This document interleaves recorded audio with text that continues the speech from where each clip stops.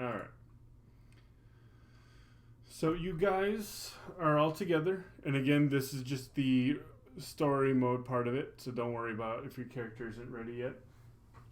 You guys have entered the largest city in Faerun called Waterdeep. Waterdeep is one of the largest cities in all Faerun, and when you get to Waterdeep, your first stop, of course, is going to an inn.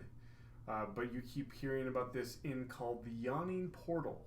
The Yawning Portal is one of high reputation and infamy because it is one of the only known public entrances to this wonderful dungeon called Undermountain.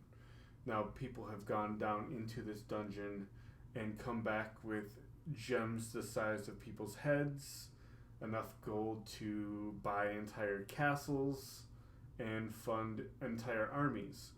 And people always like to go down into Undermountain to basically test the cut of their jib and try to get those riches. Now, lately, there was rumors that Undermountain was renewed, and you've been hearing stories about people flying with flying brooms, coming out, things like that, including the Yawning Portal was closed for a good week's time before it was reopened to the public because the Lords of Waterdeep wanted it investigated. Now, nobody knows the results of that investigation, but it's been open to the public again. And slowly, less and less people have been interested in going to Undermountain, but you, as a group, decided to come here to try to gain those riches. You are offered a fancy meal. You guys have a nice room for the night. You guys get well rested before you decide to go down. But you guys do eventually decide to go down into Undermountain. Now, Durnan is I believe they call him Durnan the Eighth, because most people who go down in Undermountain, if they come back up with their riches, the old Durnan decides to retire, and the one who wants to take over, who earned basically their name, becomes the next Durnan in line, so to speak. And this one's starting to get old with age, looking to find a new Durnan to take their place.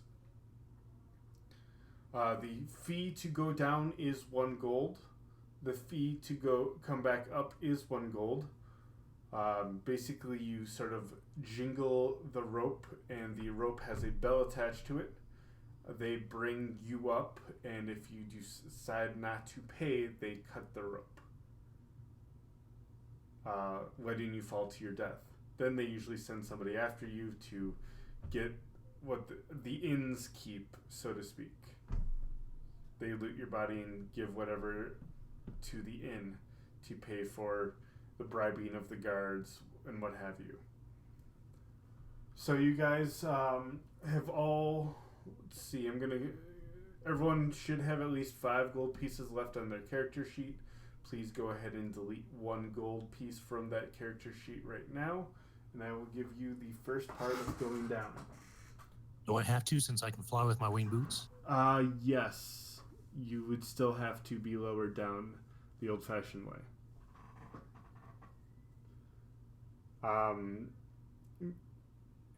There have been some updates to the Ring of the Well.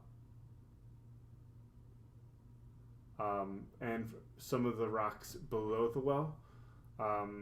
Rumor has it there's some anti-magic fields going down, which might give your boots a problem. And they've had to be put into place because some guy with a broom.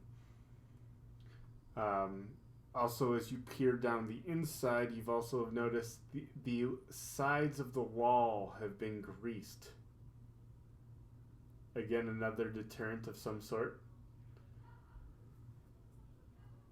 And they've had to put these in place because of previous people going down into Undermountain.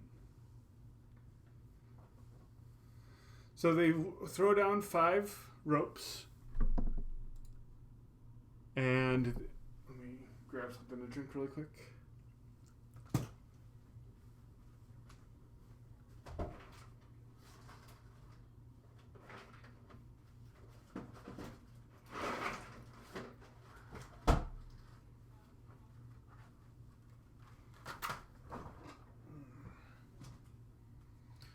They throw down 5 ropes, and there are 4 dwarves that hold the rope in place for each person, for each rope.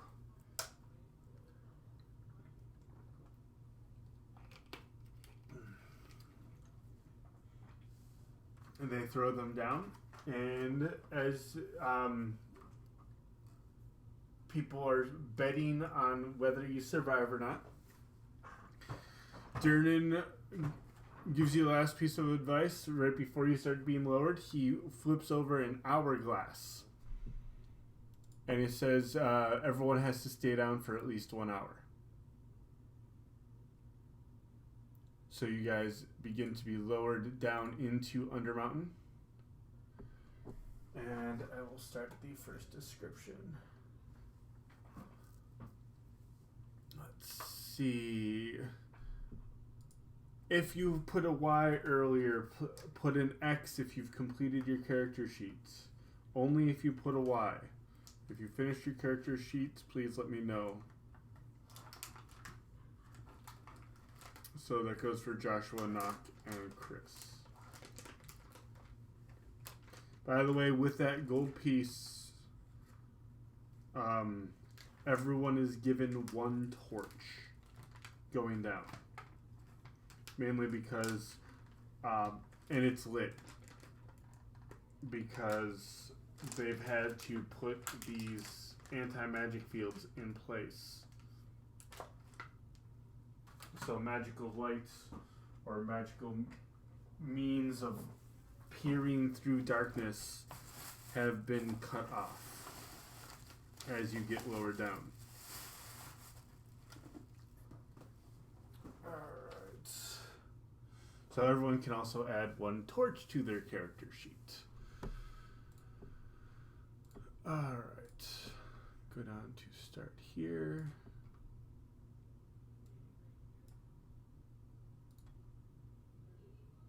Oh, one last thing before you guys are done, before we do anything. Link this. Copy link.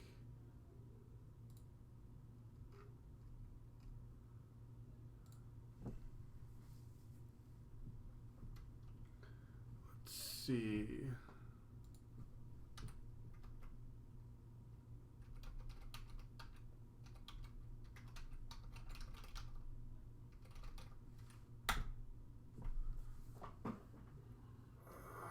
If you are playing, please do not watch the stream.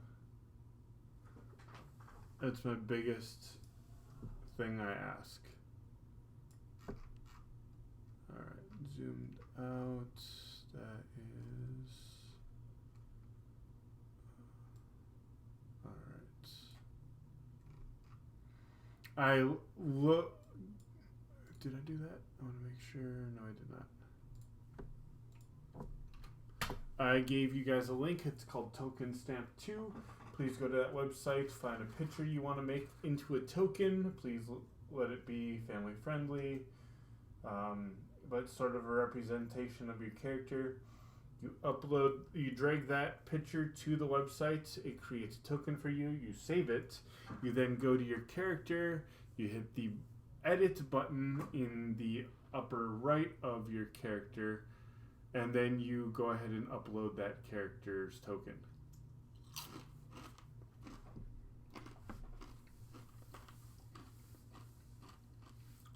Now, Brick has done so, but I need that for Fist, Sugash, Mortimer, and Thok. Yeah, I'm going to be finishing just a few minutes, and then that should be... Brick, your character, he has a torch. Does he have night vision? He does. Are you going to be... Are you going to be using the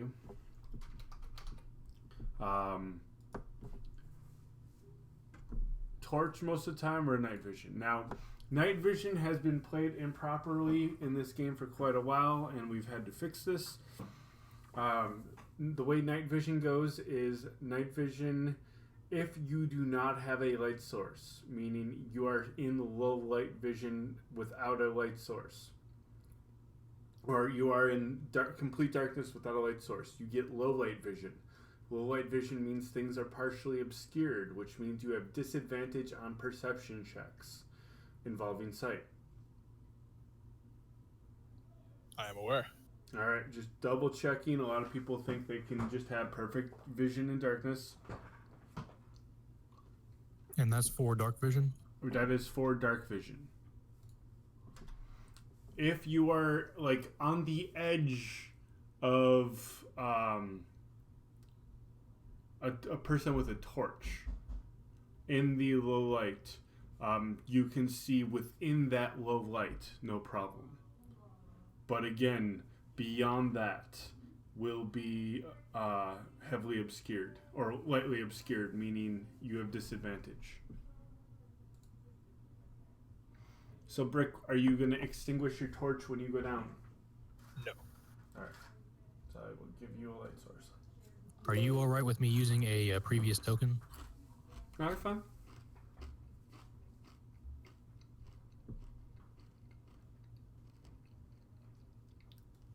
So you are running with a torch now. Got it.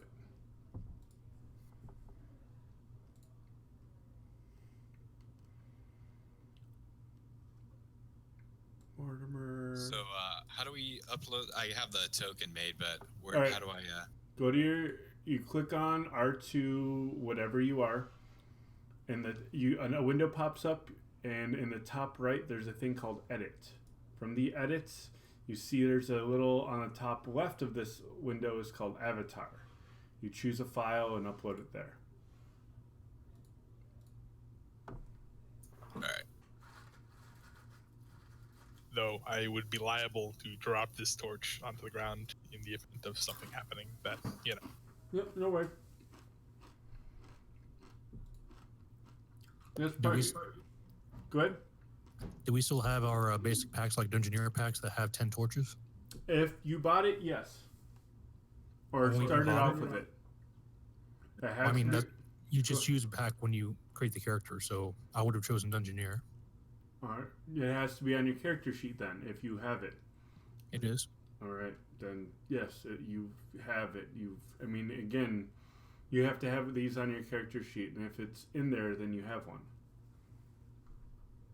Alright, also, please make sure your maximum HP and your current HP are both filled, because I will be using those.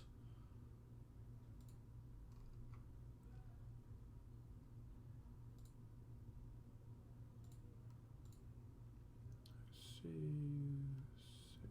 advanced, save changes.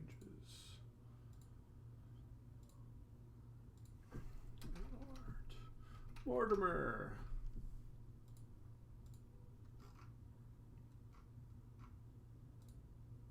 Yes? Oh, I'm just giving people their names and let's see. 40, 20 has light, has sight.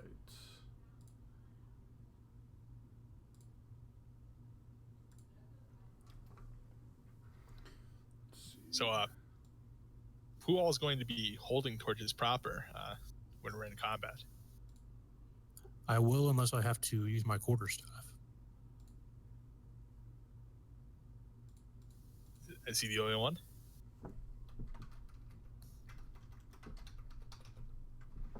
Fuck. Let's see. Wait, hold on. Are light crossbows one-handed? I forgot. Hand crossbows are one-handed, light crossbows are two-handed. Then I won't. Are you a halfling or a gnome? I am a human. Okay. May I offer some advice? Mhm. The heavy crossbow is 1d10, and for the purposes of using it, Some people cannot use them because they're martial weapons. Yeah, I'm a cleric, so. Oh, okay. I thought you were like a fighter. I was gonna say like crossbows, bro. Not if you're a cleric. If you're a cleric, why not just like use what do you call it? The cantrip. Just use the light spell, man. I'm still going through the spells and shit. I've never played a cleric before. Okay, is a spell? Is with the 1d10 that you get as a cleric cantrip? I mean, should be better than a crossbow, I imagine, unless you have like really high dex in your cleric.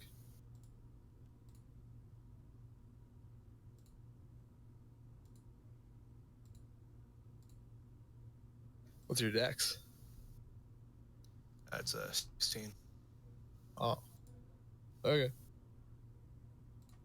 Crossbows work. All right, and then Knock, if you could just get your token, that'll be the last one. Oh, you should cast light on your arrows, though. Like you should definitely take light. It's a cave. It's under a mountain, as they say.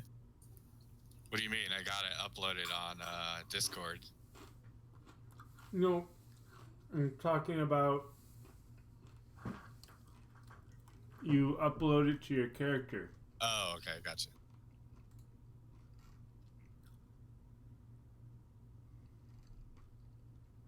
You open your you click on your character's thing on the right.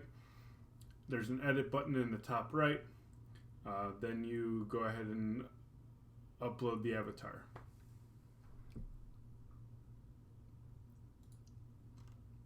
There we go.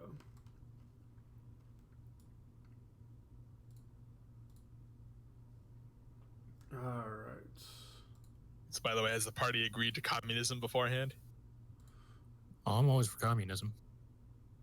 Votes for communism? Well, if I don't vote, then obviously I'm for it. Well, I mean, if you're not for communism, my healing potions cost 1,000 gold once you get down there. And the communists will get that money from you. Hey, I heard your thread earlier. I bought my own, okay? Don't worry about it. But like communism for when you're dungeon crawling is the way to go. Because we don't want our rogue filling his bag of holding with gold while we're getting murdered. Which has happened actually in this dungeon multiple times. Yes, I know. So, communism. Alright, I copied you guys, so if you, and that's for my purposes. I have this dungeon separated into chunks, mainly because if I try to populate the dungeon as a whole, the game would not load for anybody, not even me, because there's so much added. Right now I have everyone listed as having a torch in their hand. If they wish to drop the torch, please tell me now. Alright, forever hold your peace. I'm going to go ahead and switch you over as you are being lowered down into this dungeon. And I'm centering you on the dungeon. Everyone should be able to see their own character. If you cannot see your own character, please speak up now.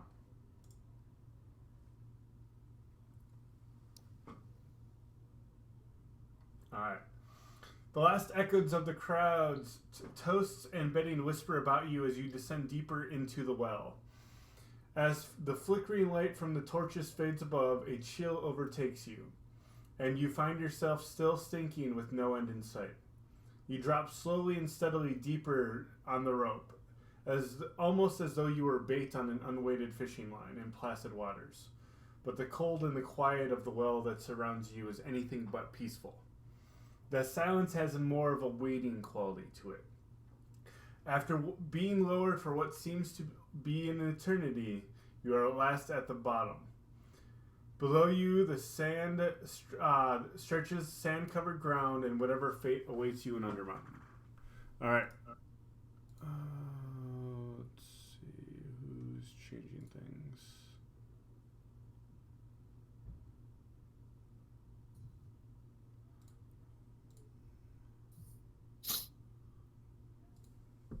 $30. There we go. Should I take away my second health bar?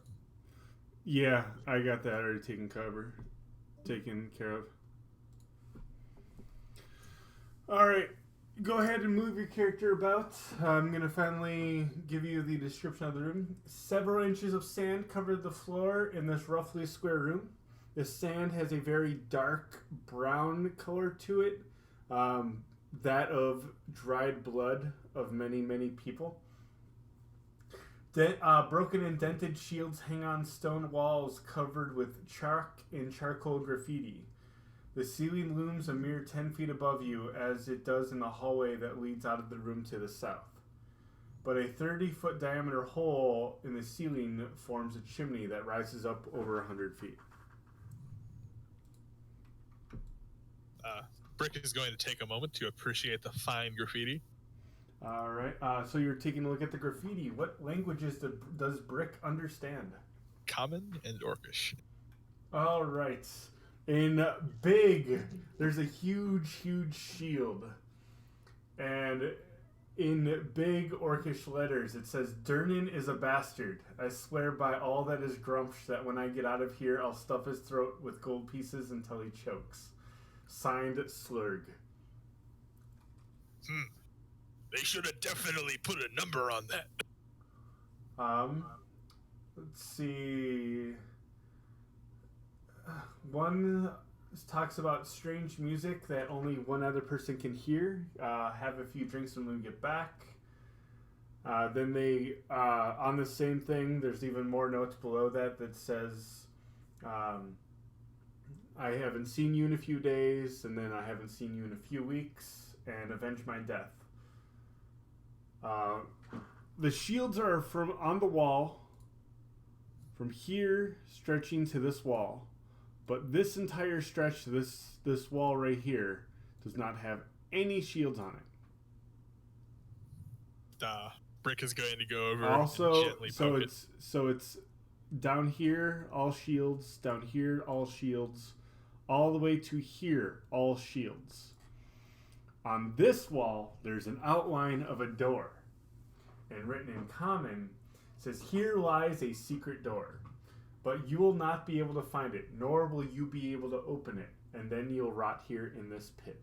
Ha ha. No signature. I would like to cast guidance on myself and try and find the door. Okay. God damn it. Are you sure you should do that? Why not? So, you are trying to perceive the door, or are you actually... I'm just looking around on the wall for a door outline. So perception.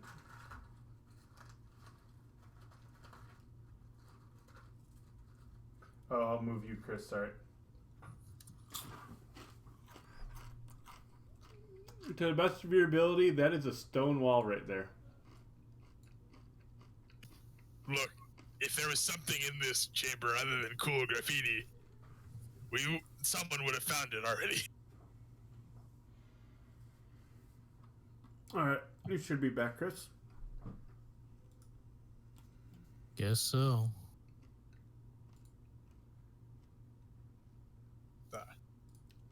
Brick is going to try to gesture to the guy with the boots of flying. Well, flying guy, you first. All right, I'll head up to the front of the room and try and see what I can. All right. Brick's going to move second. I'm going to walk towards the shields. Okay. You can admire the graffiti as well. Which shields? There's shields all over the room. I mean, literally all over the room, except for that one section. That does not. Towards this back wall over here. Go ahead. If you click on that area and hold down, you get this lovely ping. Let me know where. All right, to the south. All right.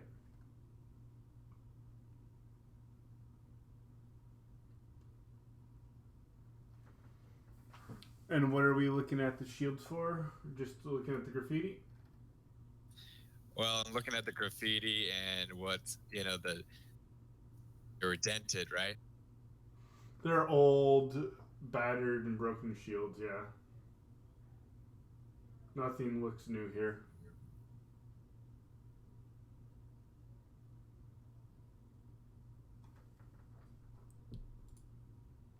I just kind of want to inspect the age and, like, are these adorned from people that haven't come out of here? Or trying to figure out what. Some of them actually are rusted at a point where they could be probably 100 to 200 years old.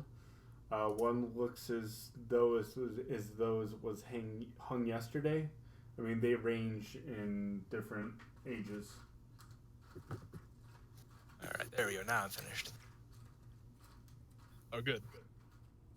We were admiring shields while you were finishing up. Got a couple nice antiques here, but nothing worth stealing. That, as I said, it's gonna be farther in. Come on. By the way, I'm going to go ahead and do this one more time. X if you are done, Y if you are not. And one more person. All right, we are all good to go. Get into position, people. Come on. Well, if you guys are done, I suppose we can get on with this, and I'll keep walking, carefully examining my surroundings. Yeah. Oh, and I cast a light on my crossbow. Okay. Cast light on the crossbow arrow that's notched. That way you can shoot at someone. Or, not. Whatever you want to do. So, guys, 5 feet distance in a straight line. Oh yes, please line up all in a straight line.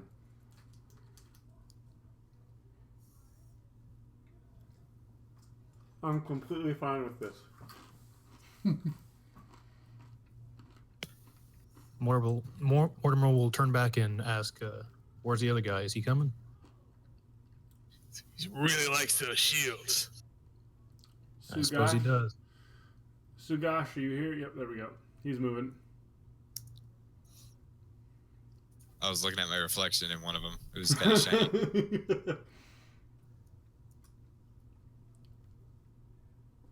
And are we passing through caves or stone This walls? is perfectly cut stone, like that of dwarven work. Is the floor flat ground? Yes, as soon as you start going down the hall, the sand stops, and it is 5 foot by 5 foot stone slabs that are perfectly smooth. How do you think they build a place like this?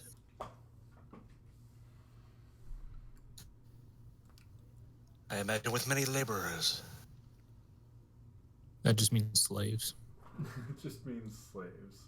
Well, if they want to be efficient.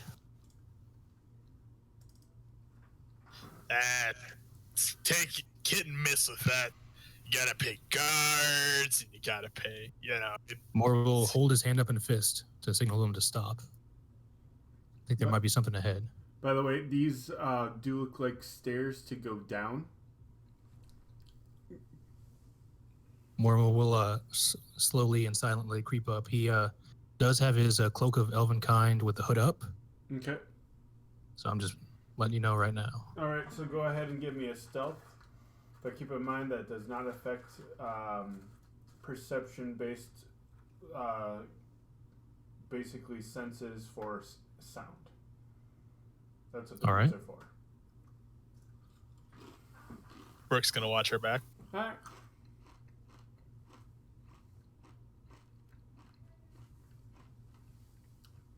You are moving nice and stealthy. But I'm sure you're already aware, but I do have basically advantage on being perceived with wisdom. For... Well, I have the hood up. I get wisdom perception checks made to see you have disadvantage. To see you, correct. But not with sound. Yes. All right.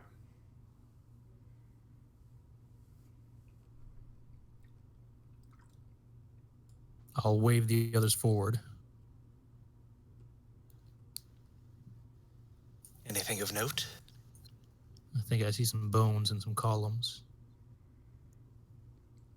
All right, I'm gonna from the top there. I'm gonna go ahead and give you the next description. Broad steps lead down into an irregularly shaped room, filled with a forest of 11 thick granite pillars. The vertebrae of some large beast lies scattered about the floor in some haphazard fashion, as well as a set of bones by that one center pillar. I'm going to try and silently creep down the staircase to this first pillar All right. and take cover behind it. All right. Give me 1 second. I'm gonna look at your character really quick. And am I able to use my winged boots to just float like 6 inches off the ground? Yeah, you can. I'd like to do that too. All right. As you hit the bottom of the stairs, you hit the ground. Okay. Like the wings literally just stop working. I'll whisper back, "It's an anti-magic zone. Get ready. There might be something here." If you All look the time. to your, let's see, on the southeastern wall right here, there's an arrow pointing to the south that says certain death this way. And then another one on the northeastern wall right here that says even worse and pointing to the north. I want to carefully peek around the corners, looking for any enemies. Brick's just gonna walk over here and read. I'm Or going you- down the middle. Were you referring to the red arrows? The arrows are, yep. Oh, they're on the wall, but they're pointing north and south. The red arrows are only there to say that's the way down. So you are lower than normal. The ceilings in the hallway was about 10 feet high. The ceiling here is about 12 feet high. All right. Smartass, he says as he looks at the walls. The broken, wet bones of some humanoid-like creature. Within its hand is a crumpled bit of paper. I'll look to Dr. Fist. Yeah, I take the paper and you know what? I grab a femur too. If Mortimer's gonna there's take a one step there. back. What are you taking a femur for? Well, you never know when we're gonna need spares. All right, everyone should have a map in front of them.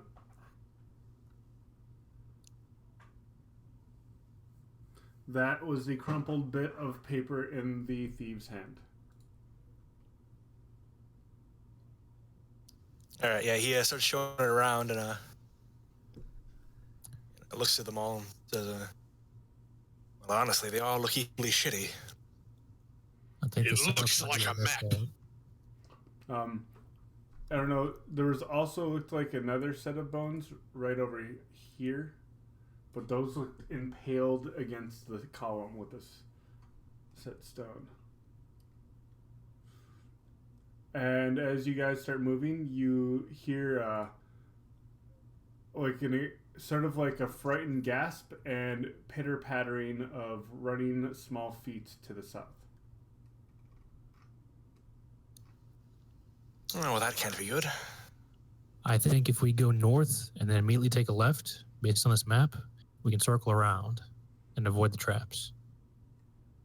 Well, someone was walking over there, though. It's obviously a trap. What kid is going to be down here?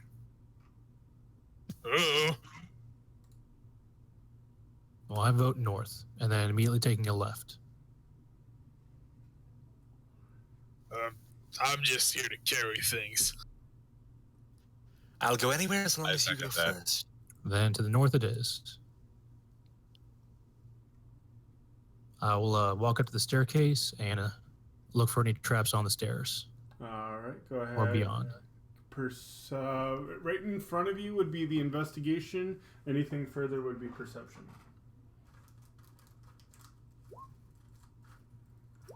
To the best of your ability, you do not find any traps. Brick's gonna take a look too, if that's all right.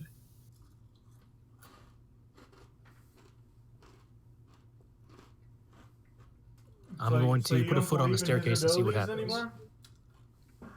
What's that? You don't believe in his abilities? No, he's just looking. All right. So when Yeah. Mortimer puts a foot on the staircase, does anything happen? No. Okay. He's going to stand on the staircase and try to activate his elven boots again. They do work. Okay. He'll start floating about 6 inches above the ground. How high is the hallway? The hallway is 10 feet. He's actually going to float up, turn horizontal, and float up like against the ceiling, Okay. just under it, and just float kind of like Superman. Okay. Looks safe. And he'll motion to the others beneath him to follow. I think it's going to be a little hard for them to fly. You just got to believe. Shut up. Do we want to follow this guy? I think we need to go south. I'll be Well, it's too honest late with now. ya, We I made the really choice. trusted this Peter Pan looking motherfucker. Yo, if you want to follow, Stop it. I'm already halfway down the steps. Hurry up. And I'm going Stop to... being such sissies. Just an ancient dark ruin filled with traps and monsters, and he trails off. All right. Oh, you're talking out loud. Sweet. Thank you. Oh, you're welcome. Yeah, no. And I'm going to try and see if there's Possibly you're anything wrong. reflective down this hallway. Just anything that stands out. Nothing seems to stand out to the left. Okay, I'm going to continue floating down the hallway. By up the near way, top of the to your hallway. right, there is a door. Looks like a door. let's check out the door. Does it look like anyone's been down this path? It does look like many different footprints have gone in every different direction. All the way up to the door? All the way up to the door and through there. Brick is going to be like constantly seeing if footprints stop. He's going to, like, he's looking for that. Like footprints Okay. just aren't on a platform, Okay. Mormon will stay where he is and watch.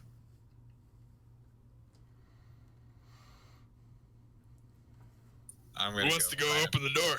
him. Mortimer is now sitting cross-legged, floating in the air. Brick is going to watch down this hallway. All right, I'm just looking at it. What kind of door am I looking at here? This is a stone door.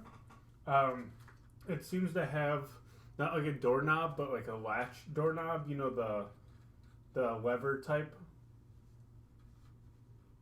Is it in the middle or is it like on one of the sides? It's on the bottom side, and the hinges look like they point inwards, so the door would push in.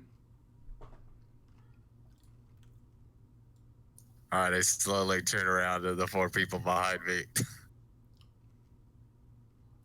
Well, what do you see? I don't know. Anybody a magic guy or something? This is just a door to me. I just want to kick it down. Well, if you do, I can bless you first, but let me know. I can also bless you if you need it. Calm down and let me open that door. He's going to try to walk up and say, get out of the way. Dr. Fist readies a bolt for the first thing besides the group he sees. He's So going to Brick- carefully set his torch down and hold his hand X's, and he's going to gently open the door. So Brick just pushes the door open. Well, after setting down his torch on the floor in front of him and then opening the door. Mm. You see 3 readied orcs staring at you. And who had the held action? That was me. All right, which one you hitting? This one right here. Waiting for a ping. There we go. That Can does Rick hit. say something before we roll initiative? Give me 1 second. They have a surprise. They were Did I waiting. hit? They were waiting for the door to open. I see. Well, somebody was Stop. talking I'll very win. loudly down the hall. He wasn't talking loudly. It was like normal speaking voice. They were talking. Yeah. So that 14 will hit.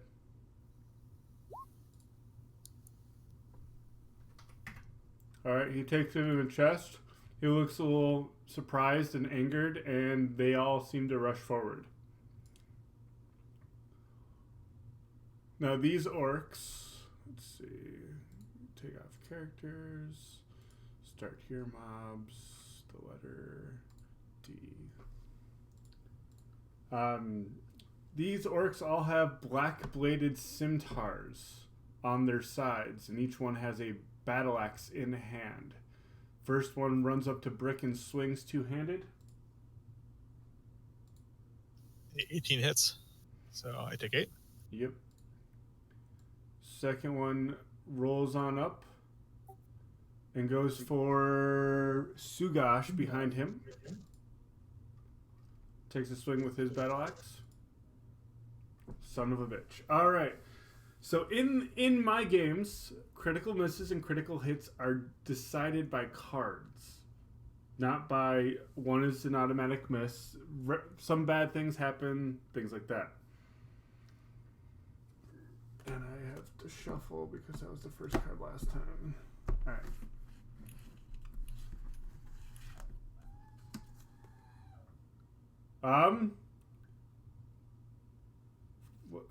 He apparently handed over. Your target gains possession of your weapon. Oh, hey. So you now have a battle axe. All the other orcs are sitting there. What are you doing?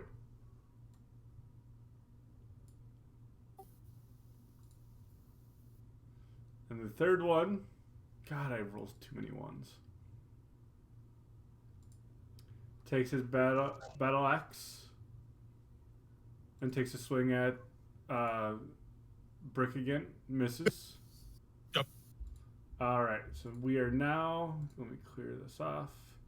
In initiative. Now, initiative again. Please click on your token, and then click on the initiative. Token and then initiative.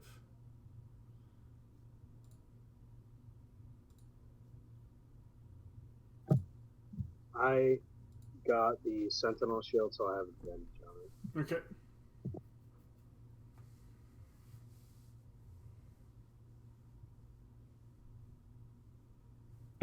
Yeah, that helped out quite a bit. Definitely needed it. All right. Fist, what is your dex? Fist, what is your dex 16. score? 16? You're first. And Brick, what's your score? 15. So he's first. All right. Hey, I should have advantage on initiative though, because I have a weapon of warning.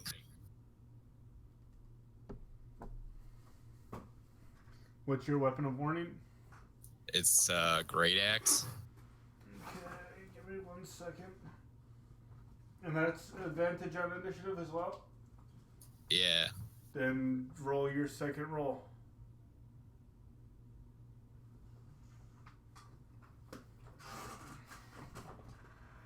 Alright. Doc, what is your dexterity score? Not the modifier.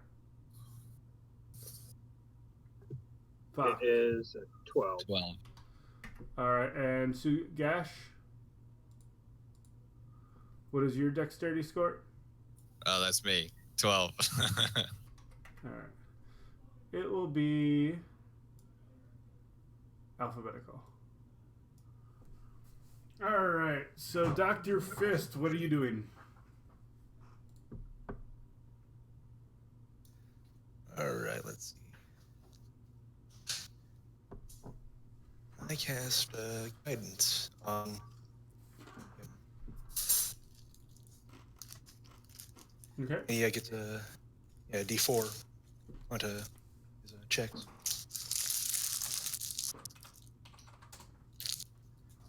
Can we have a talk? Alright. So we that was guidance. Anything else you're doing? Nope. Alright, that'd be Brick. Brick, what are you doing? Brick is going to swing his great axe on his main hand at this gentleman here. Okay. And You then mean a if his battle axe, not a great axe? battle axe, I apologize. I was like, I confused the main two at hand times. great axe. What? Yes, yes, 2 great axes. No, I have a hand axe on my other hand. I'm gonna swing that at him. All right. 12 or 14 hits. The 12 does not.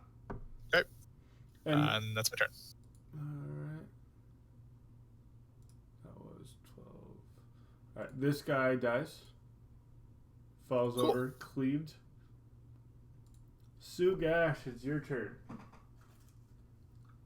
Well, getting excited watching them crumble to Brick's feet, I'm just going to do the exact same thing with a great axe, a proper weapon. Okay. But you were just handed a lovely battle axe.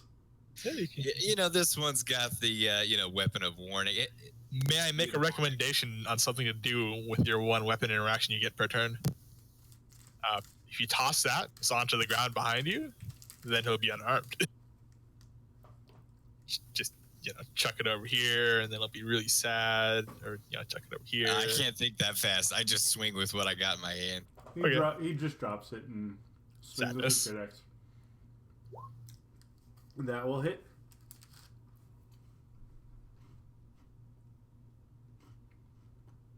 Nope. In the chat, go ahead and hit, you know how it says 21, 24? Go ahead and hit the text in that window. Where it says great axe weapon of warning. Yep. Also, you are a half orc, correct? Yes, sir. You should probably input your 3d12 for your crit because you have salvage attacks. But yeah, you know how to do that. He does not look good at all after with that hit.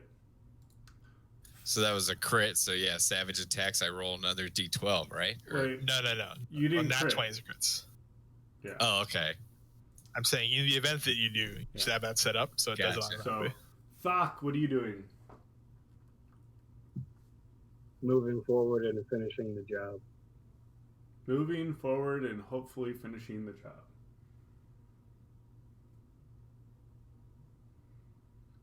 Again, hopefully, and fails. Hopefully. Well, this guy pulls out his scimitar, sad that he lost his battle axe because apparently he just handed it over, and tries to stab at the guy who just dropped his battle axe like it was his prized possession. 24 hit. Oh yeah. All right, that's gonna be 7 damage. Other one is gonna take out a horn and blow it loudly, as if signaling something. And then swings one-handed with a battle axe.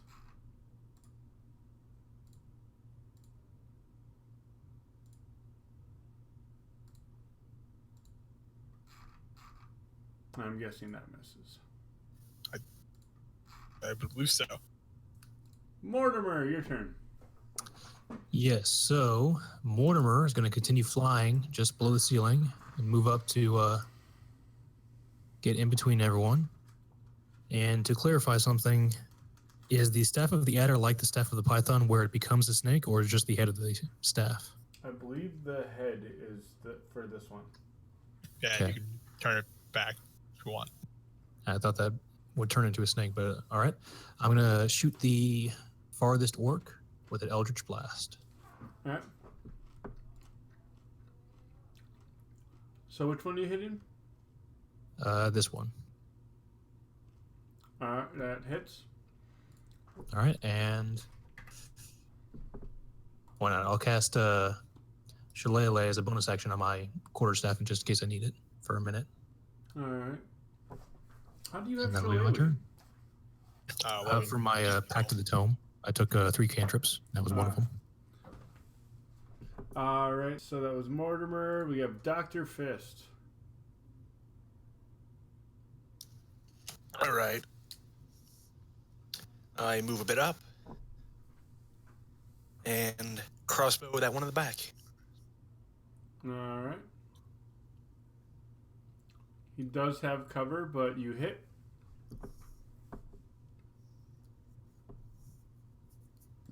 He falls over with this last with the blow of the horn. It just slowly fizzles as he's blowing on it.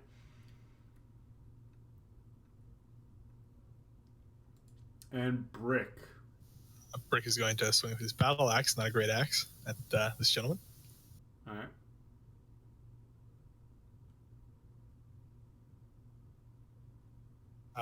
Is he still alive? Yes, he is. Okay, and then swing at the hand axe. Oh, I'm sorry. Yeah, the first one hits. I didn't see the first one. He's dead. Okay, so instead of doing that, instead of swinging his dead body, I'm going to step over, try to run over here, and I'm going to throw some caltrops on the ground. I'm gonna say to everyone else, quick, get in the room.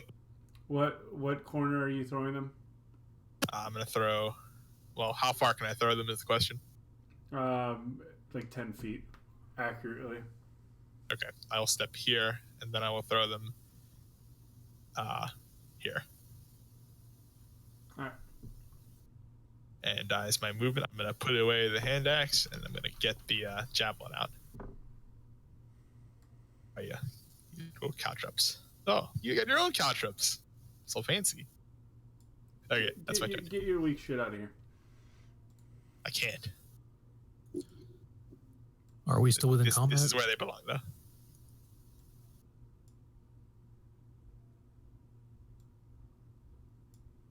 Yep.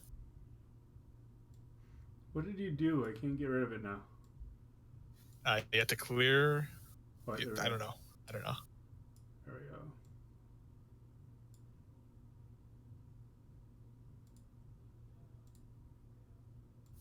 No, I threw it here. Yep. Give me a second. I'm trying to clear what you were drawing. You should be able to select it and then hit delete and zoom in if you can't see it. I know it's my end is running pretty rough because the map is pretty big. Okay. I got it. There's a lot of guys there's a lot of things that you don't see that I see, and like the browser's trying to still calculate everything. Also, I'm gonna ready action of throwing the javelin in my offhand at somebody, whoever it may be. All right. That's my turn. Okay. I'm going to go ahead and take you out of combat. Because there doesn't seem to be anything around. Mortimer's going to rush up to the orcs and look for any kind of potions or anything like that. You pat them down. They have pouches, but they're filled full of dirt and just useless stuff. And then all they had was their battle axes and their scimitars.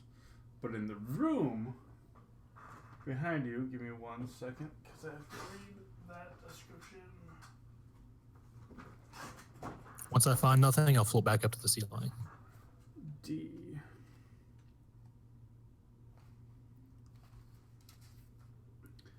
Let's see. This room is connected by tiny vent shafts to certain trap cellars in the city above. When the first entered by PCs, the room contains a rack on which a suit of bright silvery chainmail and a scabbarded longsword hang. I am going to have to go for a second. on. I'm sorry. Both glow with a strong blue-white aura. There are tankards that are spilled on the ground here that look like they were filled full of some sort of ale. They wear rusted, dirty, roughly patched armor. Each has a battle axe and a black-bladed scimitar. Mortimer's going to fly over to the corner and peek around. All right. It does look like a door on your side. A door that can be opened out. But not inward? Not inwards. Out. So there's a glowing greatsword that's in a scabbard right now on the rack. It's a long sword and chainmail that also glows. Well, I mean, what are they using these dumpy weapons for if they got this beautiful stuff right here? I'm going to approach the weapons and the chainmail and just check it out. All right, Brick, if you gotta go, you gotta go.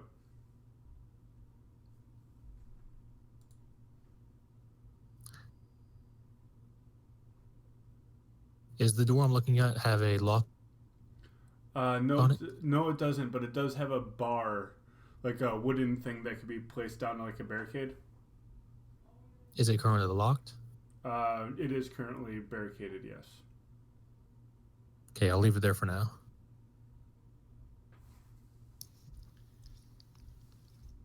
All right. I go up and investigating the glowing armor and such. Okay. Go ahead and I saw investigate. it first. Give me 1 second.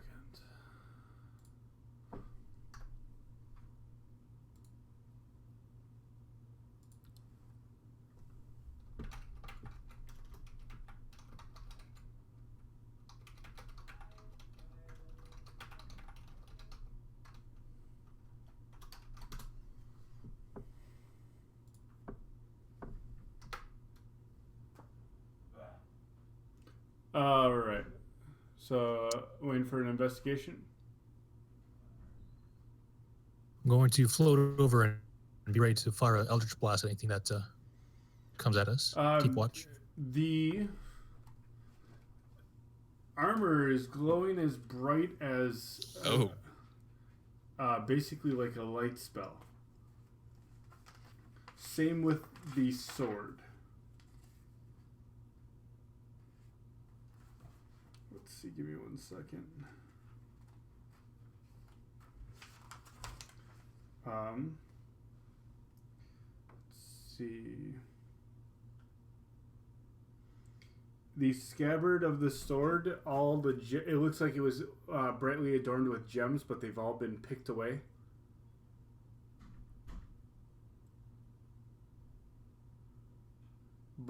And the chainmail just looks clean and, let's see.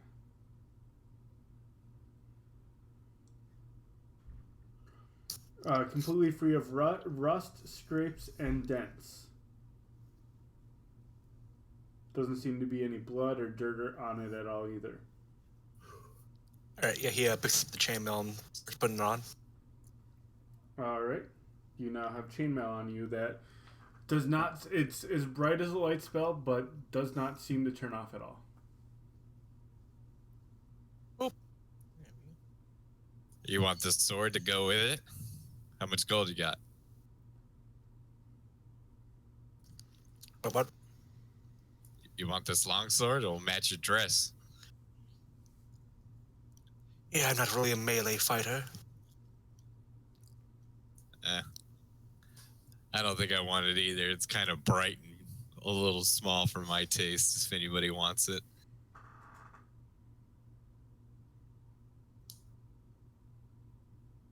I'll just throw it on the ground and walk off. Oh, you touch it. All right. Upon touching it, it leaps out of the scabbard and jumps into your hand.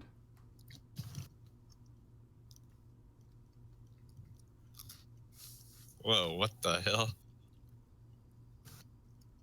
I mean, it obviously knows a warrior and it sees it, but... Can I drop it on the ground? You attempt to do so, but it won't leave your hand. Oh my gosh, what is this? Is this Fist who has the sword? No, I have the chainmail. Oh, who has the sword? Sugash. Sugash. All right, I'll put it on your character sheet. But yeah, so Dr. Fist has chainmail that glows brightly, and you can't turn it off. So it's just like you have a torch on constantly, or the light spell constantly on it. And you now have some sort of sword you can't get rid of.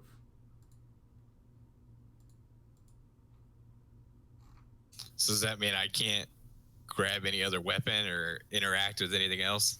It's always in your right hand, like if you're whatever dominant hand you have. So it'd be Alright. impossible to swing a great axe two-handed.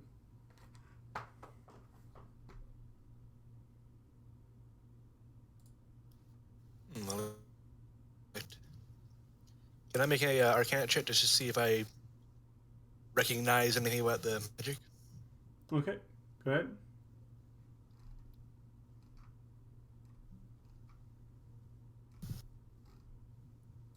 Give me 1 second. I'm gonna go ahead and hit. Did it roll for y'all? No. It's not letting me roll for some reason. Are you clicking on the Arcana word? Yeah. Actually, give me there we go. Oh, there he goes. Yeah, for some reason the compendium was giving me an issue.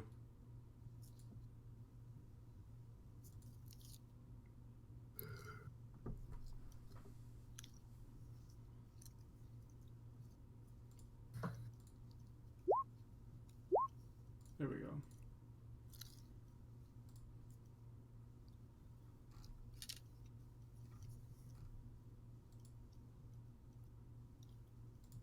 Oh, and there's the rest of the rolls.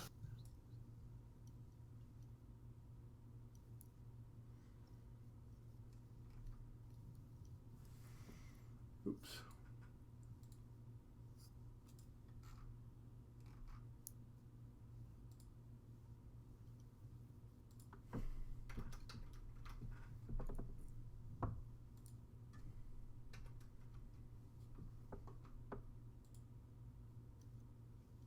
All right, yeah, so do I know anything odd about the sword or anything? Give me 1 second. I'm fitting it to his character sheet right now.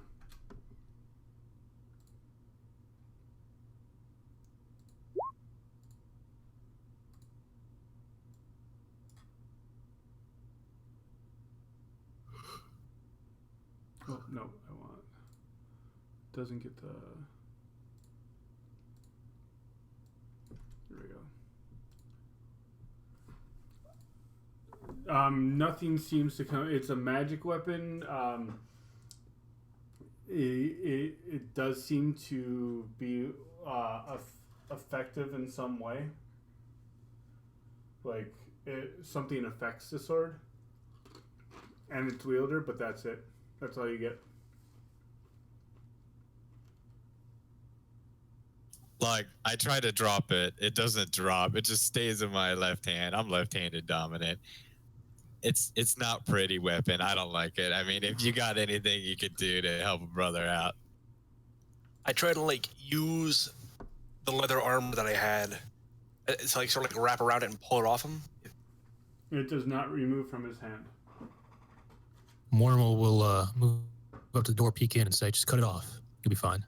I'll fold back to keep watch. Cut it off?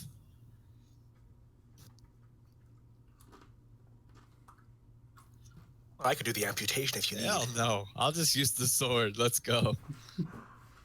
Are you sure it's my specialty? I mean, if you really want, he can use your great axe to chop it off. Let's keep moving.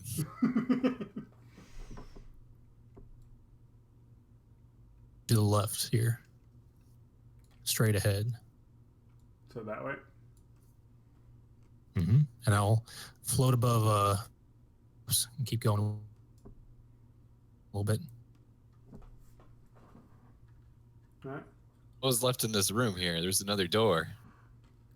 I didn't look through it, but it opened out, so I assume it was a way for the orcs to attack somewhere. Nothing should be able to get in if we leave it.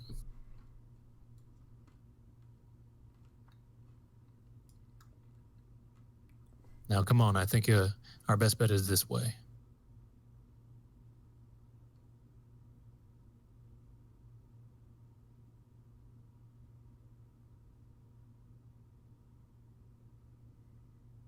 And keep in mind there are caltrops on the ground here.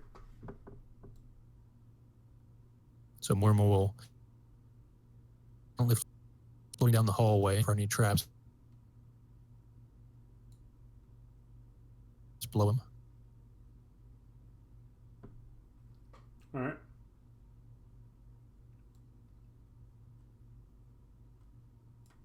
And he'll peek around the corner. Sorry, you cut off every now and then. Wow. Why is that happening? Can you hear? Yeah, it's just... Every now and then my voice connected drops down to red. It's really odd. So Mortimer will continue to quietly corners as he goes. Okay. He'll glance back to make sure the rest are following him or under him.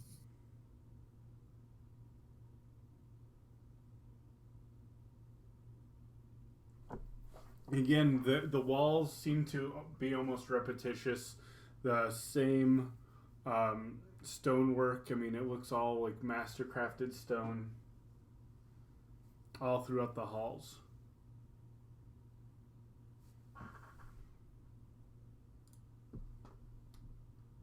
Okay. Mortimer motions to the left as he comes to the crossroads and peeks around the corner again.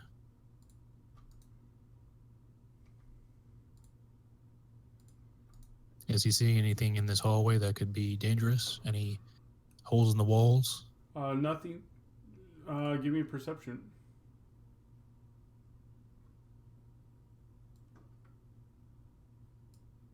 Nothing seems to be give you that feeling.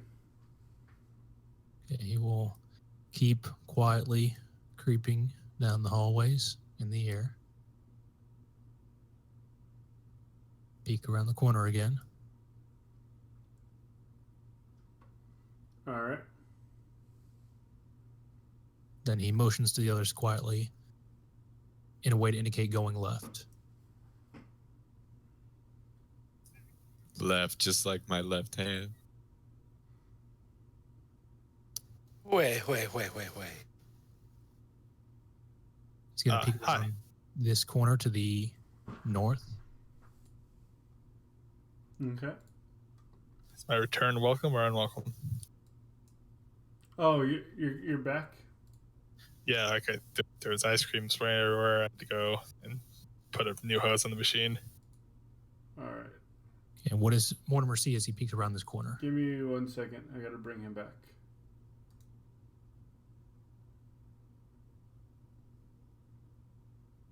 God, roll 20 haze. Undermountain. While you were standing there staring at the wall drooling, we just kind of left you behind. We figured you'd be a liability. I put him on auto follow. I don't know what he... I did type a chat message. I did try to say something, and you said, hold on. And I typed a chat message. All right. All right. I got to put Brick back. Brick.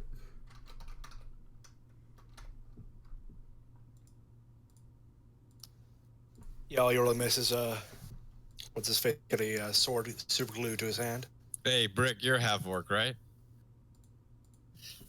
That sounds like one of them questions they ask when you want me to do something dangerous. I'm gonna say in orcish to Brick, I got a nice shiny longsword here for you. Shh. All right. You should be good. I'm going to center you back again. Yeah, no, I see me. All right. Thank you. All So right. what am I seeing? It Brown? looks like hold on. Letter W.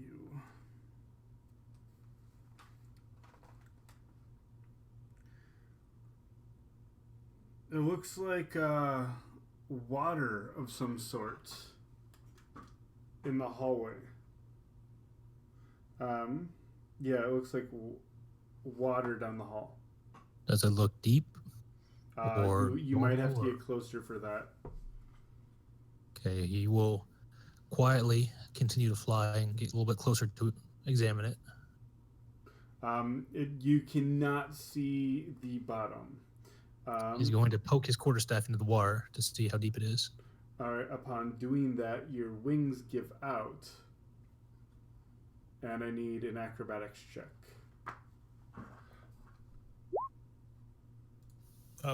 Brick is going to respond in All right, Orcish. you just catch yourself before you almost go face first into the water. Okay. I'll back away. The water is very opaque and inky, but very still. Could I tell how deep it was when I poked it? You didn't hit bottom. I turn to the others and tell them it's a dead end. We'll have to go around. We should head south. Float back to the corridor. Hold on, we got a bartering going on here. So Brick, Brick's going to reply in Orcish. He's going to say, "I don't want to touch your cursed sword." But what? Something's wrong with it. Don't you fuck with me. Okay. What does it even do? Yo, man. I mean, you could probably get a mage to look at that. Amputation. The You're doctor not a mage. cut it off. Yeah, worst case scenario, cut it off later. Don't worry, you need a sword in your hand. Wait a minute. That water over there seems to kill magic. If you dunk your hand in there, it might take it off. Oh, yeah, convenient. My hand on? Take the sword off your hand.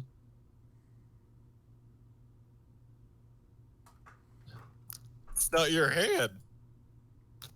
Exactly.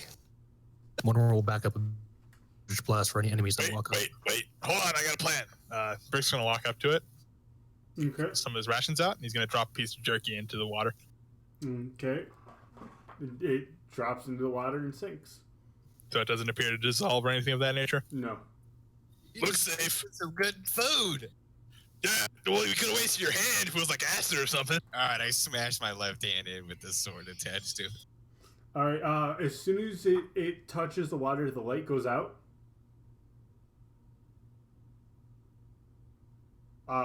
From the sword. Can I let it go? It does not let go. No, it's even more worthless. Just drop it already.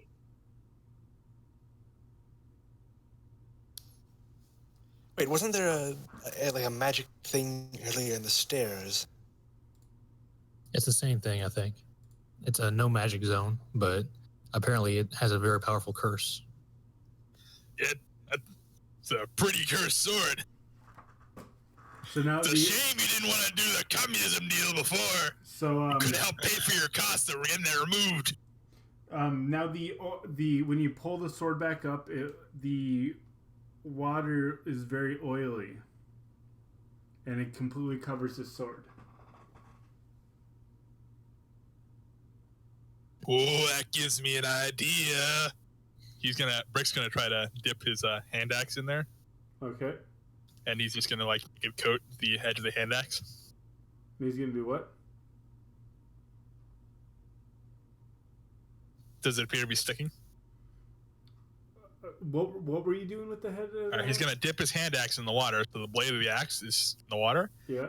And if it seems to be sticking well enough, he's going to put away that hand axe, and he's going to hold his other hand axe. And his plan is he's going to throw it at magic users so that they can't cast spells on him. It doesn't look like it sticks. Oh. Brick has overestimated the sticky properties of this water. Brick's going to get a vial, or what do you call it? What do I have here? He's going to get a sack. He's going to try to fill the sack with it.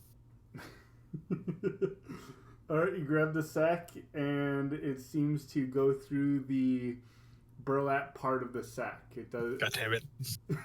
He's not the brightest. He's going to take his wolf skull, and he's going to hold it upside down. He's gonna take some of this shit with him in the wolf skull. Mortimer's going to fill his water skin with it. All right. What? Why'd you bring an empty water skin? So What's wrong I'll with dump you? it out first. so the water skin. Go ahead and write down black water in parentheses next to it. Okay. The wolf skull doesn't seem to really hold anything substantial for. Oh, come on, man. And Anyway.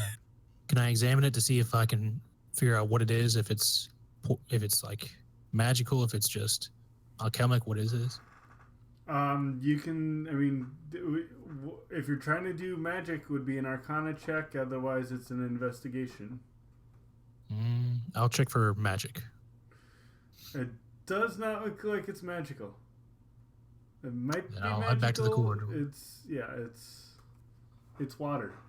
It's not magical, guys. It's something else. What do you mean? It's totally magic. It's obviously not. I examined it. There's no way it can be magical. Take a dip in there. Let's see what happens. You're taking a dip. Brick's- Wait, An origin. is he taking a dip? No. More, Brick's gonna make sure his hand axe and his skull are completely dry. Okay, you're gonna have to wipe it off. He's gonna wipe it off on the wall. All right, it doesn't seem to get it 100% clean, but you got the most of it. He's gonna use the sack. He's gonna wipe it clean with that. But the sack's already covered with the stuff. How long does it take to drip off? I'm confused of how sticky this stuff is. If I rub the sack all over the hand axe, would it stick on there for like 10 seconds? No, So how is it sticking on there? I'm confused. it's not sticking on there, but it's like an oil slick on it. Okay. You need to wipe it off. Plus, your sack is completely covered in this stuff.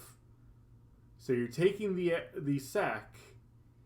Yeah, I just want to throw anti-magic stuff at people, okay? You're taking a sack that's covered in this stuff and trying to wipe off a axe handle. I want to wipe it onto it. All Is right. the sack absorbing it? Barely, because it's already absorbed it from when you dipped it in. Okay. Never mind. Mortimer. Stop. Wait. Down Hey, the Dr. hallway. Fist, you know, you see how bad this longsword's treating me. How about you give me that armor? Maybe that's the key to this lock. Well, yes, you see, I value my life more than I value your hands. I mean, yes, they are very nice hands. I'm sure you moisturize, but Hey, these strong hands are going to be the ones saving you when we run into more orcs. I know how these guys work. That Warhorny blue, trust me, man. And I'm going to peek around the corner again. Mm-hmm. And again. And again. Yeah. And again. You guys need to catch up. All right. I want that check. As you guys are talking, they're talking about armor and swords and that. You hear from down the hall, what was that noise? And you hear a bunch of it sounds like a bunch of creatures standing up. I'm going to cast Shillelagh on my quarterstaff, and then I'm going to cast Guidance on myself. And prepare to cast Eldritch Blast at anything coming down the hallway. I'm going to scream, give me that chainmail. God damn it. I have a stupid idea. I call out, "Oi, we saw some going around the back. We think they're gonna come up behind you." Can I roll deception? Yeah. Shit. Hold on, these guys ain't too bright. That ain't too bright. They ain't bright at all.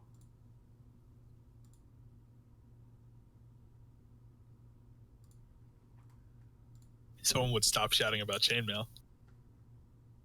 If somebody just gives it to me, we wouldn't have an issue. Come on, man. My sword's not even glowing anymore. Yes, but the armor is.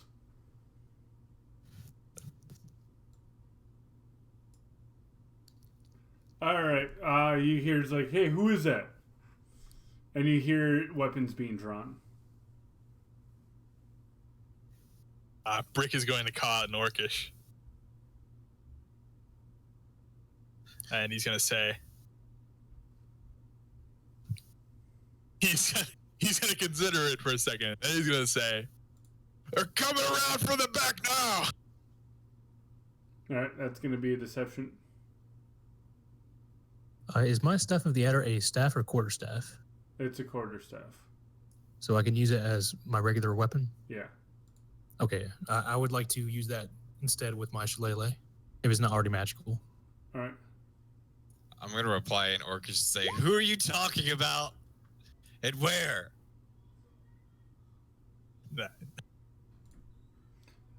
And you hear pieces of glass being broken on the ground.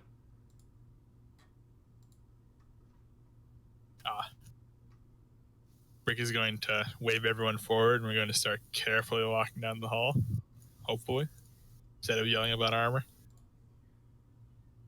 Mortimer's still ready to blast any orcs that pop up. Yep. Brick's ready to, chop any...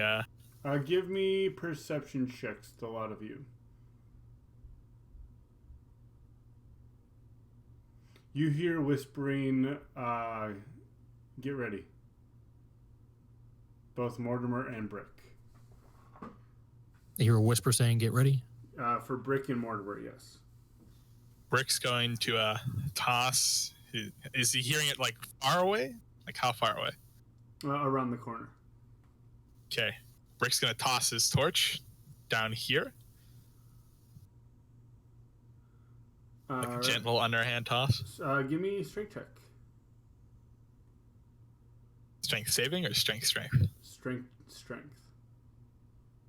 All right, you throw it on the spot. All right. And they go, ooh, ooh.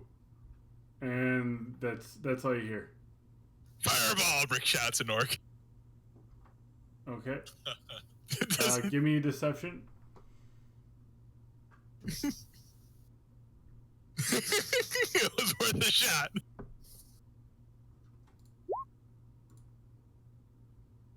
It was a good plan. You can't fault me for it. And you hear around the corner, no torch. Brick shots back in common. Shut up. But this was in Orcish. Yeah, nobody shots back in common anyway. Shut up. And he's gonna make sure everyone's ready, and he's gonna make a little hand signal that he's gonna go around the corner. Is Doc gonna come with him? I will stay where I am, but move forward just a little bit.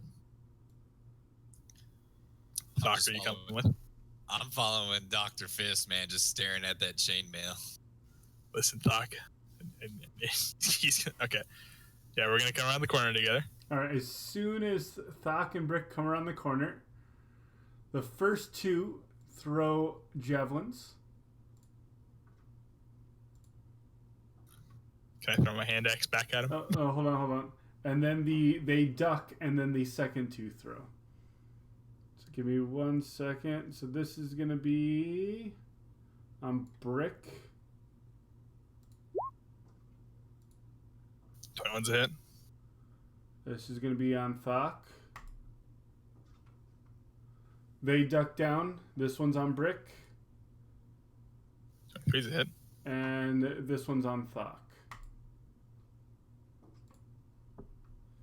So that's going to be a total of 14 damage to Brick. And then they grab their great axes. Perception check on you two, and then go ahead and do your actions.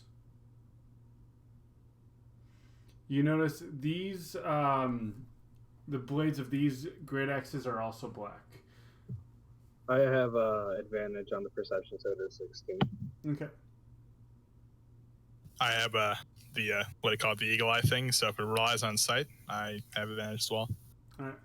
But you actually notice it's a different kind of black from the last one. The last one looked like it was almost like a burnt on black on these scimitars. This is more of a liquid black. Oh, that tells Brick everything. Now he knows the secret weakness of these opponents. So Brick is going to So I get like a full turn, or You get your one. Like, were you holding your action, or what were you doing? he was holding his hand axe and he was getting ready to check at whoever he saw. Okay. So can I check my hand axe? Yep. Who are you checking it at? These gentlemen are just crouched, not prone, right? Correct. Okay, you're gonna check out that guy you pinged. Okay. He hits it away with his axe. Darn, I was sure that would work. All right. That's bricks. Thok, did you have anything? No. All right. Go ahead and initiative. See, this is why you have an offhand weapon, so you can check it at people.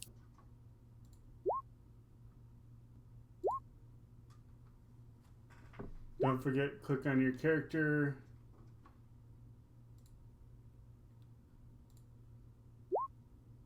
So 21. Go ahead and change yours to 21, Thok.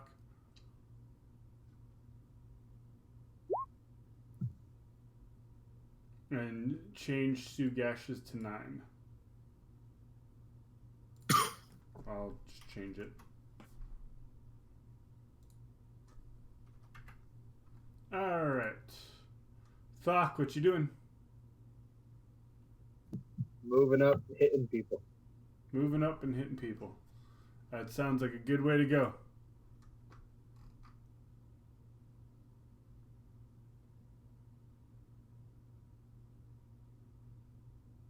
That will hit.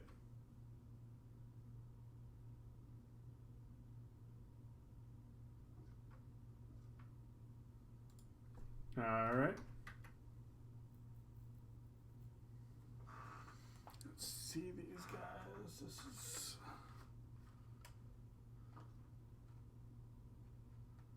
All right. So you hit them for 5 damage. He looks at the wound like it was a joke to him.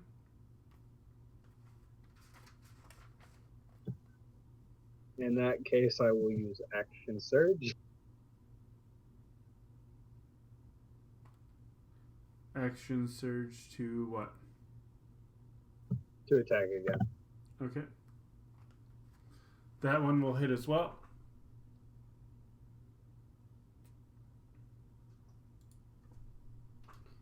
This one, he doesn't look too good. He's like, hey now. And now it's his turn. He's going to swing at you with his great axe.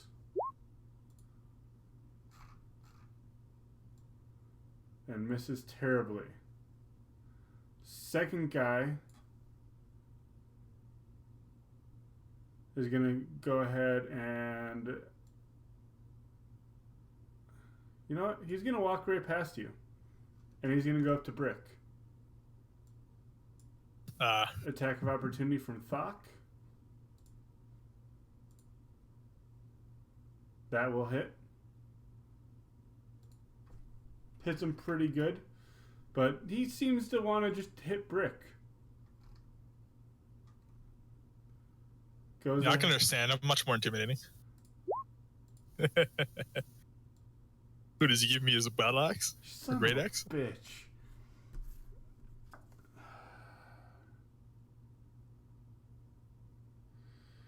His swing misses, and you literally see him like put his axe down like he's winded. He has now 1 level of exhaustion,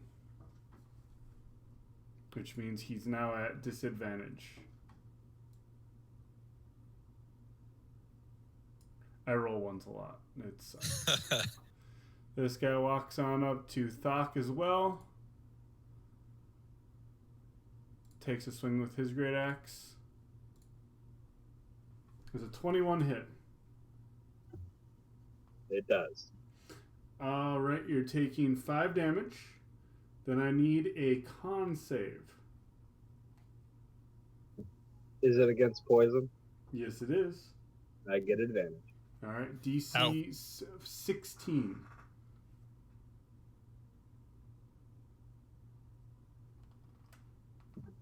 I'm glad I had advantage, but it still does nothing. All right. You gain 1 point of exhaustion and feel very sleepy.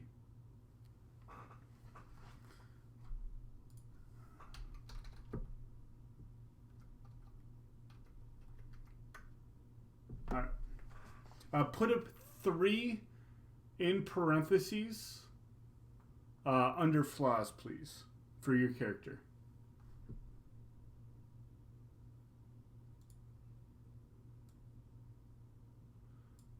And then this guy's gonna walk on up and hit you with his axe as well. Oh, that's the wrong axe. And misses terribly. Brick, your turn. Rick is going to swing his main hand battle axe at this gentleman.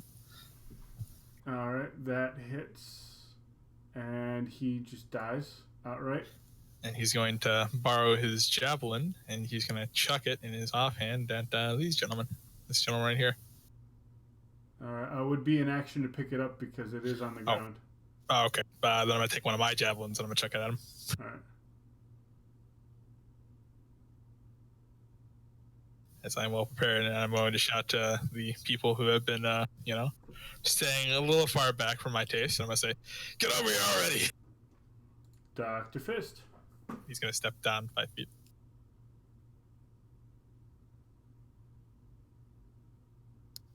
All right. So he's gonna move up.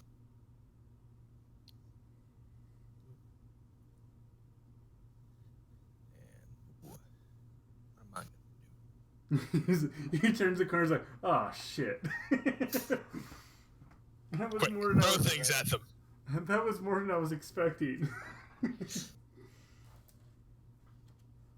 you want something to do, you can. Well, I suppose I that may as well give javelin. him a shot. Yeah. Is that it? Which one?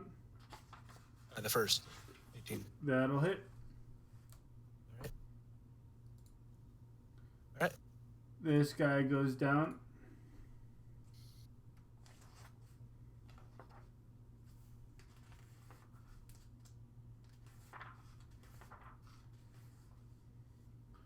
Alrighty, that'd be Sugash. All right. I hear some battle happening and get excited. I'm going to walk forward here.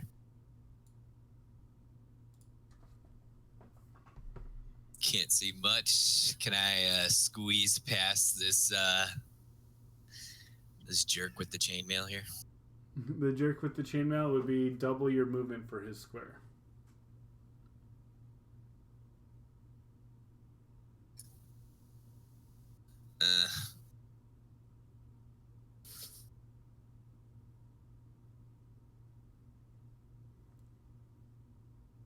Just gonna have to roll behind him. All right. Now I see what we're getting excited about.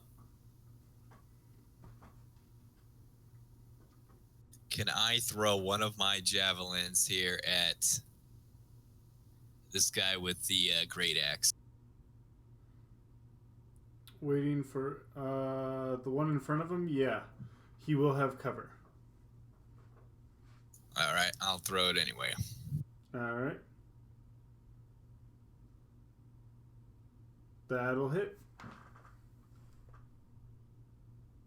Wait, hold on. It's 20 feet, huh? It's at disadvantage. It misses. Oh, is it 20 feet? Yep. Wait, hold on. It has two different ones. Yeah. Hold on 1 second. Let me look at it. Javelins are typically 30 feet. Okay, 30 feet. Then you're good. All right, that was with my non-dominant hand there, in case you didn't notice. And now I'm gonna roll some damage here.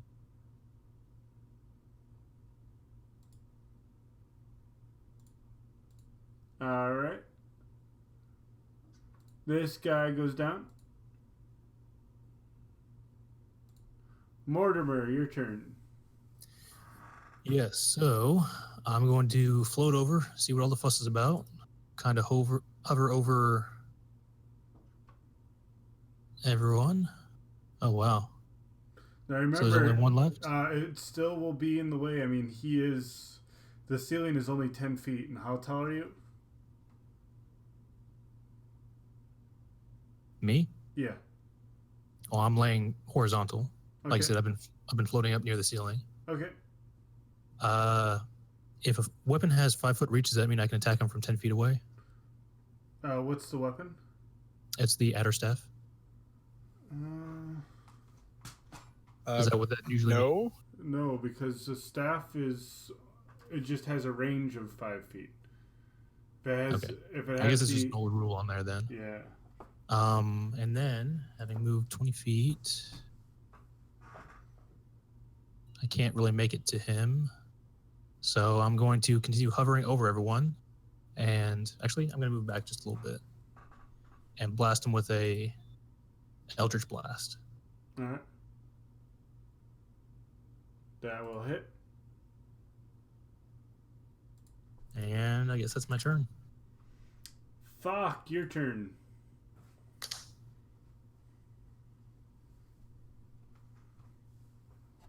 You there, Thok? That will indeed hit. The crime scene? What was that? That's it. That's it. Doesn't look too good, but he's gonna go ahead and take one more swing at you. Does that hit?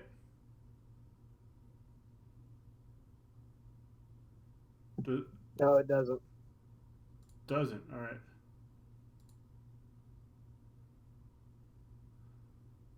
Alright, he misses. And that'll be Brick's turn. So these guys are difficult terrain, right? To stop over them and give his buddy a whack, or All right. so he's gonna step here. He's gonna step here, and then he's gonna chuck one of his he's gonna draw one of his hand axes and chuck it at that gentleman. All right.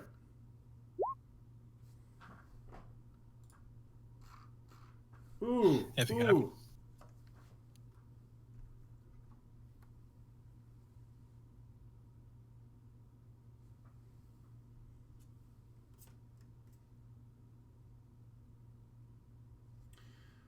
Overthrow. If your attack was made with a thrown weapon, the weapon travels 5 times its range increment in a random direction.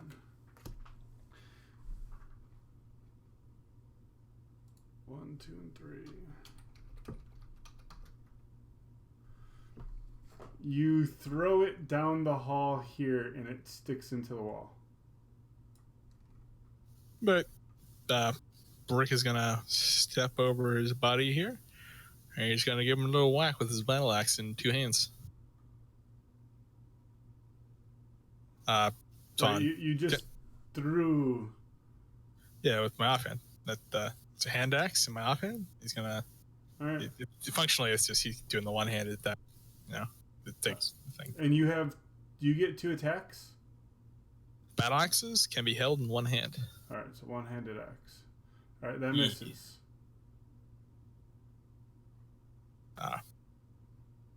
That's my turn. Dr. Fist. Alright, are any of them wounded right now? The one in front of both Thok and Brick. I mean, out of the party. Brick has 17 out of 39 HP. Alright, yeah, I'm gonna do a cure wounds for Brick. Cure wounds for Brick. Is that the 1d8 plus 3, I think, yeah.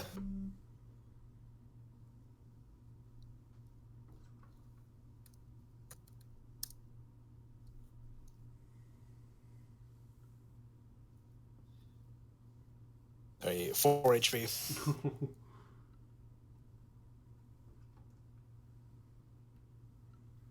I am a doctor.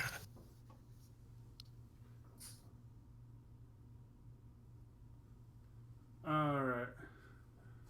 No, you might have disconnected. Discord has been really messed up lately. Alright, you're back. Thank you, sir. All right, Sugash.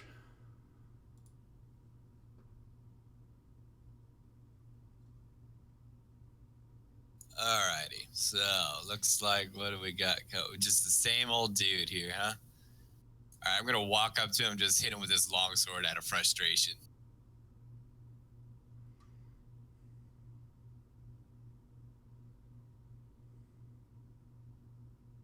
You're nowhere near him. Huh? He's on the other side of Brick and Thock. Can I get to him with 30 feet? Or is that gonna... You were right here. This is 20 right now. You could be 20. No, you could not get to him. Alright. I'll just stand there and... Look at him menacingly with your horrible sword. I'm gonna just say in Orcish, like... Do you know how to get this off? Mortimer, your turn. Yes, so I'm going to once again float over everyone horizontally up to him and then gonna strike at him. Oh, sorry. Use my bonus action to give the command for my adder staff to turn the head into an adder and then strike him with that. Okay. That will hit.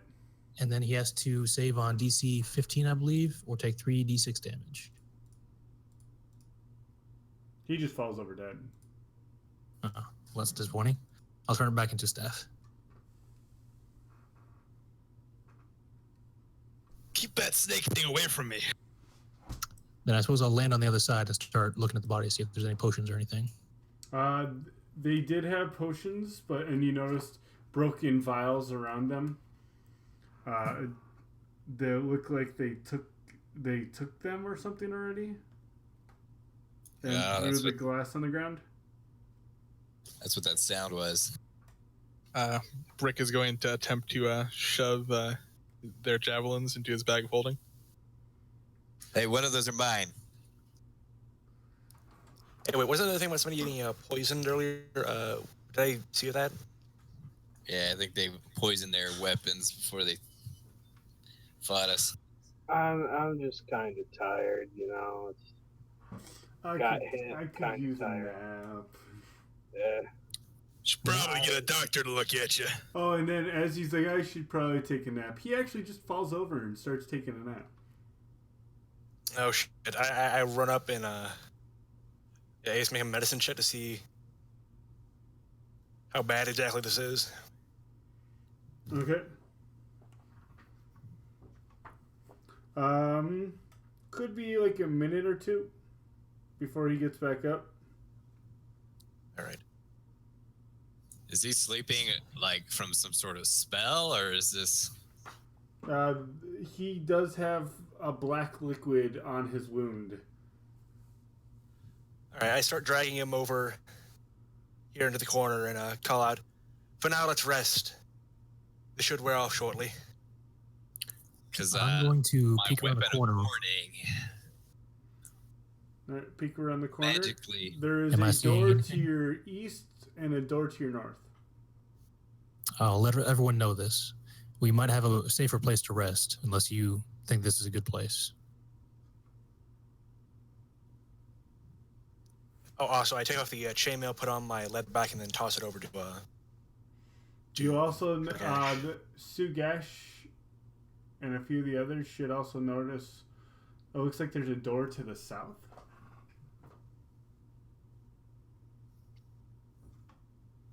So I got that armor, huh? All right. Brick's going to grab his torch back and his axes and his javelins and equip them again. Mortimer will just land and kick back and lean on the wall while everyone takes a rest, feeling fresh as a daisy.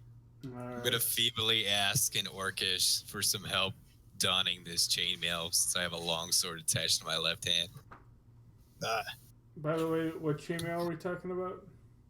The glowing chainmail from Dr. Fist. He gave it to you? Yeah. Alright. What all these guys have on that I can shove into this bag of holding I got here? There were 4 javelins and 4 great axes with looks like a poison of some sort on them. Okay, I'm gonna shove all of them into the bag of holding. All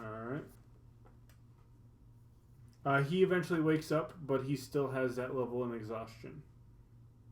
You can go ahead and erase that 3 now. And are we taking a short rest? I mean, we could go back now. Well, it wouldn't exactly be a fruitful venture if we. I mean, one of us has got a sword stuck to his hand. One of us looks like he's about to pass out. I took my nap. You do I still feel like have we 1 barely level of started. exhaustion, which means you have a disadvantage on ability checks. Does it apply to attack rolls too? If No, I give it him an does not. antitoxin, would that Then I'm fine. that We affect can from the keep poison? going. Antitoxin? That might work. Might work means probably won't work. I think. I don't know if that's how antitoxin works. Can I make a check to see if it would? Yeah, you can try a medicine check if you want. It probably would neutralize. He would still have the exhaustion, but the poison wouldn't be in his system anymore. All right, I pat him on the back. You'll be just fine. And Mortimer will take flight again and move back over here to examine the doors and see if they have any locks or anything like that. Again, same lever handles that you've seen before. So are they barred on the inside or the other side? They're not barred at all. Give me a perception check.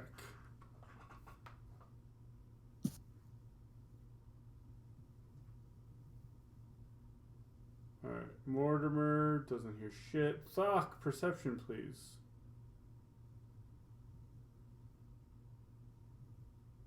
Now, I would normally have advantage, but now I have disadvantage, so it just cancels out, right? Yeah. These guys wearing armor, by the way? You hear drumming to the east, as if almost on the other side of the door. Mortimer hears it, begins to hear it slightly. I'm still tired. And it's not like normal drumming. It's like so erratic, and it's just like one or two doom, doom, doom. It's just completely erratic. I will motion everyone to be quiet and go to listen at this closest door and see if there's anything behind it. To the north? Yes. Perception.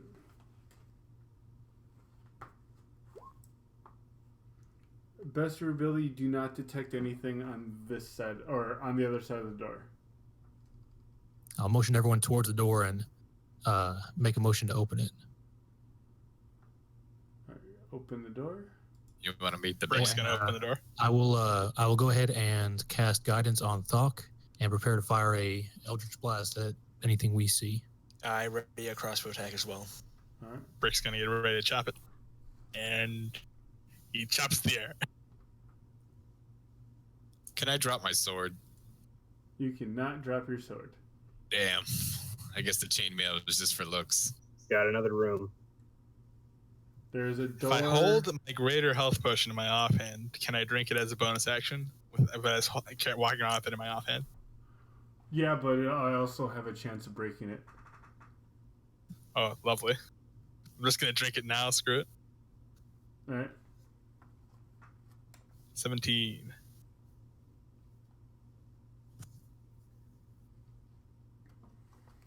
Good as new.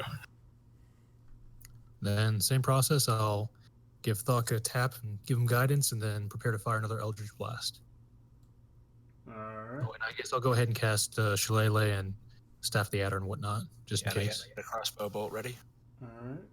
Opening the door.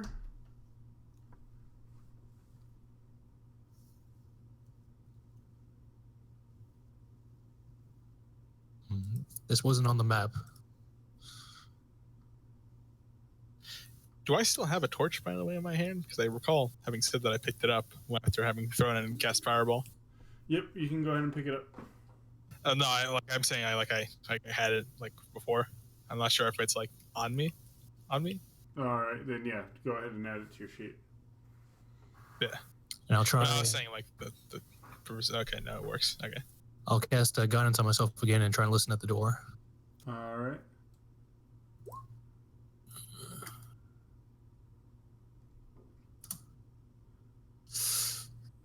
Best of your ability, you do not detect anything beyond the door. Then I'll prepare to still have magical everything, and I'll prepare to fire Eldritch Blast when they open it. Standard procedure is going to be we're going to stand like this. He's going to cast guidance on Thok, and then Brick's going to open the door. Yep, All right. I got a crossbow. That's standard operating procedure for doors. All right. Some things down Which way? there. Left. Brick does not know isometrics. What are those? Oh, those looking bones. Does Brick hear anything down there? Perception. Mormon will whisper, "There's something shiny this way."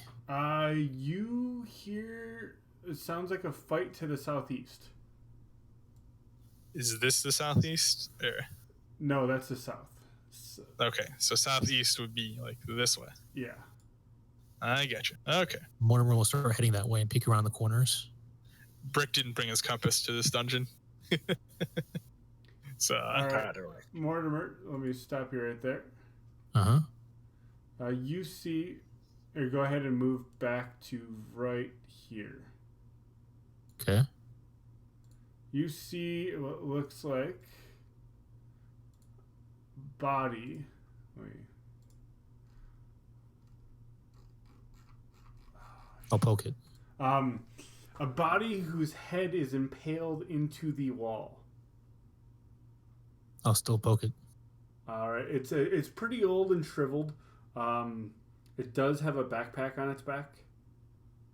I would like to use my staff to pry it off of the corpse and toss it on the ground. All right. Gently. By the way, the door to the south here, it does sound like there is a fight going on.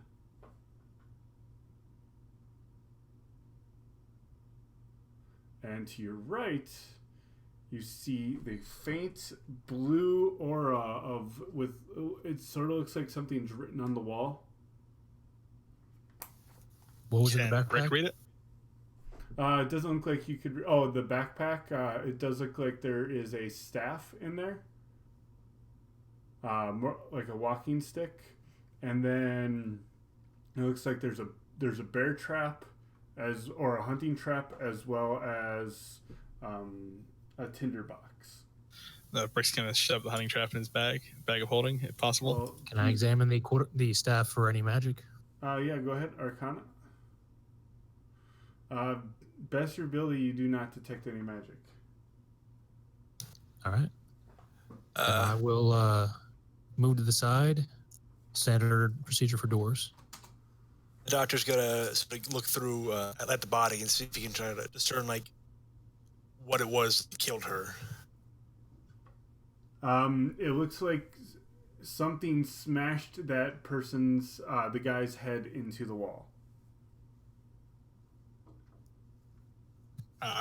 Brick's going to ask before we open the door. Quietly, he's gonna whisper. And What did that mean? by the way, when you guys start setting up, you hear the fighting stop. Wait, we got a bear Is trap, there a right? keyhole to this door? No, there's not.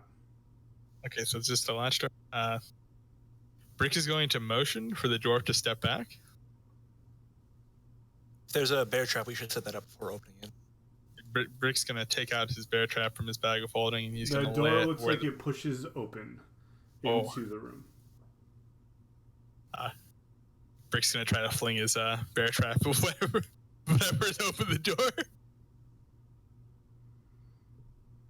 Mortimer is ready to shoot a blast at whatever's there. And I'm ready with my crossbow. So we can open it. Opening the door. Yep, standard operating procedure. Brick's getting ready to swing at it with his battle axe. Guidance on the dwarf, and we're going to open the door. All right.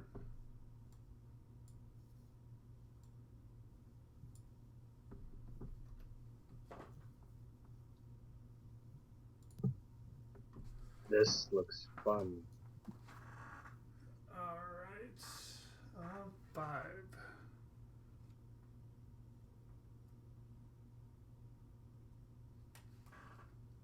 In this chamber, many bodies lie, both human and those of tall, armored, hairy creatures with long ears and fangs. Only 2 figures move in the room, searching among the bodies, grunting and snarling at each other. One breaks off and raises its head and looks at you. Can I see any of them from where I am?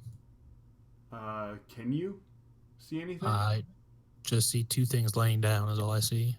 You do not see anything then. No. So these Brick, look like did you have bugbears? a held action? Yeah, to fling the axe at people. All right, go ahead and fling your axe. Which one are you flinging it at? This guy, because he's closer and he's within the range of the torches. I had my crossbow ready as well. Hooray!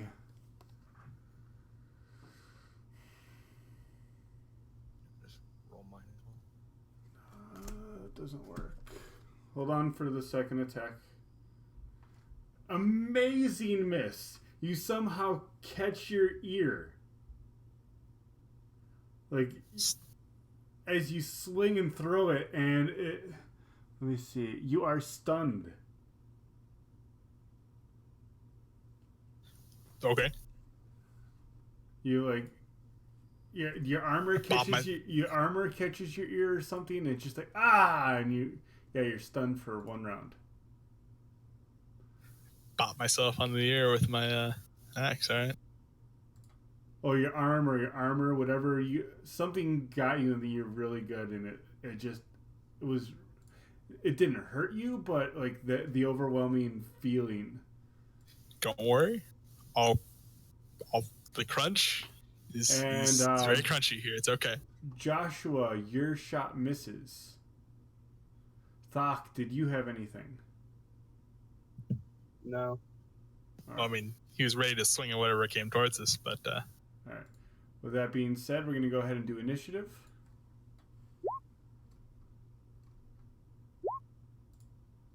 so do I get to initiative or do I initiative later? I'm not sure how being stunned before initiative works. You still get initiative. We just go over you. Alright, Finally okay, got so it. you get up my first turn. Roll. Gotcha.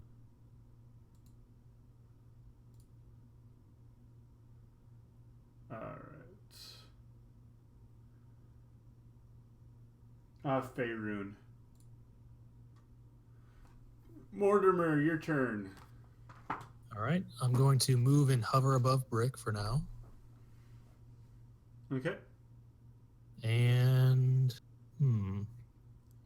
can I examine them to see what they are? Try and figure out what they are. That would be a nature check. Okay.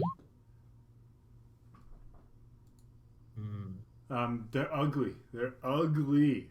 Is there a lot of blood on the floor? Oh yeah, it's all over the place. There's spell marks, burn marks. There's a lot of blood in here. I'm going to do something I really want to do. Let me double check it real quick.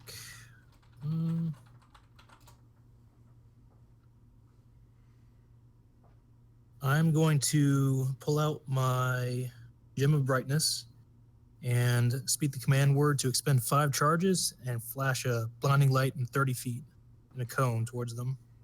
Okay. And I assume that's my spell DC? I believe so. Okay, that's 14. 14 for, is that a con save? Yes. Oh, I'm sorry. Wait. No, I'm sorry. It's DC 15 is the set one. All right. Farther up, yep. And they'll be blinded for a round if it works. Oh, sorry, blinded for a minute, and they can repeat the saving throw at the end of each of their turns. So again, con save? Yes, All right. 15. Left one that was shot at. Right one. Damn. So this guy can't see. And then I will stay where I am to hopefully be another better target than my ally here. It's like, oh, magic! It was Mortimer Sugash. All right. So I got the doorways blocked with people here. What do I got to do to get in this action?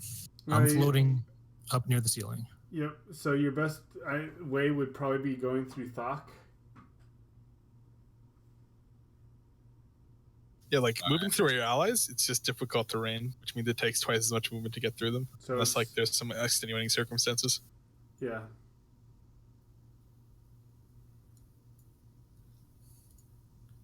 All right. So I can get here, right? Yep.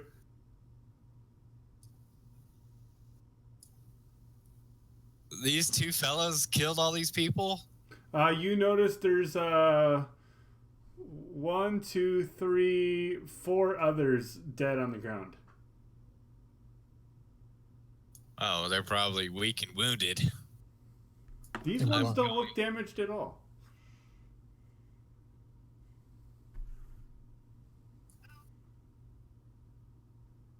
Well, I'm going to go ahead and rage as a bonus action. Since they're looking tough.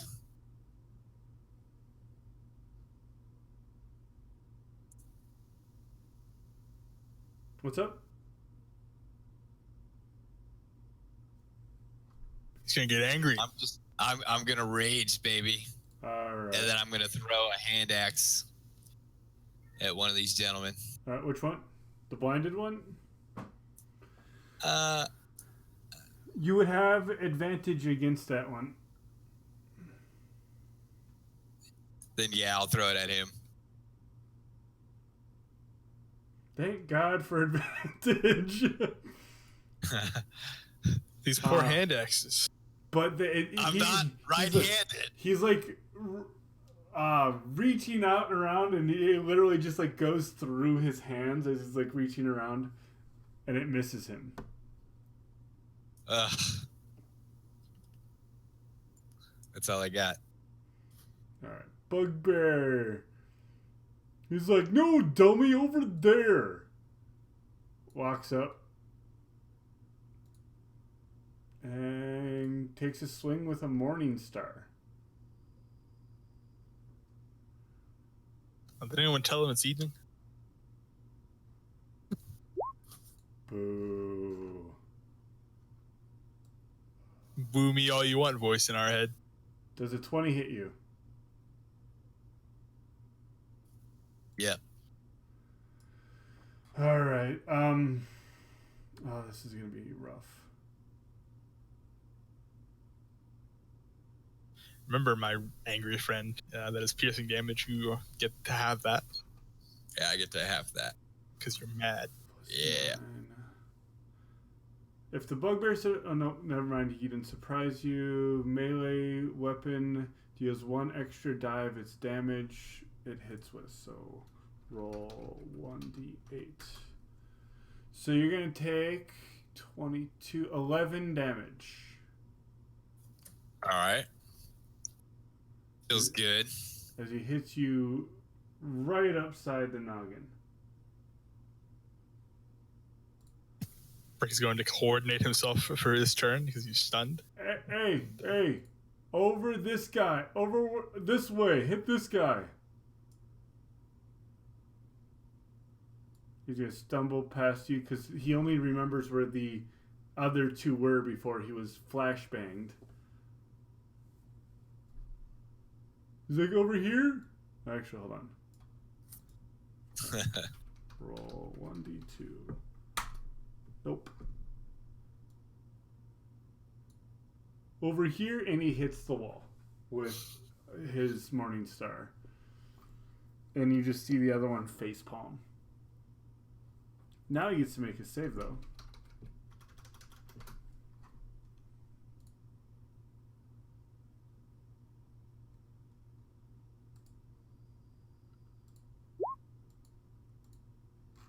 Nope, still blinded. Blinded by the light. In your snake.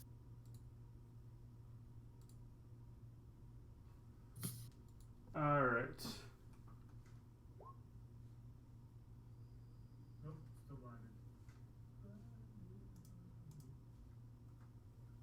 You should be good. That would be Brick's turn. So as a stunned, I can't do much of anything other than, according to the rulebook, I can speak falteringly. With the axe. That's his turn. All right, Dr. Fist. I crossbow him in his face. All right, they will have cover. Never mind. All right, you do this one. You do have advantage on him, but with the cover, you still miss. It'd be Thok. If I move diagonal, is it difficult terrain because I'm squeezing by the two of them? No, only through if you're literally stepping over a character. All right. Yeah, we're not like 5 feet wide. All right, okay, guys. One more time. What is everyone? I got a warlock, a barbarian. I'm a cleric. Fighter. Fighter. Warlock, barbarian, fighter, And cleric. and cleric. All right. So, Thok, go ahead.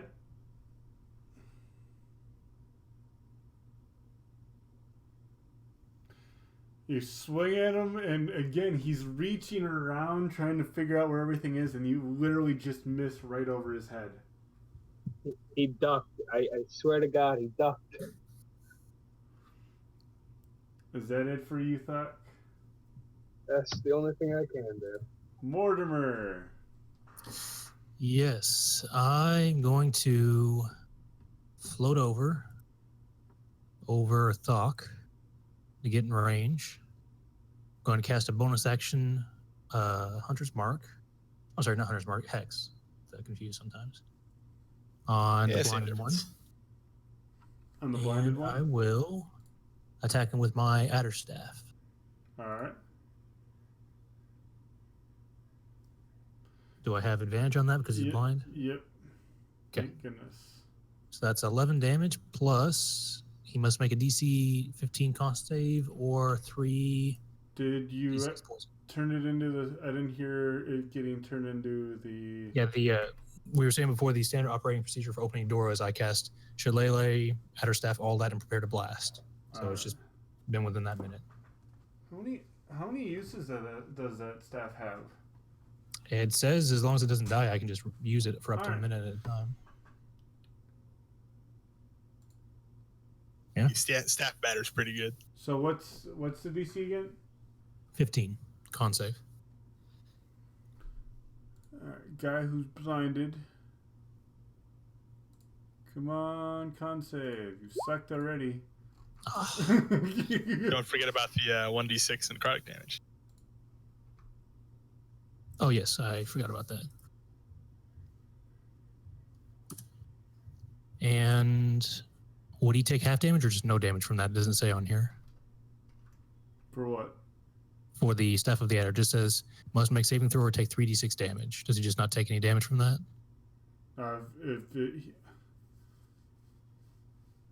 So wait, one more time.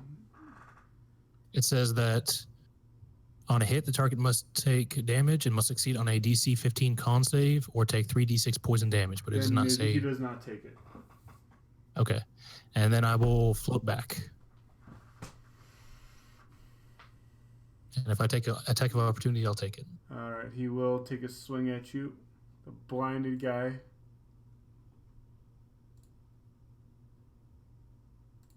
Pull some Daredevil shit, man. Nope. Nope. Nope.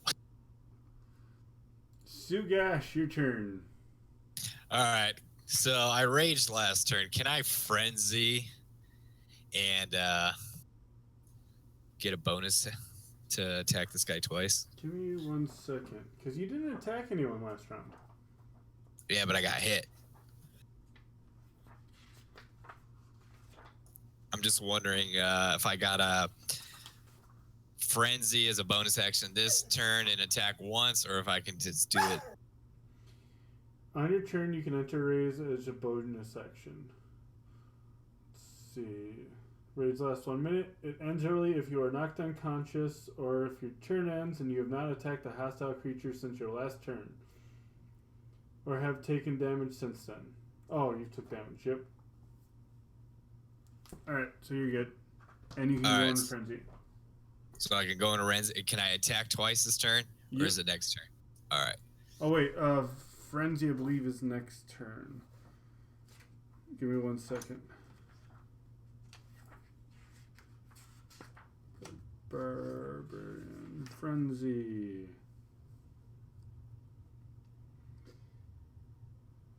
Let's see.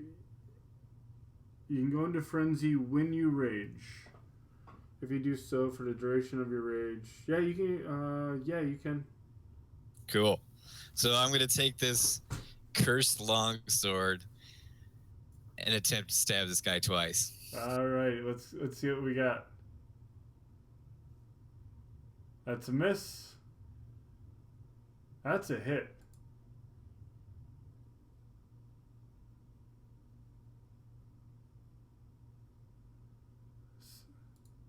All right. He almost laughs at you a little bit. I'm so embarrassed right now. I don't even know what to do. I'm actually going to back away from this guy and run behind, back behind Mortimer. All right. He will take a swing at you as you back away. That's fine. 15 hit. Oh, man. That's my AC. All right. Give me 1 second. It's a brute. 15. So 8 damage. Is that halved already? Yep, that's halved already. Oh, okay. I'm going to just start limping back with this damn thing. All right. This one turns to you and sort of where the fight's going, and he just starts swinging, like he has no idea what he's going for. So he's going to take a swing at, let's see, Thok. Disadvantage. Misses. And he's still like covering his eyes like, I can't see. Here's his con save. Oh, he's still blind. Mm-hmm.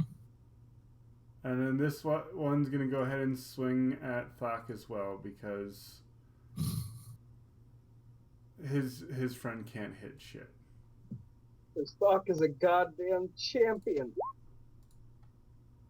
Yeah, Thok's doing some work. He's a brick wall. Shit! Thok got hit. Thok got hit for 19 damage.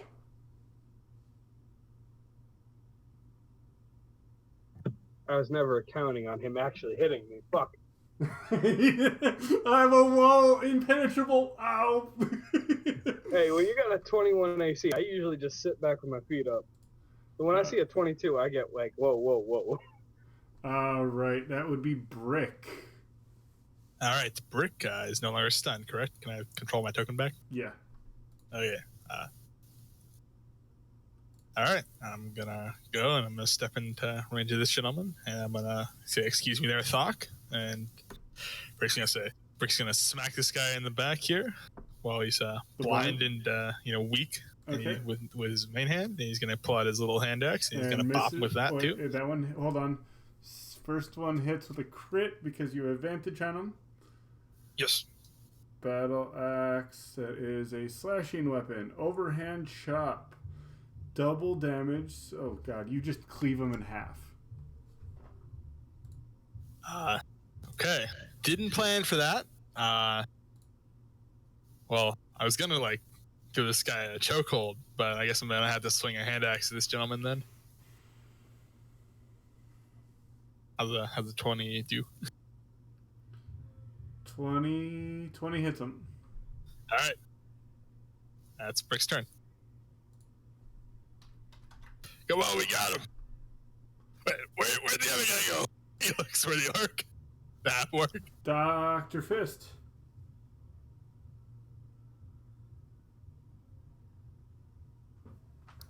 All right. Who's the worst off health by? Trying to think.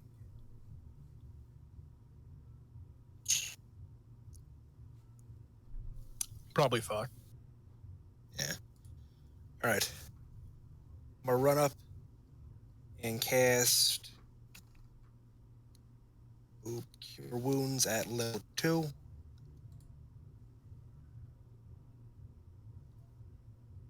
That's a 2d8 plus 3.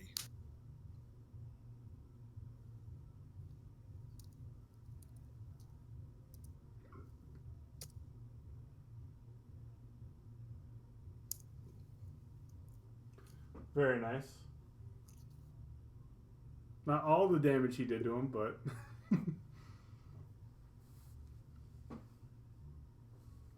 a good chunk. Who'd you cast that on? Thok? Fuck.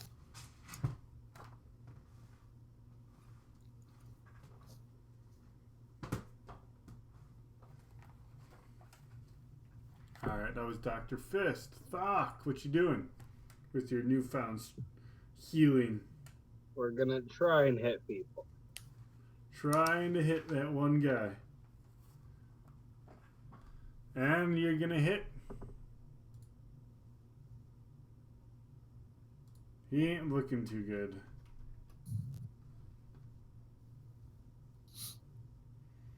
We got... Are you done, Thok?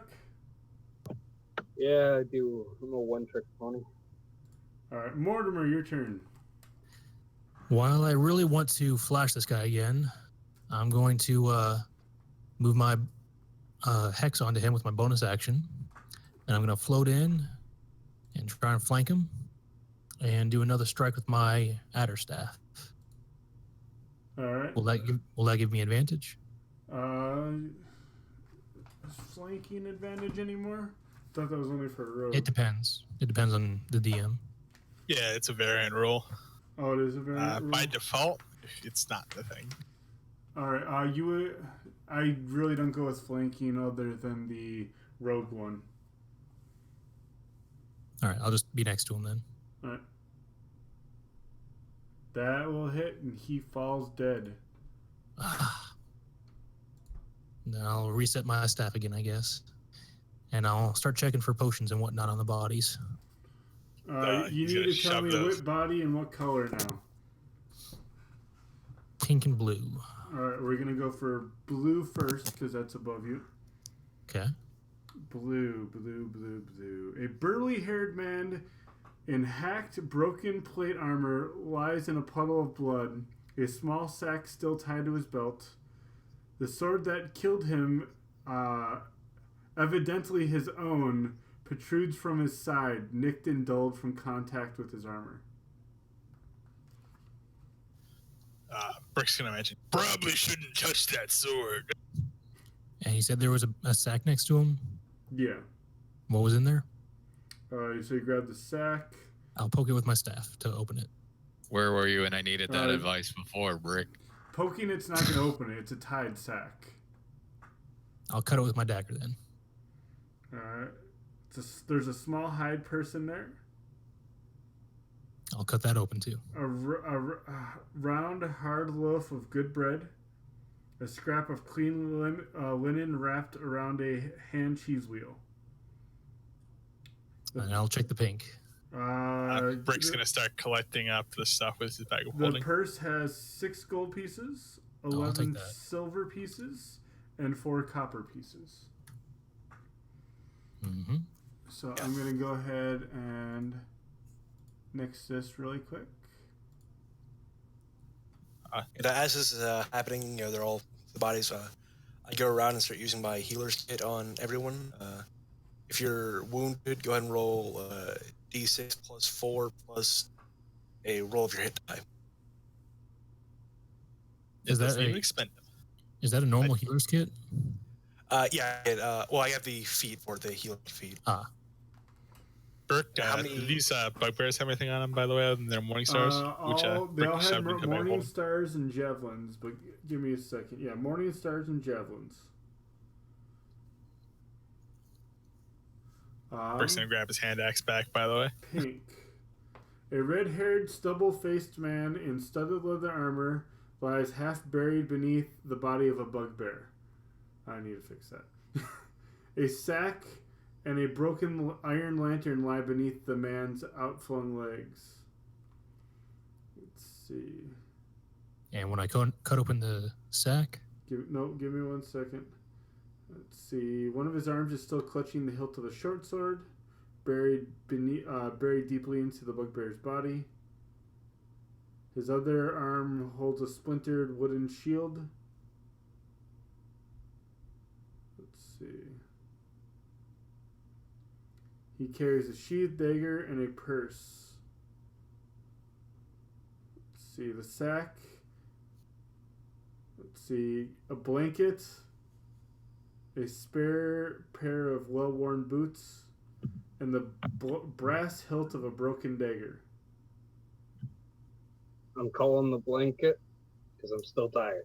I kind of want the that shield. All right. Oh, it's a broken wooden shield. It's no good, huh? and how much money?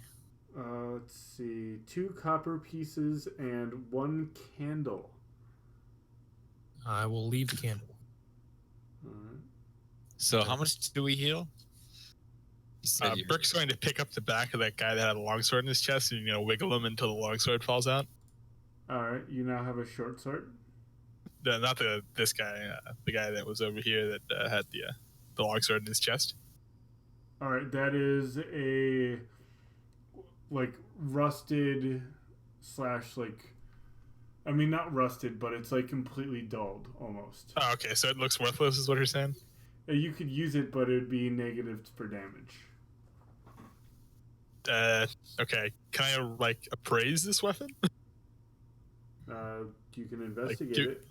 Yeah, I want to see ballpark how much does Brick think this thing's worth? You could pay somebody to take it from you. Brick's not going to take that. What about the short sword on the guy over here? And the pink in the bugbear body? Yeah, he's going to try if it looks valuable, he's going to try to start shoving his bag of holding around it. He's not going to touch it with his hands. I mean, it looks like a normal short sword. Alright, couldn't take. How about this green guy? Green. A man with a long blonde hair clad in chainmail lies face down on top of one of the bugbear corpses. His neck has been broken. A fine chain around his neck is a palm-sized lacquered silver circle of Tamora.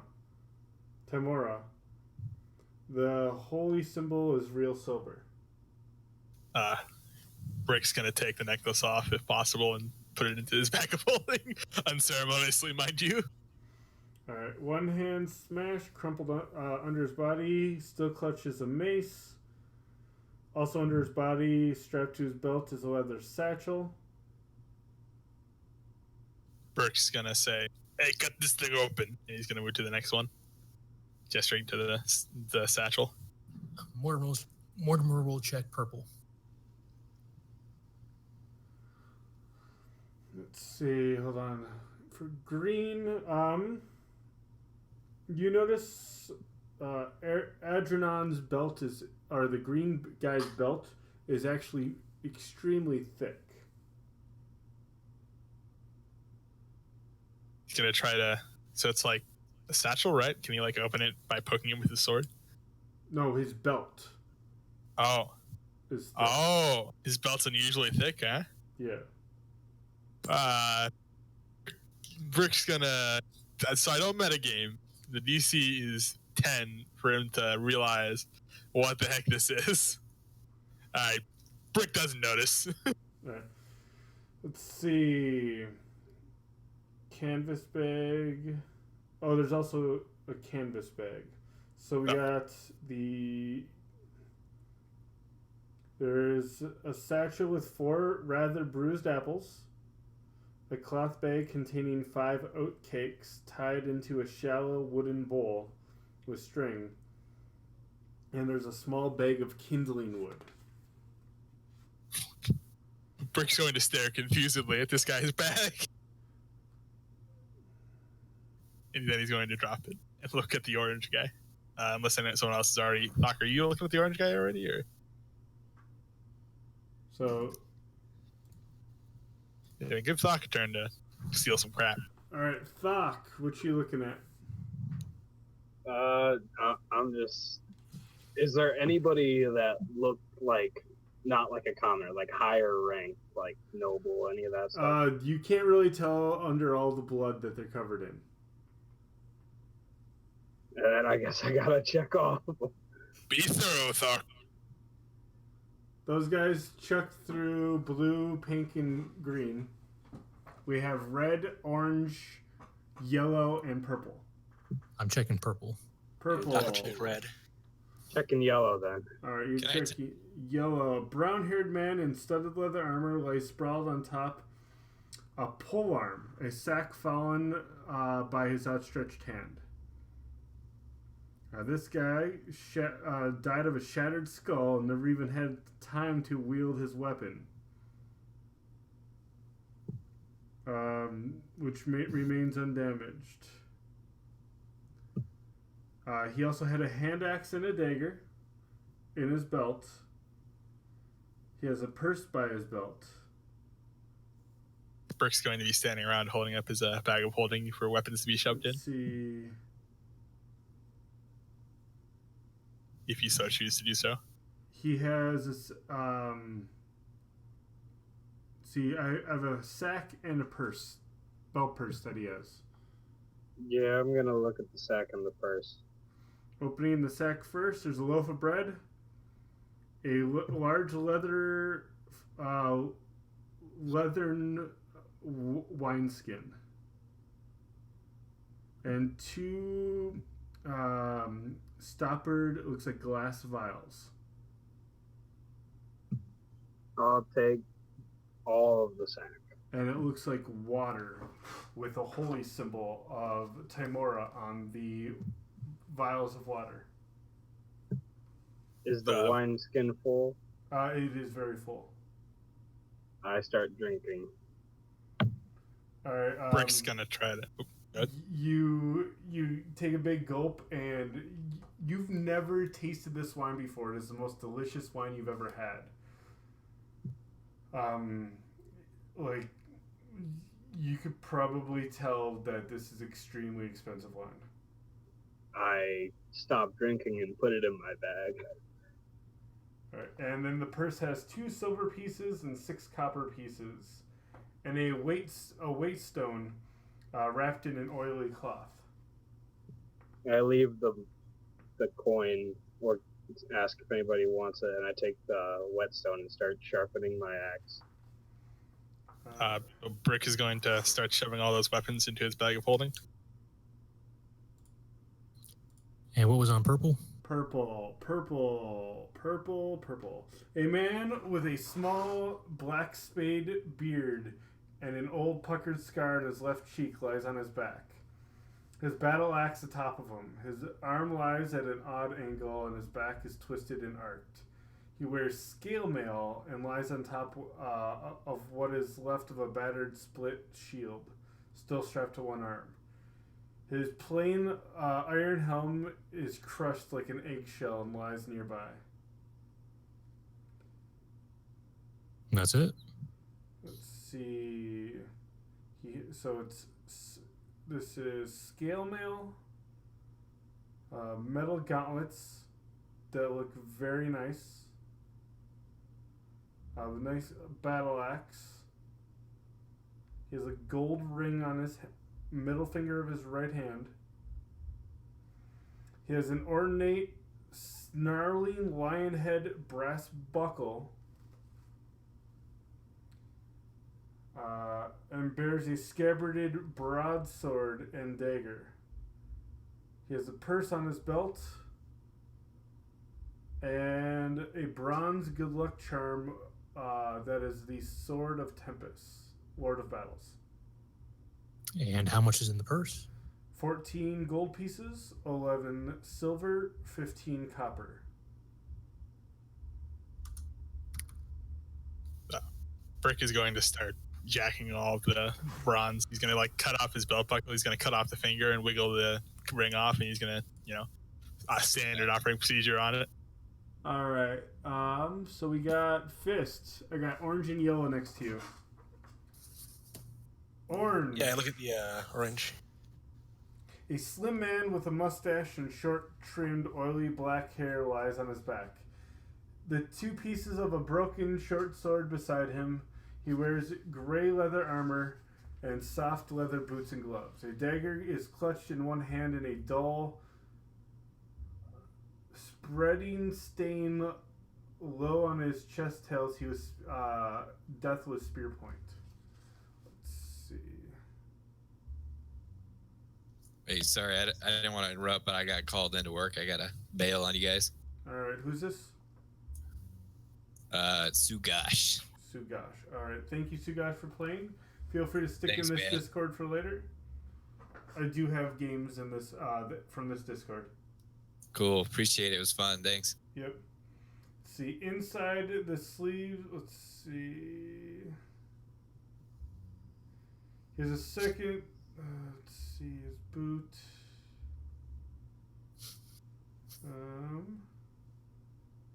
On his belt, he has a canvas purse. At his belt, he is a small canvas purse armored with a metal plate that curves to cover its inward face, outside and bottom. All right, yeah, I opened that up and look inside. 2 gold pieces, 1 silver, 1 copper. All right, I take that in the dagger that he had. All right.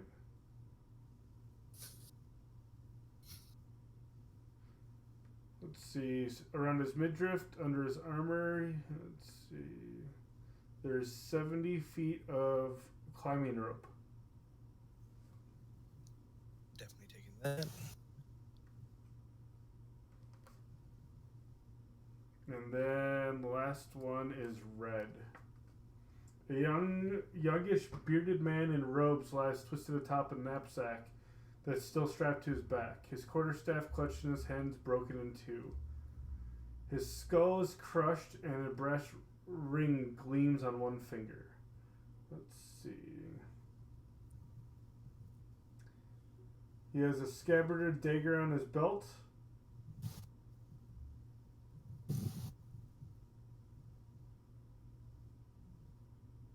Yeah, he has a scabbarded dagger on his belt. Let's see. A knapsack.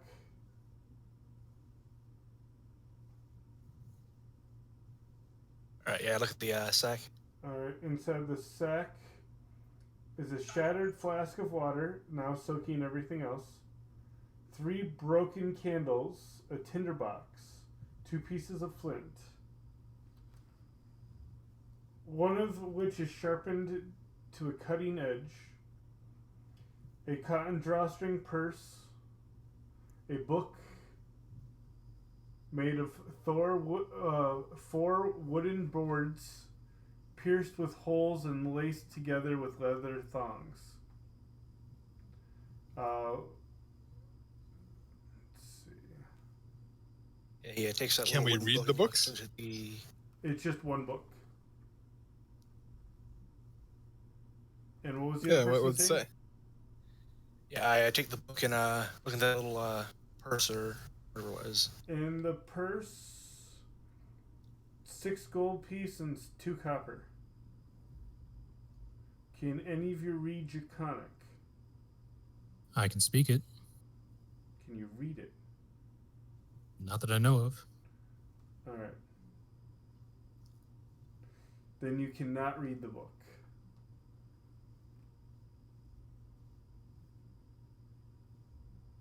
Anyone know what that says?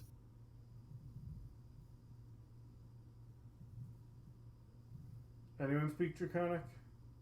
Or read Draconic? I take that as a no. So that's the last one. Yeah. Well, I have to say, everyone, I'm disappointed. I thought this would be harder. There are jinx a us. total of 5 Morning Stars and 5 Spears and 5 Javelins.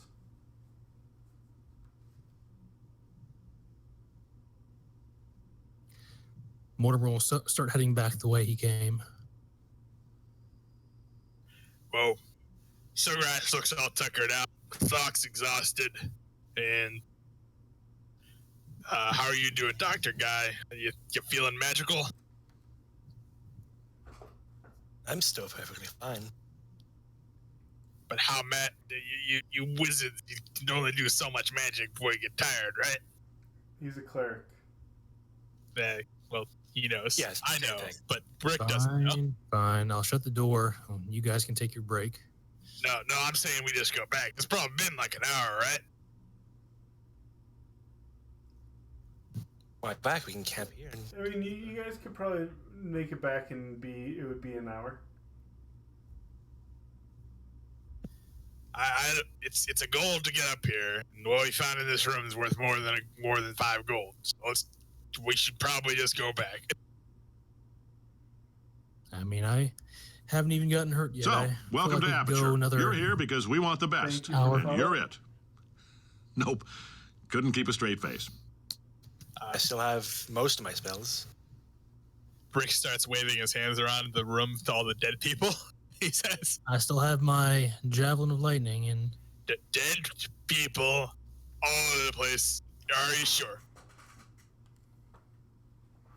No risk, no reward, my friend. No, but if you're dead, you can't spend any of the money.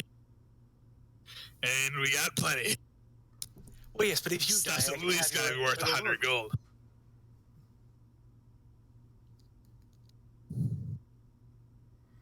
What's up? So what are we doing? I suppose we should do a vote then. you want to head back? Why not? Because we haven't even met the boss of the dungeon yet.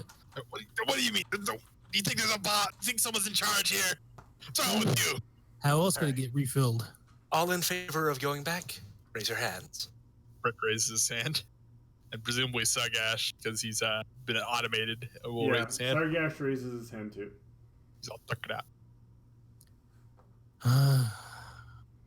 It's 2 to 3. Unless Thok, the exhausted person, wants to go back. Come on, sir. Try and feel fine. All right. If It's- you And Sargash says can't take he's- it, I guess we'll head back. All right.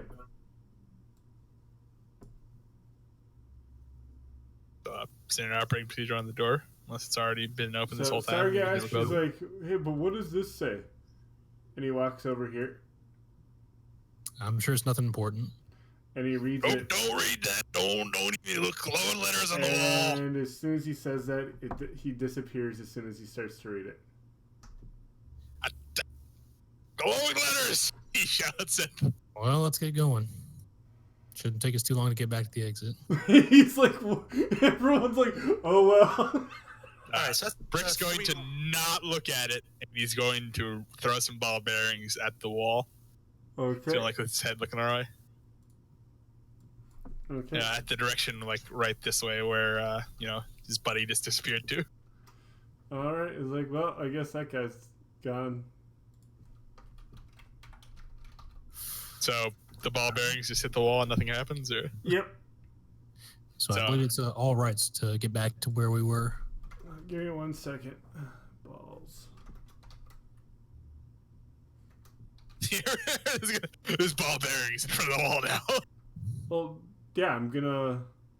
Okay, Brick's going to write on the wall, near the blue stuff. He's going to write like right here where he's standing. He's going to write Do you, with have, his do you have chalk. charcoal or chalk on you? Chalk. Okay. Yeah, he is. He's not the chalk. Everyone should have chalk. Come on now. He's going to write on the wall, Whatever you do not read this in both common and orcish, and have an arrow pointing towards the blue stuff. All right. And then he's gonna head back You with the do party. see a bunch of scattered bones to the south. And head back through the door. All right. Scattered bones are very tempting, but Thok is curious. I mean, You guys are like going back, and Thok is like, but guys. Thok, listen. We can put this stuff away and then come back tomorrow. Even Dr. Fist is like, huh. I We want can to know come what back this murder tomorrow. Actually, Dr. Fist, give me 1 second. I want to see what you can see. Was this the right way? Give me 1 second. Don't tell me you got us lost. Hey, wait a second. Brick is a bounty hunter, outlander, which means he has explorer. Which Dr. means, Fist, you unless see the rooms have a body standing in the middle of the ruin with its back towards you. Oh shit! I can't leave that. All right. You I try to tell me sneak that's there. forward. Can I roll? Can I roll? Tell me stealth? it's there.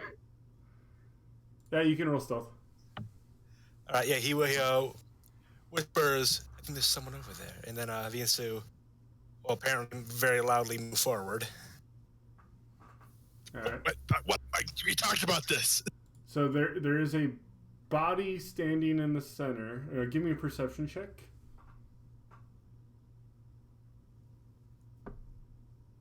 Perception. Do not touch that. Whatever it is, All right. don't touch it.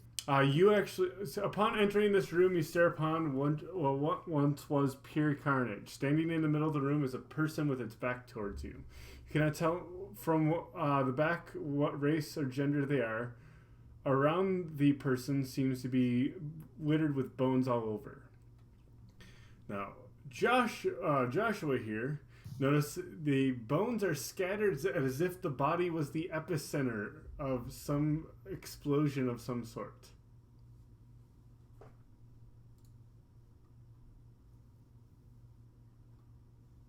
Oh. Are you done, Dr. Fist? Is he like? Does he have anything on him? Like, is he dressed?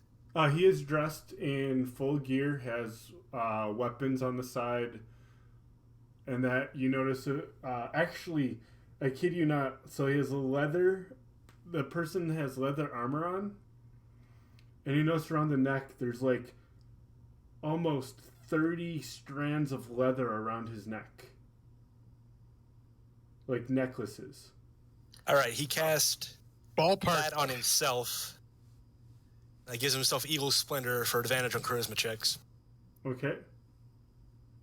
Well, when he sees him casting a spell, he's gonna try to grab Mortimer's shoulder and try to bring him around this corner. Yeah, and he calls out, "Ho there, friend! Quite a nice collection you have." No response. Not the waste. I throw my soap at him.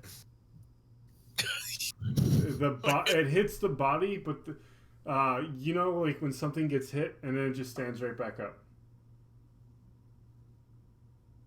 Can I see it from where I am? Your Mortimer, not really. It's Thok can, like, based Right. on the map, can kind of see it, yeah.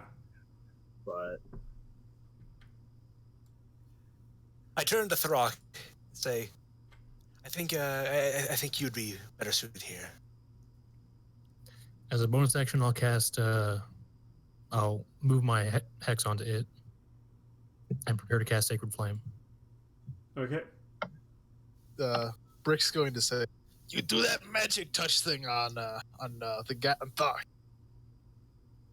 Yeah, okay. I give him guidance. Yeah. does the thing look old? Like I It could do does. a history check. It does. All the leather looks a bit old. Could I do like a history check? Oh yeah, give me a history Something. check.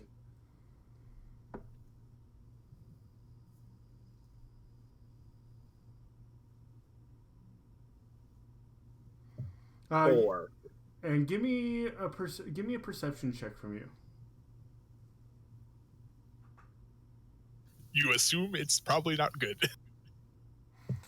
You actually notice some holy symbols around its necks, like multiple holy symbols.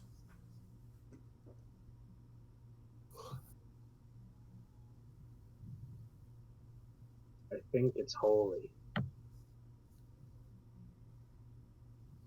Well then, clearly. The oil is well weathered, or well weathered, but it looks like it was oiled well as well. So it's still all in good shape. Dr. Fist, either leave it or kill it. It's obviously undead.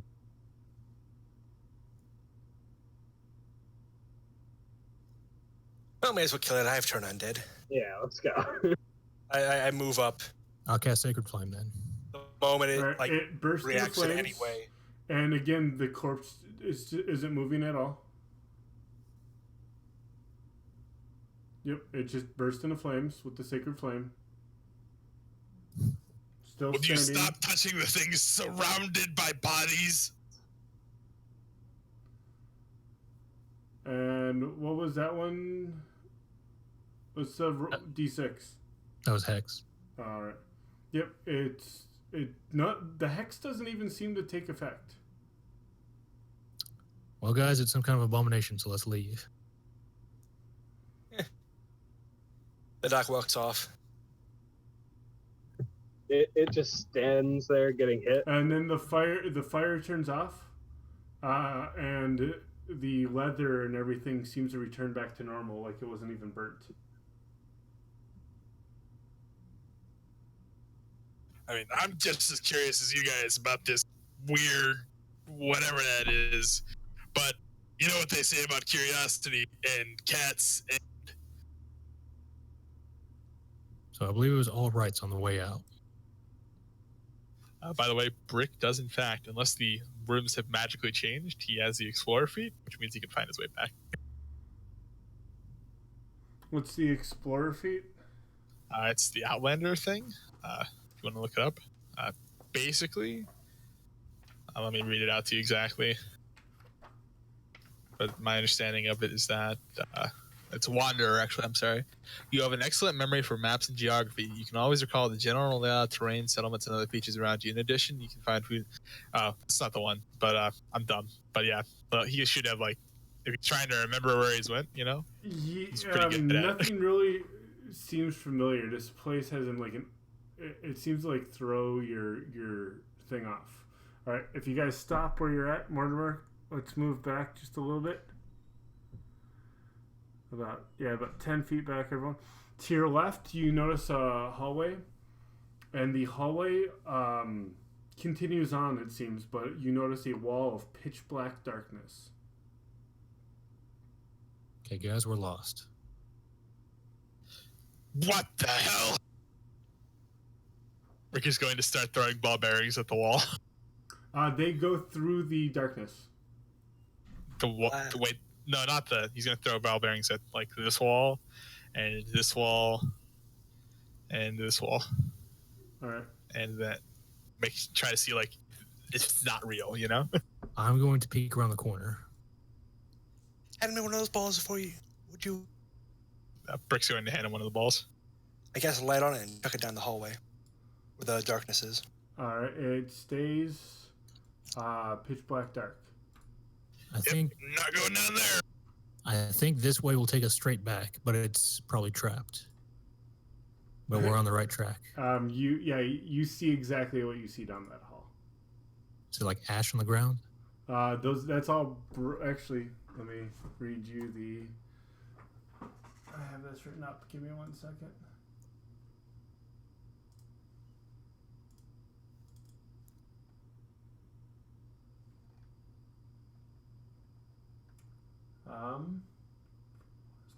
You turn the corner and see this long hall stretching into darkness. Its farthest reaches stretch beyond a dwarf's dark vision. I'll light a torch and toss it down there. All right, 3 foot wide, deep niches are set into the walls on either side in 5 foot intervals. So I'll toss it like 30 feet. Give me perception, please.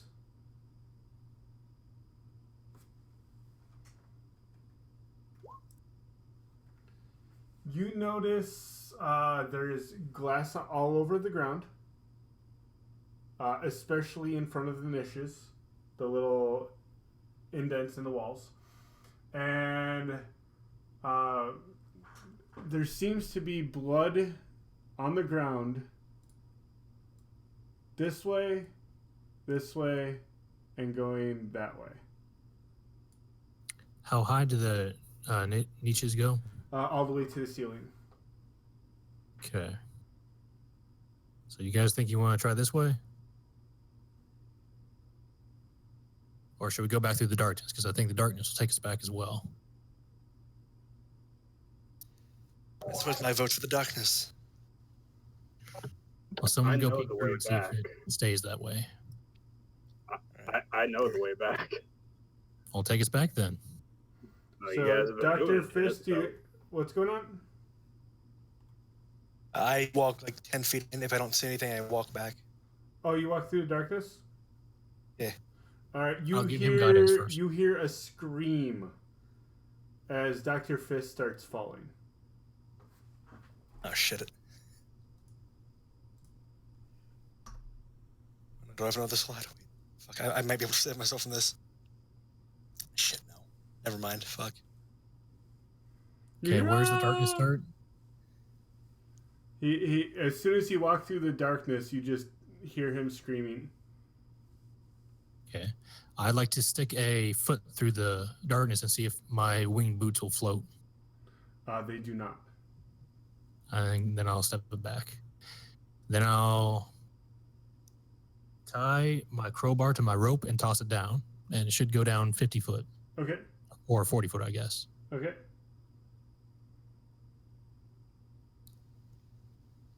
Am I alive with broken ankles, and do I feel a rope, or am I dead? I'm gonna move you out of Discord real quick. This is Fist, right? Yeah. Yeah, I'm gonna move you to vet.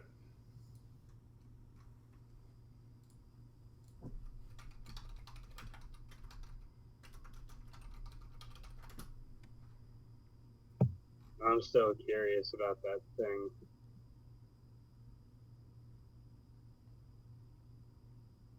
And I guess I'll also tie a torch partway down the rope.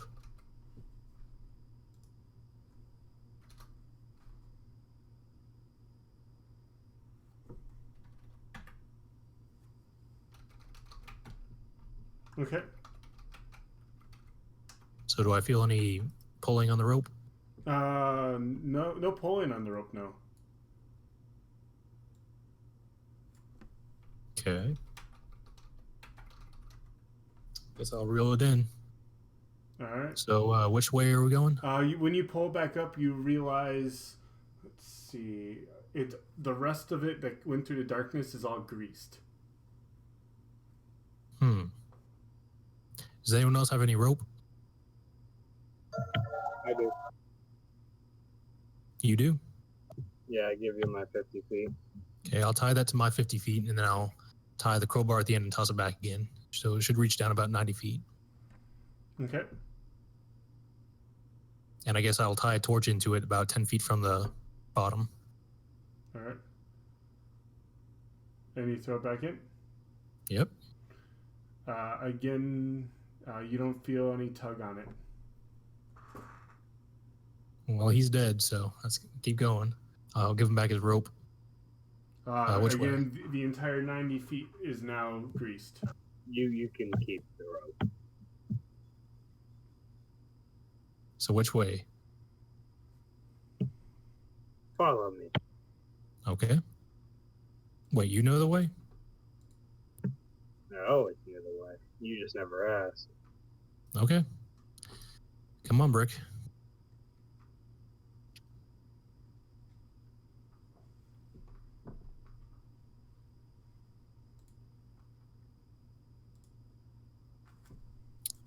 This doesn't seem like the way, I tell him. It is. All right. You guys walk through a door. By the way, hold on, slow down. You're minus brick. Oh, bricks. Brack. Brick said he'd be right back. I'll just have him on auto follow-up. Leave it on. And I'm still floating 10 feet above guys the walk ground. through a door. And then begin to walk through another door. And I'll check to see if I can hear those drums again. You still hear the drumming. Okay.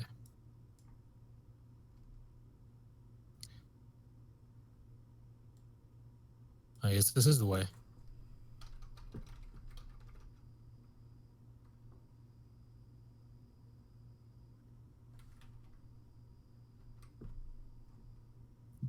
Dwarven halls, you think I'd forget? As you guys are walking through... Oh, keep going.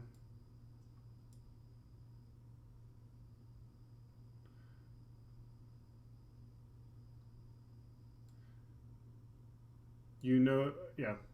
Yep. You guys keep walking. Peeking around the corners.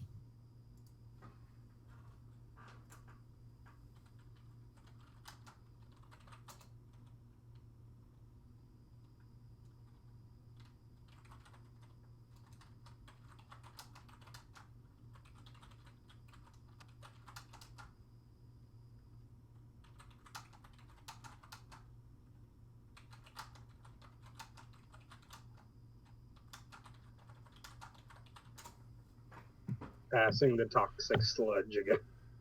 Yeah, Brick is still following you guys. I'm just gonna leave him where he is at first. And actually, you guys... Brick said he'd be right back. This is where I'm not sure. You said you knew the way back. Let me consult the map.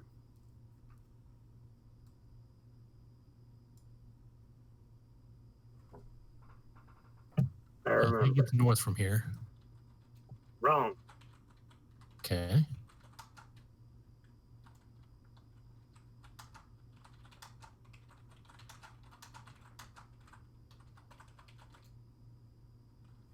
It's either way. All right. Do we find some caltrops here? Yeah. I don't know, do you? I mean, he would have left them there. Do you see any on the ground? Ah, okay.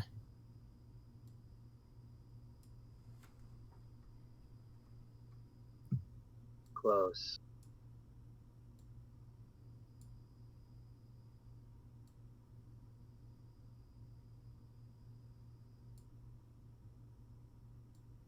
There we go.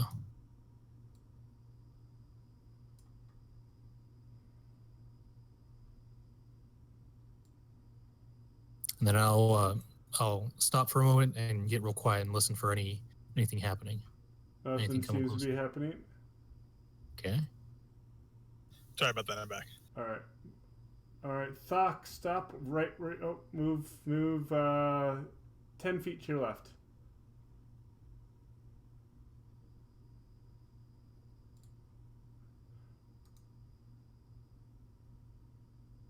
As you passed by and through the pillars, something wraps around you.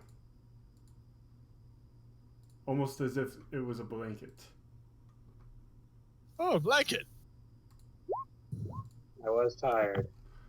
DC 14 dex save, please. Oh god, you're exhausted.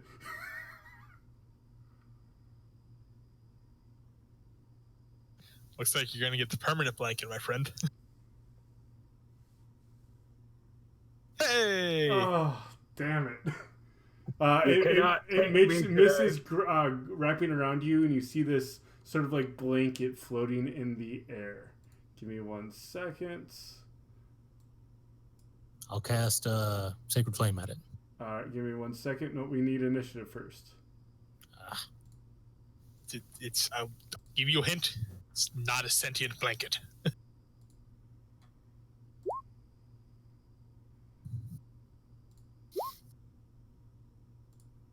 Yep, that is definitely not a sentient blanket. All right. So this goes again. It's going to try to reach out at Thok one more time.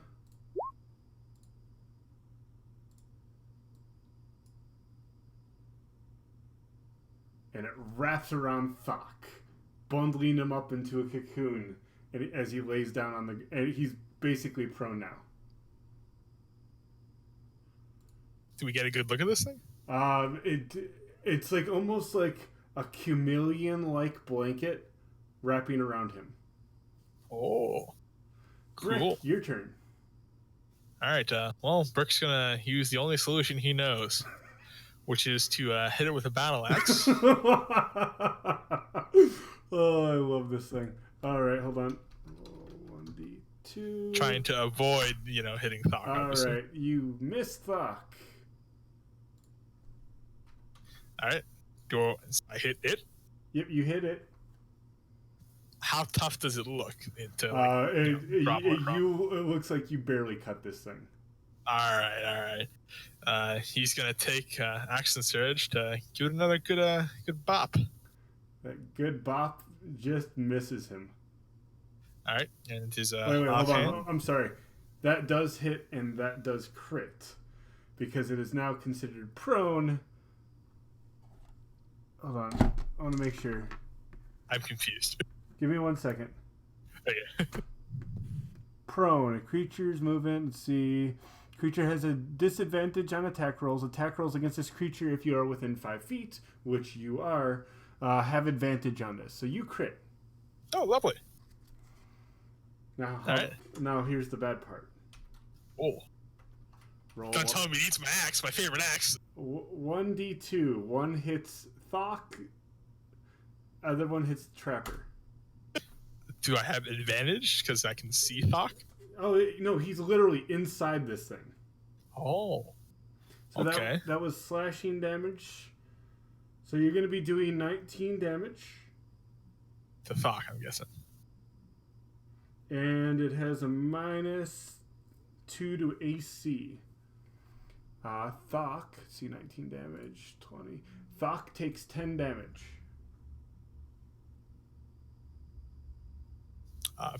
Am I aware that I'm hitting Thok? You hear Thok scream in pain when you hit it. Okay. He is going to he's gonna hit it with the hand axe. I mean, he has a plan. That also hits. Okay, and you hear Thok scream again. Thok, you take 3 damage.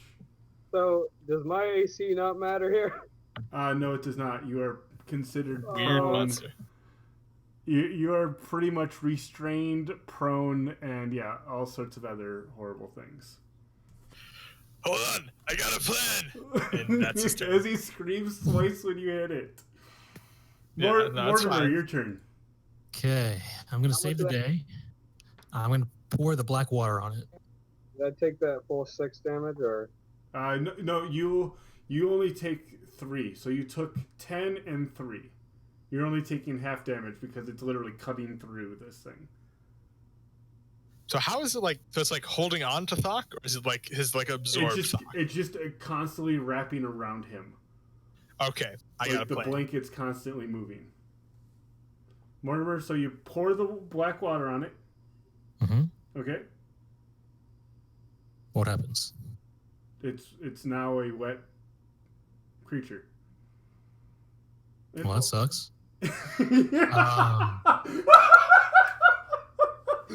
Don't worry, Brick has a brilliant plan. And it's gonna work perfectly. Can I give him a potion as a bonus action? You give who? Thok. It's wrapped I around am his face. in a blanket. Okay. So I've already taken my action. I would give him guidance, but that's an action as well. Give Brick guidance. Oh wait, will that let me do that? Brick did say he had a plan. Touch We're one. not quite sure what it is. So I can't touch him. I mean, Thok's wrapped up. Brick is not. And Brick said he had a plan. Maybe you can help him with that plan. I've already used my action though. All right. Oh, okay. Thok. I'll just get All behind right. him, Brick then. Thok, let's see, double check. This is gonna be an escape check, so either athletics or acrobatics, whichever is better for you, but you are at disadvantage. Yeah, you do not break free, and here's where the pain hits. Oh, wait, never mind. Pain doesn't hit. You just cannot move. You are restrained. Now here comes where the pain hit. The pain. 46 plus 3.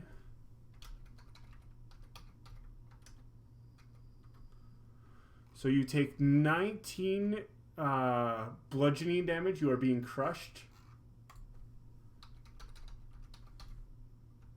And you take 4 acid damage from being burned while being digested by this thing.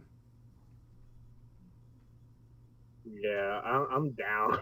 He is now unconscious. Is it still on him? It is still on him. Brick has a plan still. By the way, you know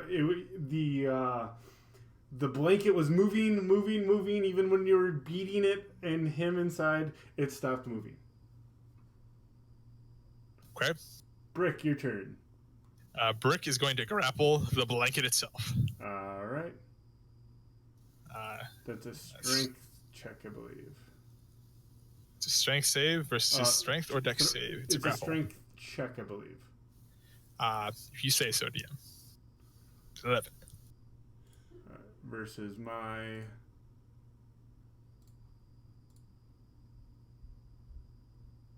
So you do not pull it off. He's going to try to hit it with his offhand here, with his hand axe. And 13. Yeah, you hit it. Okay, let's roll that 1d2, I guess. All right. So you take... that is a death save for Thok. Sorry. Don't worry, I got it. I know how dying works. Don't worry, the plan was good, I swear. So 1 death save, please. Oh, no, it's just an automatic failed save when I get hit, right? Is it? Yeah, pretty sure. Yeah, no. When I'm down and unconscious and I get hit. Oh, it is? Okay, so yeah, that's 1 failed death save. So, that's my turn, by the way. Mortimer, right. How about helping Brick with his plan now that you've seen he's trying to rip the blanket off this thing? Mortimer, your turn. Well, now that I can do an action, I will give guidance to Brick. You cast guidance and nothing happens. Okay, and then I'm going to... You start trying to cast a spell, your boots aren't working, and no spells... Going to move a little ways this way. Maybe, And that's all I can really do right now. Give me 1 second. A lot of people are chiming in with death saves here. Is it 1 or 2? I believe it is 2, my friend. Should only be 1. Damage at 0 hit points, 197. 1. Should only be 1. Symphonic unconscious. Damage at 0 hit points. You suffer a death saving throw failure.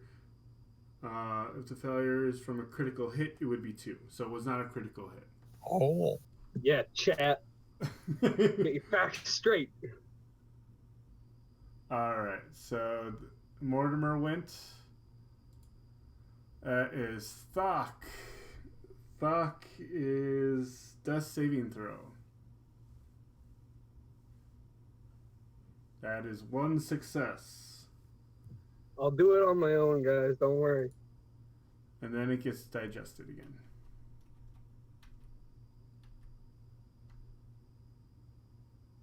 So that's 1 more death save. Oh, actually, that's a death save failure. Sorry. Yeah. You see it tightening and wrapping even tighter around him. Brick, your turn. He's going to try to save his buddy, despite the mage who apparently didn't want to help for Brick. He's going to try to grapple this thing again. Trapper. God damn it. I'm sorry. Just tightens. It's even harder around him. Well, metagaming. I know that I should probably get away now. but Brick's gonna, just keep Try to stop that save you. system. He's gonna try to save him. Brick doesn't leave a man behind, even though it's futile. Mortimer, your turn. Okay, so You if should I, do something, Mage. if I don't save him now, then he'll die. But if he does die, and I wait, I can try and kill it. Run. Doc isn't giving you advice, and Brick is. And Brick's I pretty will- scary. He'll probably be mad at you. I'll help out Thok, the guy who can't tell me I was wrong, and I'll try and grapple it. First time I've ever tried that. Strength check, not strength save. Is that athletics? Or- It's your strength. It's literally if you right under your strength score, there's the word strength. I swear. and then I will run 30 feet back here. Wow, it's a tie. A tie? I thought crits automatically failed, or Oh yeah, no, it fails. So you Yeah. wrestle So I rip it this off? thing off of him. Beat it to death. It is now a full blanket in front of you.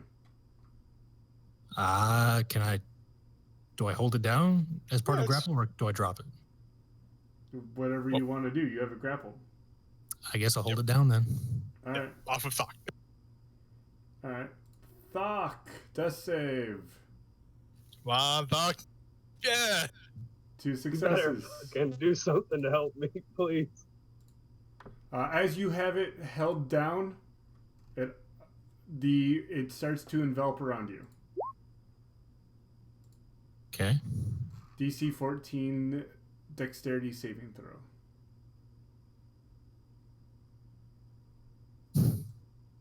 Oh no. This is a disaster. Mortimer is now enveloped and cocooned in this thing. Well, Brick's brilliant plan to try to put it in a headlock has failed. So Brick, while you go. someone did succeed, So yeah. you have to basically. It is Mortimer's square right now. Am I able to use Hellish Rebuke on it, or is that only for damage? Hellish rebuke. As a reaction? Is it a spell? Yeah. Okay. Absolutely nothing happens. You are in an anti-magic field. Remember? Please realize Right. this. Okay, so Brick, unfortunately, for safety purposes, has kept all his other potions of healing in his bag of holding, which I assume would it be a bonus action to throw one out at him and try to pour it down Thok's throat? It would be an. I mean, It's in the bag of holding. take it. So, take it in and out and shoving it down his throat. Yeah, you could do that. Would Brick know if that would wake someone up from unconsciousness? You could intelligence 10 plus. Brick's never tried this before. It would probably wake him up. Okay. But this Brick's is gonna your do that. action. Okay, so my standard action gets taken up by that. Brick's gonna do that. He's gonna try Because to save his buddy. you're retrieving and pouring it down his throat. Yes. Okay.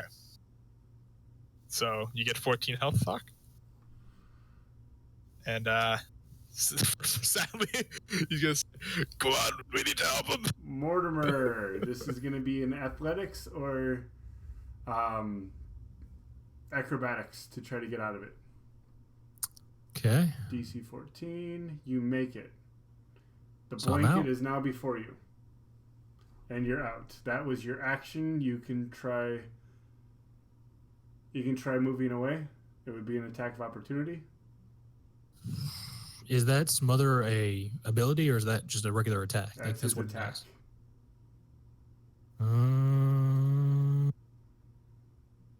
I will. Tough one. Don't really have anything they can do.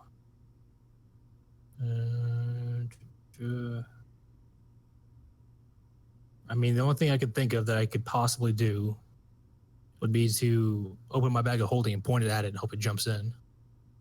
I mean, solid plan.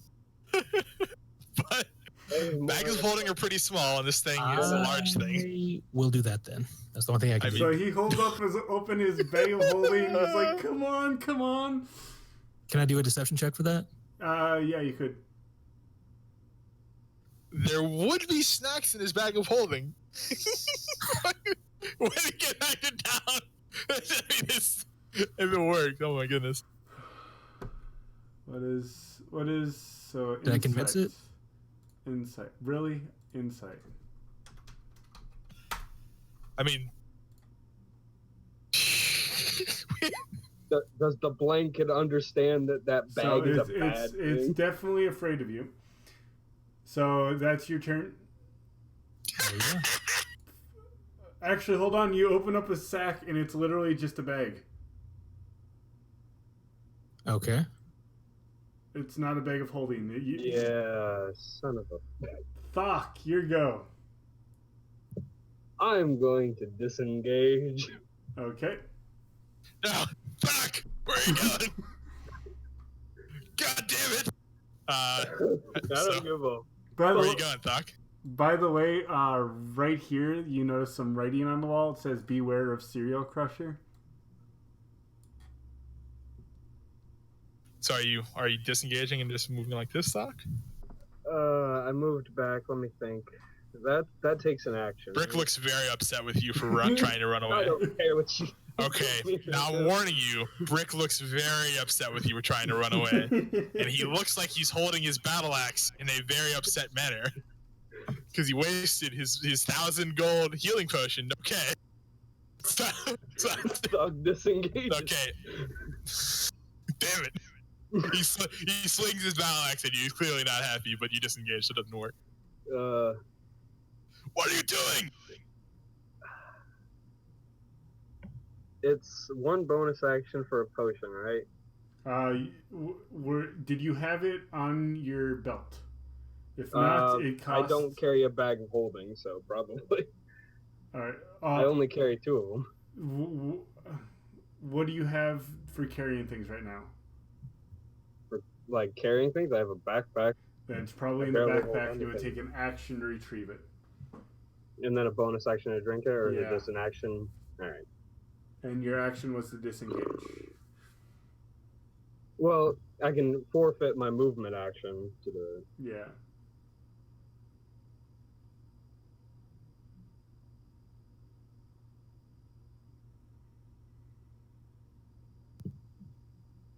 How far is it to the rope? Do you remember? No. How far I had to go to the rope? No. What's the distance? It's down this hall, and this guy's in the way. I don't like it. Fox gonna take out his healing potion and drink one of them. Alright. Trapper. Eeny, meeny, miny, mo. Catch a tiger by the toe. If he hollers, let him go. Eeny, meeny, miny. Brick! Hi there. I'm immune to getting eaten by things, didn't you know? That's why orc passive, too cool to get eaten. Dex saving throw. Wait. Is it Dex? Yep. Oh, I thought you could take athletics. All right. This is just to beat. Yeah, no, I read it. You're yeah. like, ole! I told you I was immune. Okay. All right. Lucky me. All right. Brick, you go. Brick is going to resist the urge to kill his deserting teammate, and he is going to try to swing at this thing. All right. Oof. All right. This is bad. You take an amount of bleed damage equal to your strength bonus. What is your strength bonus? 5. 5. So you take 5 damage. You cut yourself in the... See, you had the great battle axe? Yeah, the battle Swung axe. back with both hands and got yourself in the back Just one. pretty good. So you got your total... and your strength damage is... No, I took 5. Yeah. So you take... Oh, your strength bonus is 5. Yeah.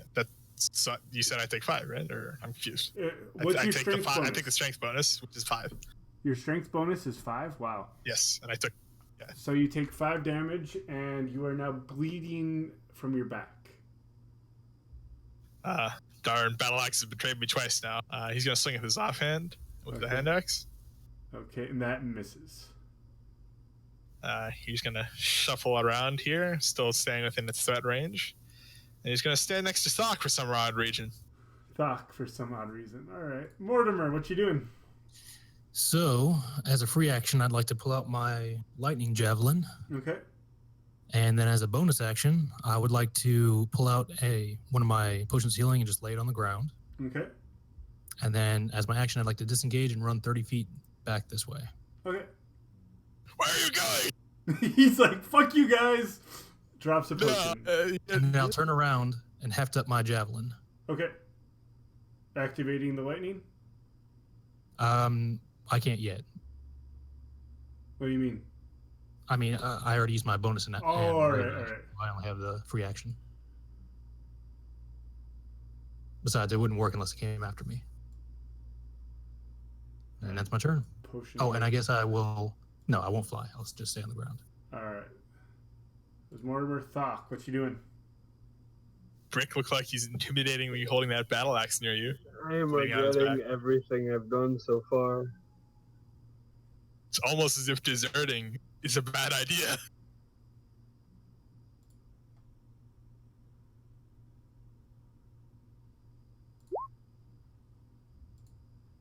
Does it hit? Does it hit Doc or the thing? Give me 1 second. Gotta do something real quick. What Oh, is no. that? What is this? There, Alright, come on. there we go. We'll just do that right there. So the 20 will hit.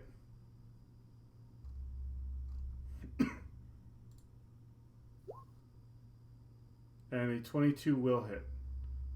No, you don't need to worry about that. I don't know why I rolled it a second time. Alright, so yeah, 4 damage. Alright. And... You're a fighter, right, Doc? Yeah. You have what do you call it? The 2-weapon fighting thing? No. I don't have 2 weapons. Oh. I just... No, but you have the Don't know why you have I the rolled 2-handed weapon fighting rather. What do you call it? Great weapon fighting, I think it's called. No, I actually have defense. That's how I have Oh. 21 AC. Okay. Sorry, I'm just being dumb. Don't mind me. Alright. You hear the little pitter patter of feet to the south. The same pitter patter you heard in the beginning. And the loosing of an arrow at Thok. 15 misses. I'm also going to use second wind. Okay, on. And then Just do it. myself, just like to get some health back. Okay. Trapper is going to try wrapping around Thok again because he was the easier target before.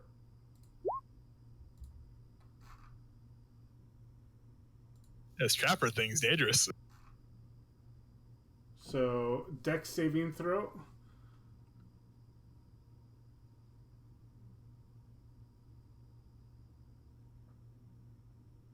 And you dodge out of the way. Can we run yet, Brick? Brick, your turn. Now that no one is imminently dying, and it appears there's a goblin, Brick is going to step over here. It's not difficult terrain, is it actually? Is this? Bones, skeleton? no. Okay, You bones there. All right, smashed the he's bones, going to. actually, with ease. All right, he's gonna try to give this a little grapple.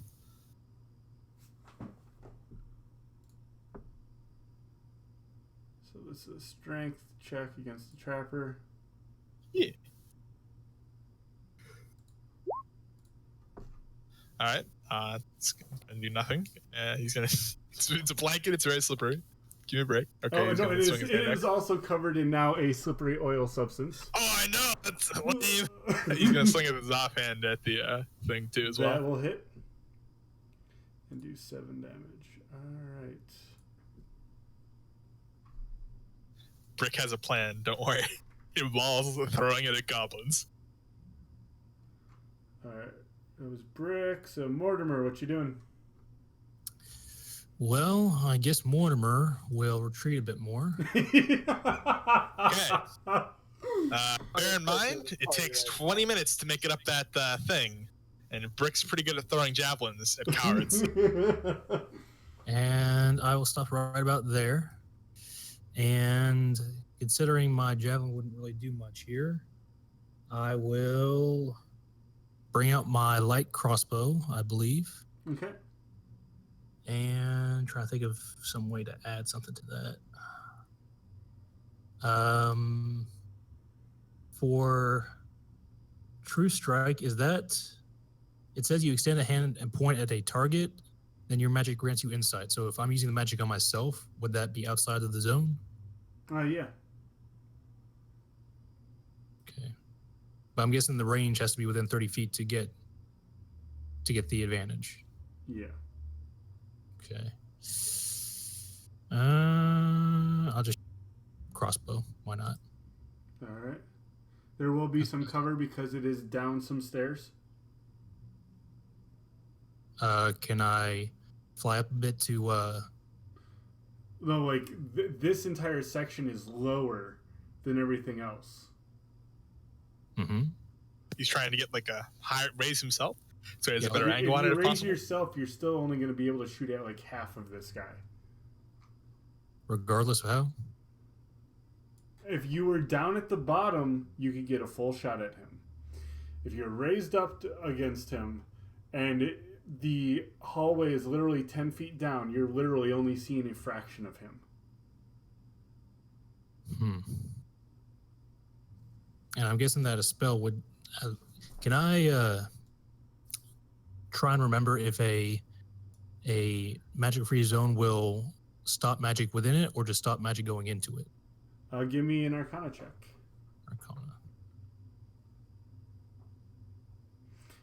You know that no magic will work in there, period. So if you cast a spell out here, it's going to fizzle as soon as it hits the zone. Then I will stay where I am and shoot with the light crossbow. Okay. That will miss. And that's my turn. That'd be Thok. Wonderful, because I've been doing so well. Hey, you didn't die yet. Because of a certain someone helping you. Out of luck. Luck. Brick will be sort of trying to like wave you over him, you know, trying to get everyone to start backing up away from that hallway that has a goblin. Give me 1 second, guys. Just pause 1 second.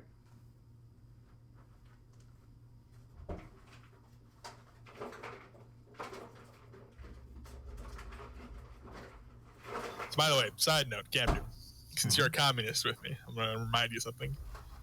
Out of character. This is the whenever you first step down the stairs is whenever the magic field started. Alright. I figured as a caster I should probably get out of the magic field so that I can... Well, I'm saying like you can stand here. But, I mean, if your character wouldn't remember, then that's fine. But Well, even then, if I have advantage, he still has a higher AC from the cover, so it's not going to matter too much. It's just a +2 AC. I mean, even then, it's going to be pretty hard to hit him, I think. I would imagine. yeah, no, it is. This is So is the cover from the stairs or from the pillars? The cover is from the angle, and the stairs. So if I were to move there, would it stop being half cover? It's not half cover. It's just a +2. It's normal cover. Okay. And what if he were to move to the edge of the stairs and lay down on his stomach? If you lay down on his stomach, then yes, he'd be fine. What if I'm floating horizontal to the ground, several inches above it? It's mainly the being right on the stairs is what you would need to be.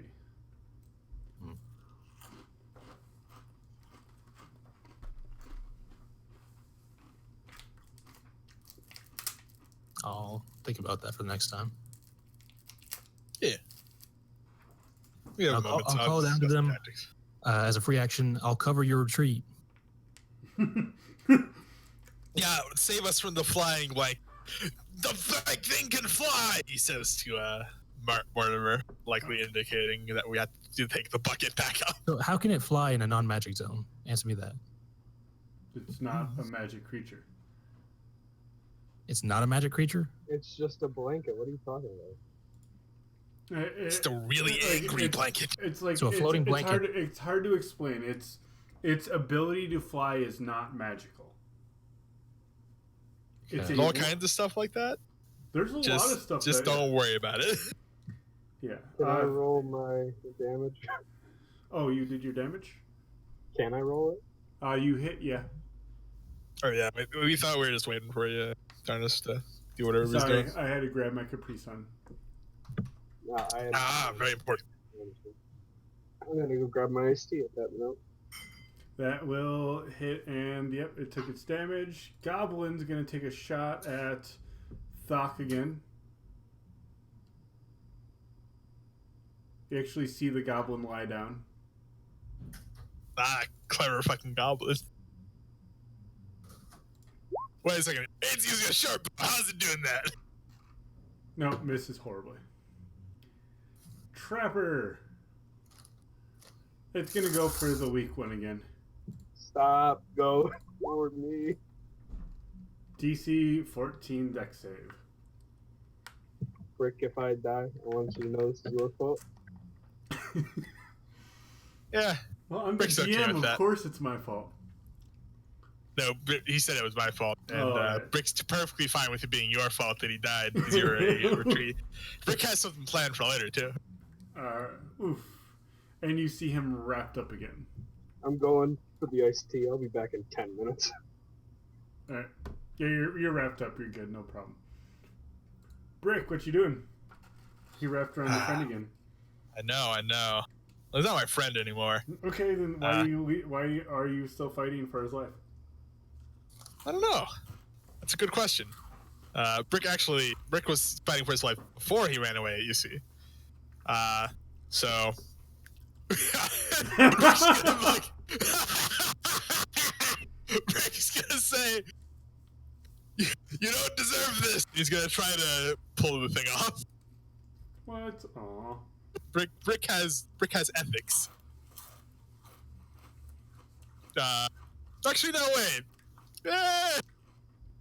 I'm trying to consider what the character would do. Give me an ethics roll. What do you want to use? Wisdom? Here, let's just do this. We'll roll one. I don't want it to be. This is roll 1d20, and we'll have it 50 east. I feel like it's a 50-50 thing. All right, then just do roll 1d2. Yeah. Okay. So he has a strong enough willpower to not chicken out on this thing, and he's gonna try to grab it and pull it off his friend. All right, strength check.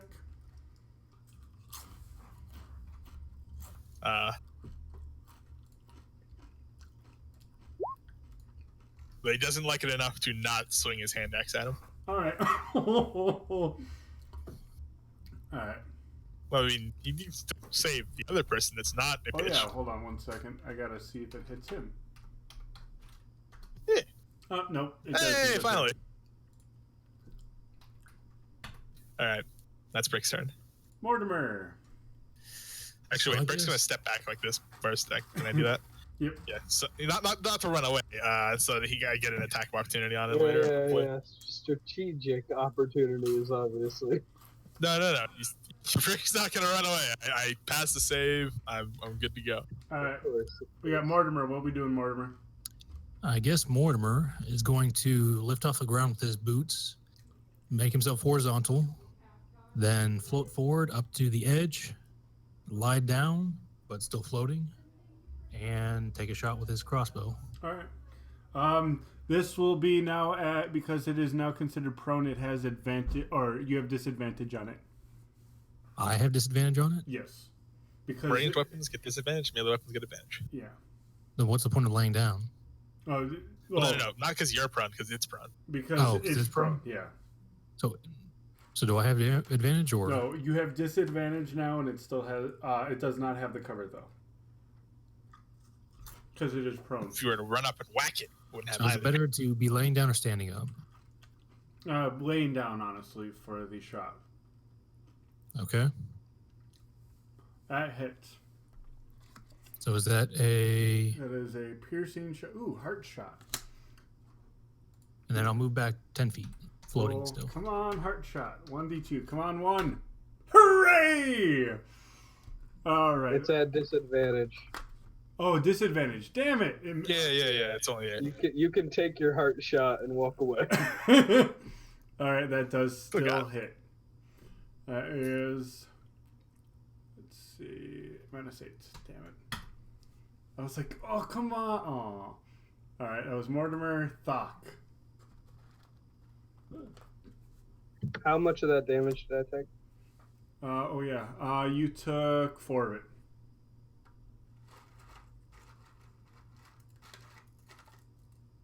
And you hear him scream. Muffled.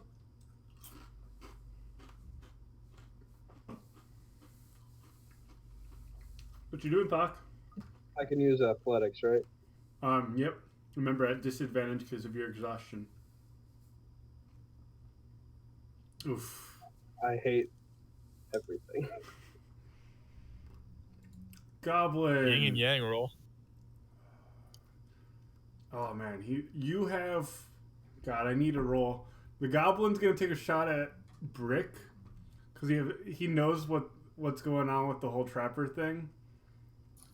Damn goblins. And but you have like full covers, pretty much, because you're behind the pillar as well. Oh yeah, I imagine. So I just need a crit to hit you. Oh yeah, no problem. Okay, miss. And Trapper goes.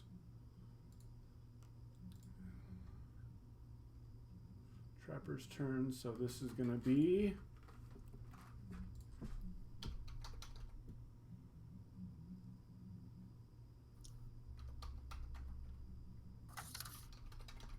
Oh wow, that was shit roll. That was an amazing roll. Do it again. You take 10 points bludgeoning, 1 point acid. Doesn't the bludgeoning get like a +3? Oh yeah, 13 bludgeoning. Thank you for. Yeah, no, I'm a fair player even when I'm dying. So you take 13 bludgeoning and 1 acid.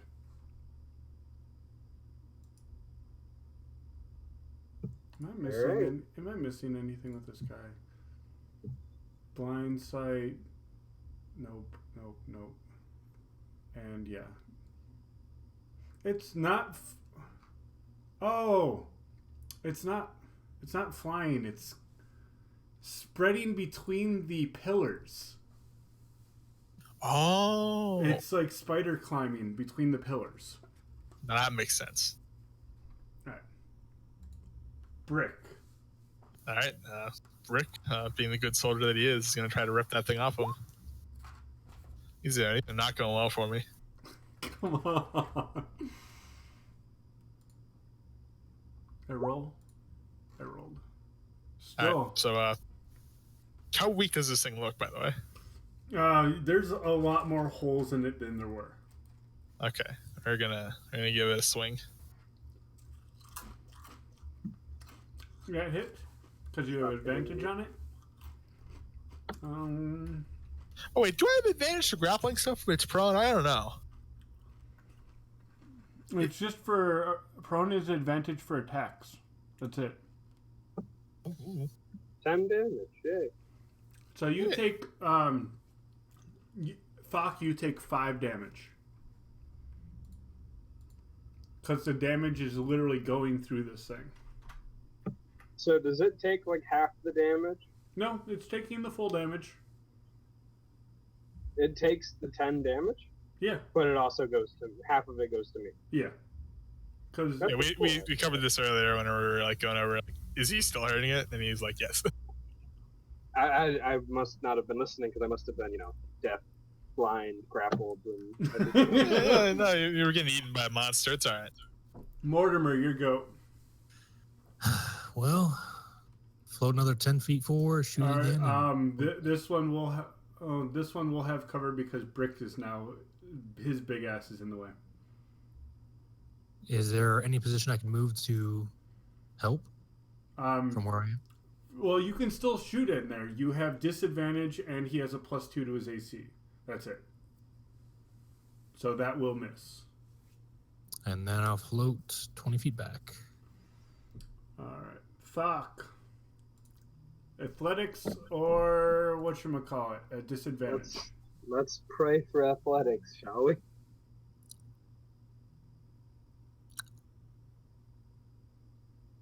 Yep. And I'm you done. see him break free. He's like, ah!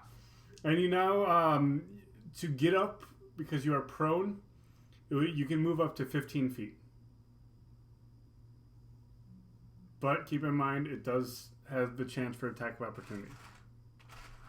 Yeah. It's always fun dealing with this. Tarnus, So that was my action, Yes? right? That's just straight up action. And then I'm guessing is there any way for me to like, there's probably no way for me to stand up and then use the rest of that action to pop another potion, is there? No, nope. It takes a full you can action, right? You can stay there laying down and search for that potion. Who said my Wait. name? And I was gonna ask you. You want to see my notes for Undermountain? That's something you might want to see. I'll show it to you later. Okay. Is there any advantage for this? Like, would I know if there's any like benefit towards this creature if I'm laying down when it tries to grapple me again? Not really, actually. Oh, intelligence check. All right.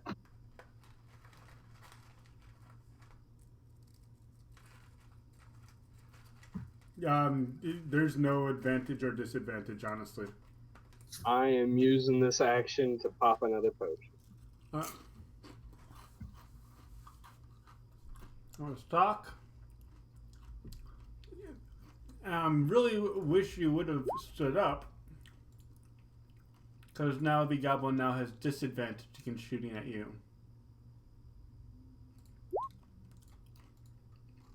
Does a 15 hit? The goblin? Or I'm sorry, Thok hitting Thok? No. And again, this thing's going to try to wrap around you one more time. So DC 14 dex save. Ooh. Every time. And that's Brick. Again, he's only in the space that is currently around Thok. Oh wait, so it moved out of my range? Well, he's wrapped around him, essentially. You could try... Yeah, would I have gotten an attack of opportunity when it moved away from me, or? Yeah, we'll do an attack of opportunity. Just a little one-handed battle axe. That'll hit. Alright. Alright, now for my turn. Now, since it's over him, I'm going to take a step forward. And I'm going to try to pull this sucker off of him. Okay. Can you roll The more? dice gods will favor me this time, hopefully. You have had single digits, I think, every single time. Alright, well... you have had attempt 2 single on the- digits every single time with your +5. I know, it's really sad. He's going to swing at it with the offhand. And this thing dissolves into nothingness. Brick's going to say, "Come on, leave the goblin." Don't touch me. Don't touch me, he says. Wait, where'd the goblin go? Don't touch me, and shit. We're still in initiative. Yeah. Mortimer, your go. Yes, so I'm going to call out to him, get over here already. We need to go. And then I'm going to move to there, pull up my Javelin of Lightning, and prepare to throw it at the goblins once they get past the anti-magic zone. All right. Oh, I suppose I will also cast, what is it? True Strike on myself. All right. Well, I guess I can't yet because they're not within range. Yeah, just Javelin then. All right. Thok, your go. As a free action, I'm going to look at Brick and say, can we leave now without you hitting me? He did say that let's leave the goblin, let's go. Look him dead in the eye and say, you're not going to hit me. No, come on. I use half of my first action to stand up, Yep. and then I'm using that rest of that for 15 feet. Or actually, I have. You son of a bitch! No. He's not gonna. If you want to glean what he's not telling you, you can roll insight. If you look at what it says there on the notes, if you approve of this, of course. Give me 1 second. Roll for insight. Higher roll. I'll tell you something important. Okay. He doesn't seem like he's gonna hit you now, but he does seem like he has something up his sleeve. Yeah, he doesn't seem like he's trustworthy at the moment. Can I ask you a question? What's your Not a character in right character. now? What's your HP right now? Brick looks pretty good. He looks like he's doing all right. He's not like as good as he could be, but he looks pretty good. Pretty good. Now, Brick looks like he's holding something back from you, but it doesn't seem like he's gonna hit you now. Let me look and see if I have any traps in my bag.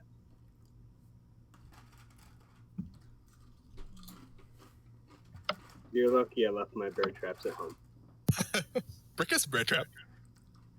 Alright, well, can I borrow? No. There's something we gotta do first. You read the note, right, Tarnus? You're okay with this? Oh, I didn't see a note yet. I sent you a text document in Discord.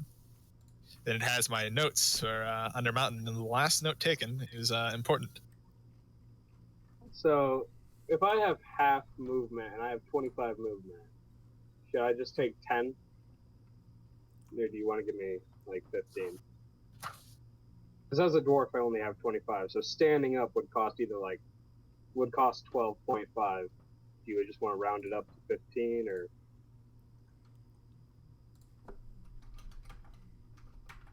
Because I want to know how far away I can get from this guy.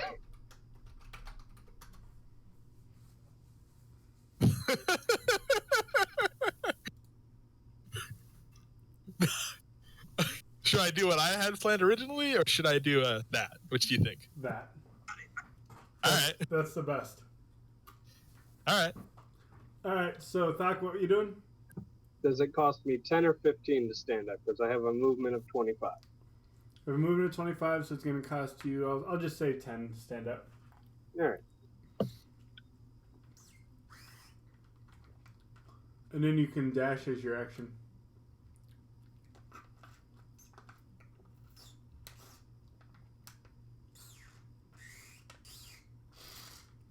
All right. Sorry, Capri Sun. Another 35. Oh, okay. So, Yeah. Okay, I got you. 25, so. I was gonna say, yeah. Okay.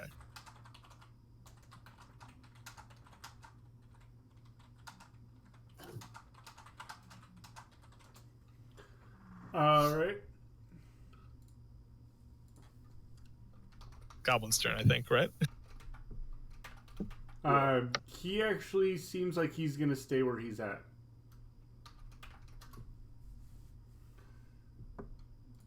He doesn't trust that room. Trapper's dead. Brick, what you doing? He has his bow, like, aimed ready, like he's going to shoot if you try to come close to him. Your pet's dead, and Brick's gonna start walking away. Alright. I'll go away rather, 30 feet of movement. I'll go ahead and take you guys out of initiative. Whatever. Yeah. Alright, you guys are out of initiative. What are we doing? We're gonna- Keep my spear. Sorry, what was that, Mortimer? You cut out. What? Focus sprinting. Okay. He's gonna, try to keep up with everybody then. And I'll call the Brick. Lay down those hunting traps so nothing sneaks up on us while we're on our way up.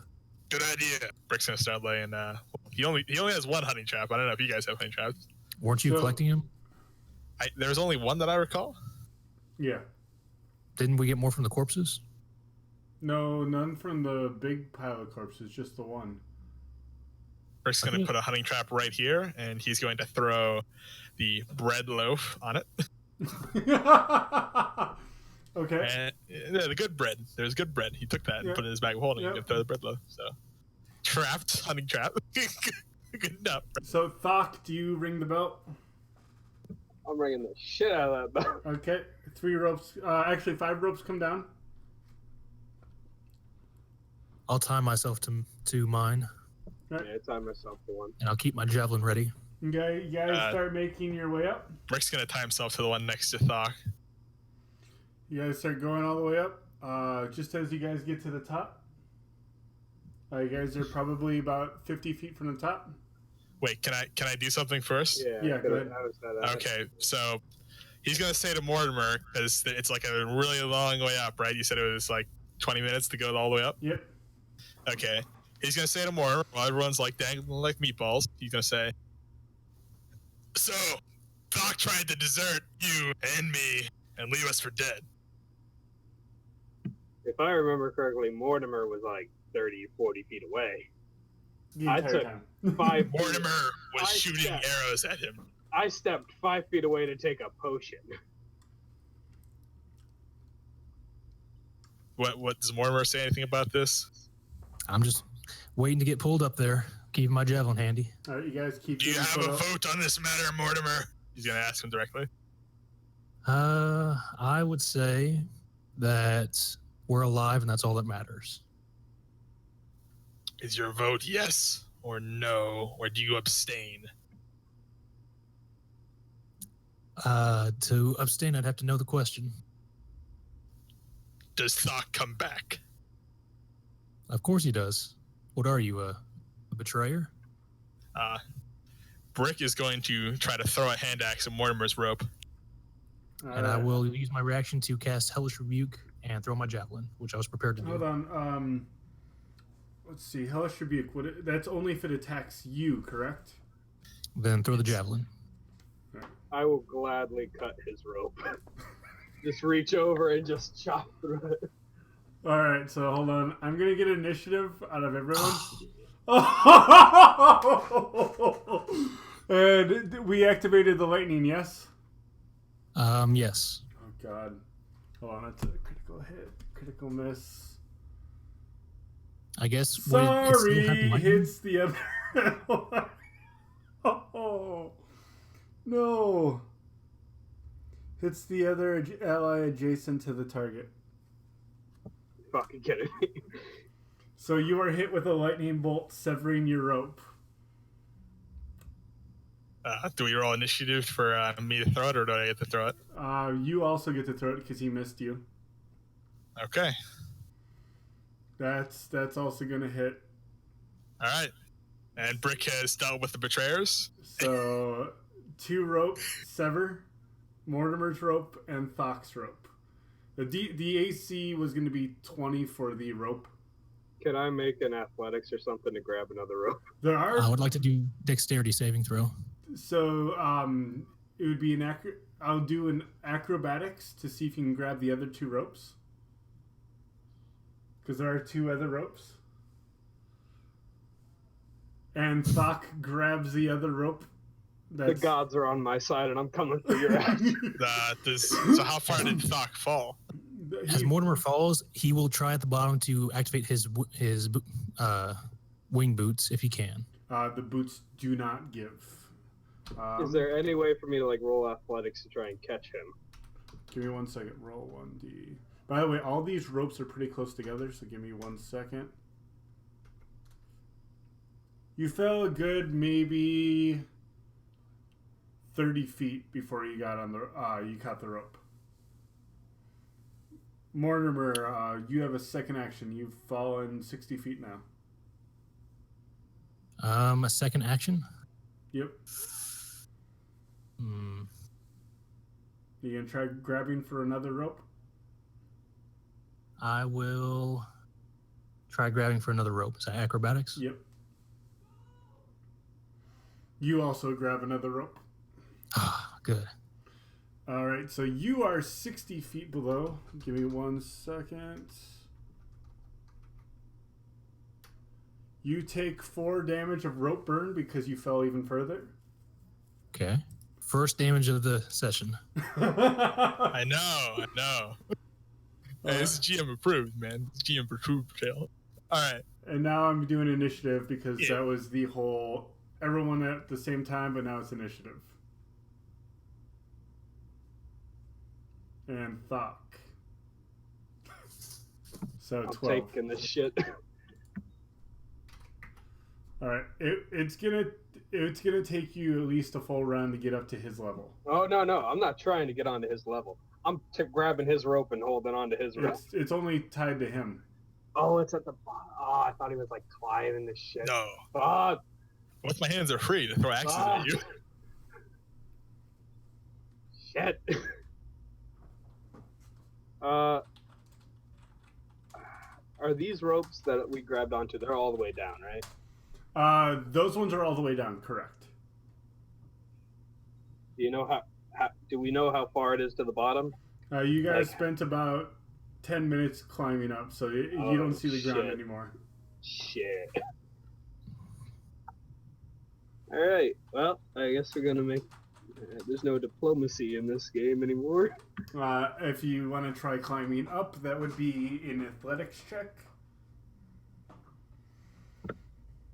I'd like to persuade Brick. You can try. I say, please, don't kill me. And I promise him all the jewels I found down there. All right. So Mortimer, your action. You are 60 feet below him. So where I am, is there only one rope? There is, only one rope. And the walls are greased? And the walls are all greased. So... And, random stones are giving anti-magic fields. So the walls are stone? Correct. So there'd be absolutely no chance of trying to, stab the wall and hold on. It wouldn't work at all with the grease and whatnot. You could try, but you're gonna have to really get that good strength rolling. And we've established that magic will work, just not like flying magic. Flying magic does not work. Magic just doesn't work in here. Anti-magic field. So the lightning didn't work before? Oh fuck! Son of a I mean, bitch. it'd still be a spear. Yeah, it was still a spear, so it still cut the rope. Okay. Yeah, the rope is thoroughly dead. One way or another. But he did catch it. Yeah. And how far away is he again? He is 60 feet above you. Thok is 30 feet above you. And, so you're 60 feet down. Then How high can I climb while still taking an attack? An attack? Yeah. Well, Give me I 1 think second. there are rules for climbing speed. I know, I'm looking. God damn you guys. I'm sorry. I mean, I was going to do it on the floor, which is going to be less complicated. But then I suggested cut the rope. Yeah, it's all your fault. You had to do all this rules stuff. To be honest with you. Climbing, swimming, and crawling. While climbing or swimming, each foot of movement costs 1 extra foot, 2 extra feet in difficult terrain. Unless a creature has a climbing or swimming speed at the DM's option, climbing a slippery vertical surface or one with few handholds requires a successful strength athletics check. Similarly, gaining any distance in rough water might require a successful strength athletics check. Right, let's see. That's the chapter. That is on, if you're doing the PDF, it's 168. If you're doing the book, it's 182. Halfway down under special types of movement. So how high could I climb? You could get, if you maxed your if you did really good with your athletics, you could probably get up maybe, it depends on what you're trying to attack with, actually, too. If you're trying your crossbow, you could probably make it up 15, 20. My question is, how is he holding on if he's going to use his light crossbow, which is the 200 weapon? Because it's a 200 I am weapon. going to try first to climb up 30 feet, if that's my regular action, my regular movement, right? So that would be your double movement. Double movement. Because remember, climbing is 1 feet, or 1 normal foot equals 2 feet. So climbing 60 feet is a double movement, and that's with an amazing athletics check. Then I will try and climb 15 feet up. See how that 15? goes. All right. That's acrobatics. So this is an athletics. Athletics. Yeah, remember in gym class? It's like that, except someone's trying to kill you. Oof. You actually let go of the rope again and slide down another 30 feet. Okay. I saw that grease though. It doesn't rope burn him, right? And You I take believe another 2 damage. Oh, the from max rope for a burn. dagger is 60 feet, is it not? You would be at disadvantage then, yes. And to hit the rope, it was An AC of 20. 20. Okay. Why not? I got 2. I'll throw a dagger at his rope. All right. Roll the hit, and it just Nope. flies wide. Brick. okay. Now, is he swaying around on the rope, or is he just He's pleading, and he's literally. I haven't even attacked you. Yeah. okay? But So you, Fox wa- begging you for his felt- life. You saw a dagger fly really wide. I don't care. He's too far away. I had to throw things. So Fox right next to you, right? Am I within like? Like 30 If I hold my battle axe out, is this thing considered to be stationary and prone and not moving away from my attacks? But The rope is currently stationary. I would consider it an advantage to attack the rope. All right. Fox is going to. He's holding on to 2 ropes, right? No. There's 2 right next to him. Doc Or is is he holding? holding on to one rope. I'm holding on to one. Okay, that's the one closest to me, or which one did you grab onto, Fox? Because I took the one next to you. You It's the guys one- are all pretty much like. Honestly, this is all really close to each other. Okay, so What I do can you guys reach all look the down? ropes. is Do what you're the saying. ropes go all the way to the bottom that aren't tied off? The ones that aren't tied off, yes. So, out of curiosity, I can reach all the ropes then, or can I only Yes. reach some of them? Okay, I want to cut Mortimer's rope because he's throwing daggers at me. I'm not doing shit, please. I'm gonna Alright. say Go for the you should have rope. at least said stained. No! It's a rough day. Walls are slippery. Come on now. What happens? and You Fubachi, swing around and are now tangled in all 3 of the ropes. Am I like at disadvantage to attack things? No, you are. You What's the guys are crush here, actually man? swinging pretty good. You guys actually hit the wall and are not also covered in grease. All right. That's So everyone's all covered in you, grease? because Yep, everyone's now covered in grease, which means disadvantage at strength checks. Okay. I'm going to Or swing climbing my checks. offhand and try to, cut at the rope. That is Mortimer's rope still. You actually do not know which one's Mortimer's rope anymore. Oh, I because don't know. Can I try to decipher which one is Mortimer's rope, or at least not my rope? Give me an intelligence check. All right. If I'm not sure, I'm not going to do it now. Okay. You have no clue. I'm going to try to separate myself from I'm going to try to untangle myself if possible. It's gonna be hard. You do. Does it have look 2 impossible hands. or hard? That looks pretty hard. You would have to do an acrobatics at disadvantage. Oh, Brooke just had a brilliant idea. Are you gonna cut all 3? No. No, Brick knows that his rope. Does Brick realize that his rope is the one above him, and the ones below him can't be his rope? Is he smart enough to figure this out? Can I roll wisdom to understand how He basic? rolled a 1. He rolled a 1. No. This is him looking up. So yeah, you don't Yeah. know. You didn't realize this. Okay, Brick should be able to figure this out in his next turn after Yeah. because that's kind of obvious. Yeah. Fox, Okay. your turn. You're now all tangled after he tried to swing at it looks like Mortimer's rope. You heard a thunk, and then So where I am, there's my rope, and there's how many else dangling down next to me since There's we're all tied one together? other rope. It's Thok's rope and your rope. Okay. And you're both sort of entwined a bit now.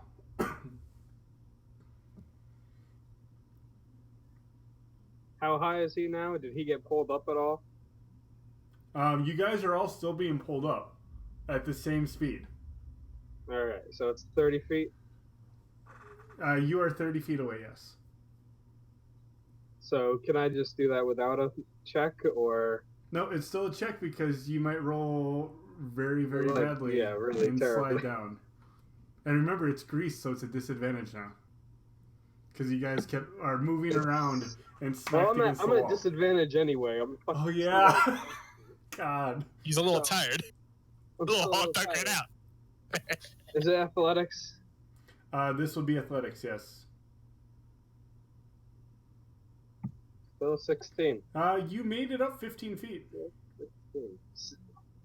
Only 15. Come on. It's halfway, man. It's halfway. It's halfway to a person trying to kill me, man. Yeah, you can cut my rope though. I'm not gonna cut your rope. I just want to get out of here at this point. Well, I mean, Brick doesn't seem like he was receptive to your negotiations earlier. Mortimer, That's your turn. advice. So how far below am I? God, you guys, you are 10 minutes up from a 20-minute. No, I mean, how far away from him am I? You fell down another 30, so you are 90 now. I On would the right like side, to, 20 minutes will all be up. As an action, tie the rope I'm on to tie it to myself, and then grab Thok's rope, which I should be tangled with, and start climbing up. All right, that would be. Just give me a dex check really quick. Saving throw or just dex? We'll do. Come on, be nice to him. Which one's the better one? The same, I guess. Let's do the dex saving throw, just to tie yourself up. You think that knot might be good? Well, is it hooked to my belt at least? Yes. Okay, then I'll start climbing up Thok's rope. Give me 1 second. I want to double check something. If you roll a slip knot. It's pretty good. Is it pretty good or pretty bad? It's one of the two. I'll make sure of that. No, I always do 90 and above is bad. Oh, pretty bad. Yeah, you think you got it. Do you put weight on it? On Thok's rope? No, do you put like? No, I tied my rope to me, and then I'm climbing up Thok's rope, which we're tangled together. Okay. That's all I need to know. All right, so you're climbing up his rope. You use your action to tie yourself off, so Yes. you're maybe going to climb 10 feet at most. Okay, and then I'm still 80 feet, so yeah, that's what I'll do. Give me just an athletics check really quick to climb up, and then we'll go back to Brick. All right, you're good. You actually went up 20 feet. 20 feet. All right, so I am now 70 feet away. All right. Brick, give me that intelligence check. All right, Brick's gonna figure this out. This is obvious. Nope. Okay, wait. I have advantage because it's something I can see. It's 6. You rolled a 6 for your advantage. Okay. You're Brick? oblivious. Brick is going to try to untie himself again. Okay, give me acrobatics. All right, 1d. All right, you are you've untwisted yourself a few times, but you're still pretty twisted up. All right. All right, Thok. Wait, actually, I take a bonus action to drop one of my javelins. To drop one of your javelins. You just drop them below me, you know, because figure there's some people that could catch right. some of them. So you can drop one javelin. Yeah. Give me an attack roll. With javelin. There you go. Son of a bitch. All right, it smacks. I mean, I imagine it'd be hard to hit the ropes because it's javelin. Yep. Nope. It smacks Mortimer in the head, dealing 2 more damage. Because you didn't say you threw the javelin point down. You just said you dropped him. So you gave him a good smack on the head with a javelin. He doesn't have time to wind up a throw now. It's just, you know. Yep. So Thok, your go. Trying to untangle himself. Jeez. Keep in mind, guys, you still have about 10 minutes to get to the top. Yeah, and each one of these is 6 seconds, so. Yeah. Don't worry. You just have to get up there, kill the brick, and then you'll be fine. You're 2 on 1. You got this. I'll call up the Thok. Help me out. We'll take him down together. I'm literally thinking about making a deal with Brick because You can just This is probably why Brick is trying to kill you. You can just cut his rope. No one will know. how am I gonna cut his rope? I only went up what, like 15 feet last time? I'm still. So you were Because you're right next to it. So you're saying this aloud, right? So- And you know what's going on. I Brick's love gonna this. shot down. This is why I'm trying to kill you. You know which rope it is, and you have the freedom to do it. Actually, I believe in once you. he even gets up to that top, he won't. Actually, no, he could. If I crit it, it's 15 feet, right? Yeah. Give me that. We'll give me try. that athletics. Free climbing. Here we go.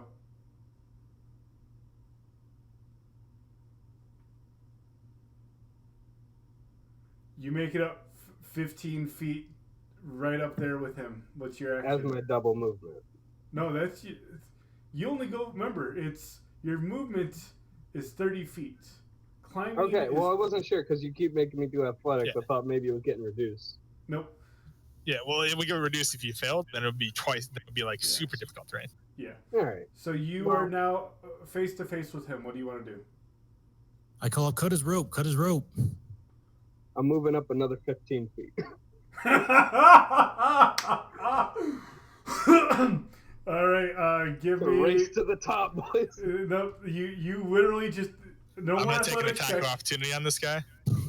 You oh god, yeah, you're gonna get this too. So you climb right past him. What? Oh, he smacks Yeah, but that's you. not against the rope. That's against me. That's Yeah, it's against you. him, yeah. That hits you. The rope's for not going anywhere. 8 damage. But he's still climbing past you.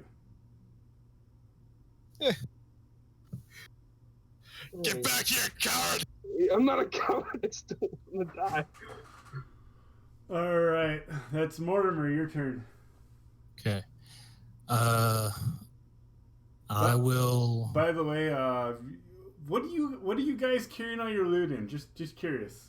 Bag of holding. Bag of holding. Bag of holding. Well, I mean, all I had was money. It's the only thing I brought back. And more. Yeah, and, the only thing I have is my armor and my battle axe that's on my side. all right, do you Yeah, have I any? have 3 javelins in a what would you call a javelin like holster? So where are you holding your gold, Puck? I'm just curious. My gold? Yeah. I have a small sack on my belt. Okay. Just curious. All right. Everything else is in like a small pack because it's all small All stuff. right. Mortimer, My you shield go. is on my back. What's that? What are we doing, Mortimer?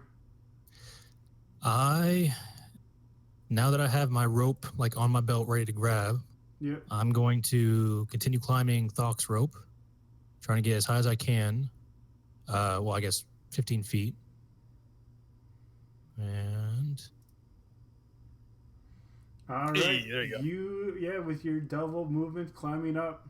no, just regular movement. Oh, your regular movement. So you climb up another 30 feet. Or no, hold on. Full movement is 15 feet. So you go up 15 feet. Okay. So I'm 55 away. Yep. Okay. I'm going to take my last dagger, my last edged weapon, and I'm going to throw it at Brick's rope to cut him down. All right, And I should no longer remember have these are disadvantage? tangled right at him. No, I'm throwing above him. Like, Does the rope have cover? like just above his head. Yep. Is my They're- back covered? All 3 of the ropes are literally twisted around each other. That's So they're all tied together. yeah. Brick's trying to untie him though. That's what he's been trying to untie though. But yeah, And they're I'm basically holding on to two of those ropes. yes. We could give him an intelligence check. No, this is if he throws, it's a 1d3. Oh, okay. Unless he like crits the rope, then I'm yeah. Hey, 33% chance. Wait, so To, if he's tied into the other ropes and I cut his, he'll still be tied to the other ropes. Actually no, he will fall, because if you cut his, he falls and has a chance to grab the 2 ropes. So like one of the 3, right? It's no longer attached to him. The other one is that isn't attached to anybody. You know, the other one is attached to me. The other one is attached to I only you. have one way of getting out here, so I'm taking it. I'm throwing the dagger at the rope. All right. All right. You missed the rope. And I guess I'll hold on to both ropes. All right. So he's 15 feet above me, right? He is 15 feet above you. Brick, you go. Brick, I can take movement to climb. That I can still swing at his rope, Mortimer's rope. But I think he would drag me along with it, the, but yeah. Who had the sword again? The cursed sword? The guy that died has the cursed sword. All right. Remember, he read something he shouldn't have read. The Brick was telling him not to. Oh yeah. Okay, never mind. We're good. And you run it with chalk on the wall. Don't read this. Okay. So, Okay. Brick, what are we doing again? Am I able to take my movement actions as normal, or is there special circumstances here? No. Well, you do have 2 axes in hand. Okay, I'm going to take my action, right? To my bonus action to chuck my hand axe down at Mortimer's rope. Okay. And let's do a 1d2 roll. No, down. Yep. The rope I'm on isn't up. Yeah, he's above me now. All right. You cut Mortimer's rope, but he's climbing Thok's rope. Okay, I'm confused. Well, he tied the rope that he grabbed onto himself, and then the rope I was climbing, he started climbing. So I cut the rope he's tied to, but I don't cut the rope he's climbing. Yeah. I got you. All right, I'm gonna take my battle axe swing, and I'm gonna try to cut the rope that he's climbing right now. All right, and that misses. Okay, and then I'm going to Wait, no, hold try on. to. Yeah, that misses. We'll just do that Yeah, one misses. yeah. Then I'm going to try and with what do you call it? With my movement thing, I'm gonna put the axe. I'm gonna drop it, just casually drop it, like the movement drop, and then so that means I have 1 battle axe left, and 2 hand axes. No, I have 2 hand axes left, and I have 3 javelins, and I'm going to continue climbing. I'm going to try to climb, try to catch up with the dwarf now that I have both hands free. All right. Mortimer, you see the axe miss you barely as he dropped it, just casually. All right. Yeah, he'd hit him if he could, but he got things to do. All right, Yeah. Is this a strength check or a strength This saving is throw? an athletics check. Athletics. Good thing I have proficiency in athletics. So there's 2 ropes left. There's Thok's and Brick's rope, and I'm holding on to Thok's. Yep, and Bricks is way above you. So you literally just have 1 rope left. So do I make it up 15 feet? You make it up 15 feet, face to face, and with no more actions. Yeah, but and I can't draw weapons sadly, but I will do something with my Call up the hands. Thok. You know which one it is. Cut it. We still have time. You can save me. Thok, here you go. I climb up another 15 feet. All right, he's going to take his action, his opportunity attack, to grapple Thok and try to tug him down. You can try to grapple as a reaction. It's standard action. I believe you can do that. I'm not 100% certain. I know. Okay, so how grappling is, how it's defined, it's a special and melee attack. And it's really up to you whether or not I can try to do the grapple to, like, pull him down. Because, I mean, it doesn't, there's no, like, thing about, like, if you can do special and melee attacks. I mean, you can throw ropes, you can throw nets as a reaction. So, I mean, it's your call. We're covered in grease. I'm at a disadvantage, too. When you guys are all covered in grease. When you want to grab a creature or wrestle with it, you can use an attack action to make a special attack. And opportunity attacks would generally be considered that. I mean, it's your call. Opportunity attacks. Let's see. When you can make an opportunity attack with a hostile creature using your reaction, you can make 1 melee attack. Ah. Grappling is not a melee attack. I'm going to punch him in the foot. Punch him in the foot or punch? Okay. Yeah, well, I want to punch him. It's unarmed attacks are 1, right? Plus my strength. Yeah, you gotta hit me though. 1d20 plus his strength. Yeah, because I'm not a monk. I'm not proficient. Not very good. Nope. Nah, You nothing. missed terribly. Mortimer, you got one rope. Whoa! I only Oh, moved. I'm sorry, 15 Thok, you're He moving. didn't take his action yet. Yeah. So you move Can I past cut him his 15, fucking rope? 15 feet. It's all tangled together. You're just cutting the rope under you? Yeah, I'm cutting the ropes under me. All right. Give me an attack. You have a dagger or an edged weapon? Oh, I have a battle axe. Has he been climbing with the battle axe in his hands this whole time? Well, it's a free action to use it. Yeah. Yeah, it's part of his movement. He can't like throw anything at us. He can only do one. He's right next to it. He just has to swing at it. Well, what I'm saying is, And if he he throws it or severs both ropes. Both ropes? They're all, it's literally, the ropes are knotted, like literally curled within each other. So imagine can't 3 aim. ropes. So they're basically climbing the same rope? Yeah, you are all. can we pretty call much- them the same as nets? You are all climbing the same rope at that point of where Brick is at.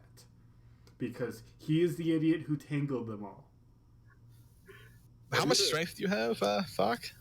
And How much give me strength do I have? That the doesn't battle matter. axe damage. Yeah, because rope typically has 5 HP, and we get cut. Yep. I will see you both in hell. I'm sorry, Mortimer, but there was no other way. So I'm still within reach of the ropes that. No. I No, moved 15 he feet up cut- and cut it right below me. All of the ones under him. Oh, Can I see. Can I try to reach into my Dungeoneer's pack, pull out a hammer and a pit, and then try to hammer it in? Can let's I? see. Give me 1 second. That's what I was going to try to do next turn anyway. I'm sorry, Mortimer. I'm sorry. I liked you. I did nothing. This is why we tried to kill this Well, I guy. couldn't- You had the This is why you chance. should have voted yes. I don't understand why you're angry at me. He tied the ropes together. I can't specifically try and chop one rope. It's going to be You're- very difficult. It's literally the one you're not holding on to. So Putting it right below me. yeah, Well, it's the he's- one like he's- right above his hand. There should be like a few inches where you can cut that. He was 15 All feet up. tangled. Yeah, he went 15 Yeah. feet up. But I assume they're not It literally works. gripping the same rope. He can just cut like at his hand right above it. Is there a way for me to separate them, or are they like tangled? No, I it's can't do it? it's literally like when you take 3 ropes and you start twisting them together. It's like, you know how hemp rope is? It's braided. Yeah. They literally Yeah. braided together. Well, I mean, But it's too that's late now. only- You already- That's only if you're not holding on to it. If you're holding on to it, they can't wrap around your hand multiple times and then get knotted together. There's still like a little bit of clearance between the rope and the tie together. Yes, but he went 15 feet up and then cut. He can't reach 10 feet down and cut at his hands. But he could cut at his hands where he's holding on to it, right? Like if he like reaches one hand up above him and then cuts the rope where he's at. No, he's And he would literally follow it. he's holding on to 3 ropes at the same time right now. Because again, it braided up. So he can't cut below his hand? He cut below his hand and got all of the ropes. Because So if they're he's- braided below him. They all braided above Brick. That's the only Yes. place that they braided. He walked. Okay. He climbed past Brick. So he's still Wait, they climbing. wouldn't be braided up there. So what Thok could do is he could pull them separate No. and cut one, Well, but he wouldn't know which one to cut. yeah. And he. Do you want to decided try to cut one? He Thok? tried to cut go for all the best 3. ending? He just said I'm cutting all of the ones below me. Which do you want to do that, Thok, or do you want to try to? Because it's possible. Your call, Thok. So the hammer and pitten. Let's see. Can you get to the wall? Yeah, you can get to the wall. Give me a strength check for the hammer and pitten.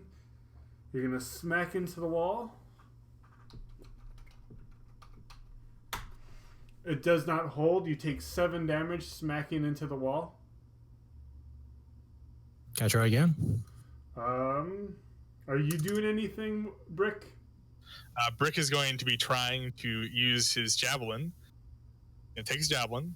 He's Okay. going to try and jab it into the wall just as he's doing that. All right, strength check from you. You also take 6 damage from smacking into the wall. Your turn. Let's see, that'd be Mortimer. Is Thok taking a strength check, athletic checks? By the way, if you hold on to the rope. This is just you guys falling. Oh, okay. So that's 5 more damage, and you did not hit the wall. I'm gonna take. How far down are we? You have about one more turn before you hit rock bottom. And how far have I fallen? This is over 200 to 300 feet. We're taking disadvantage, right? Well, no, I'm just giving you strength rolls. Oh, so 6 and 17 weren't enough? Not to smack into a wall, no. Okay. Out of curiosity, you need 20s to get into the wall at this speed. Out of curiosity, how would we be able to how far have we fallen? Has Brick fallen so far? You have one more try before you die. But how far are we fallen? You've fallen out of sight of Thok, and let's see, this thing is probably about a mile deep, easily about 300 to 400 feet. And the magic barrier goes all the way to the bottom? With the stones, they were changing the stones one by one.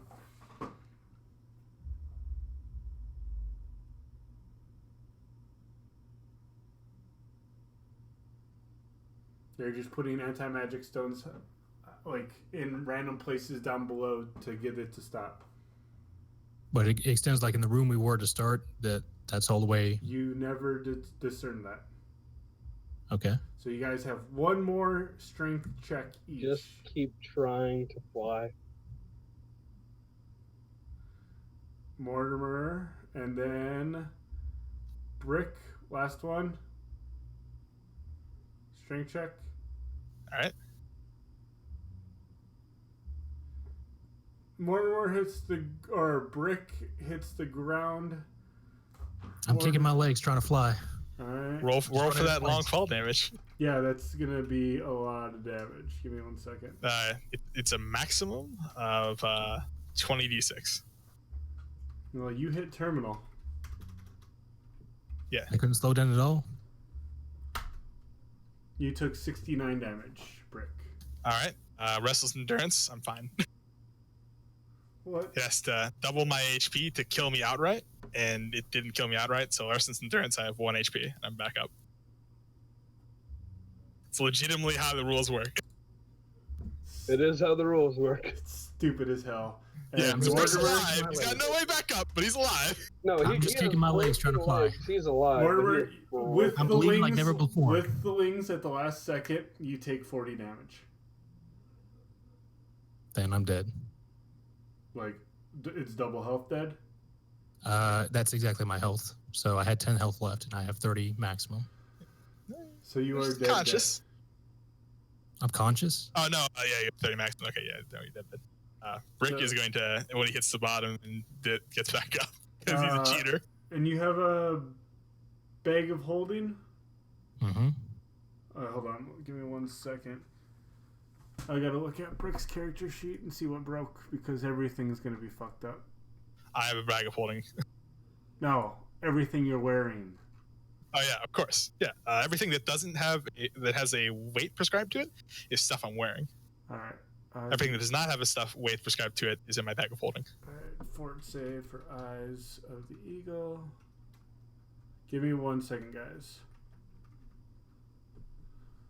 All right. Eyes of the Eagle are good.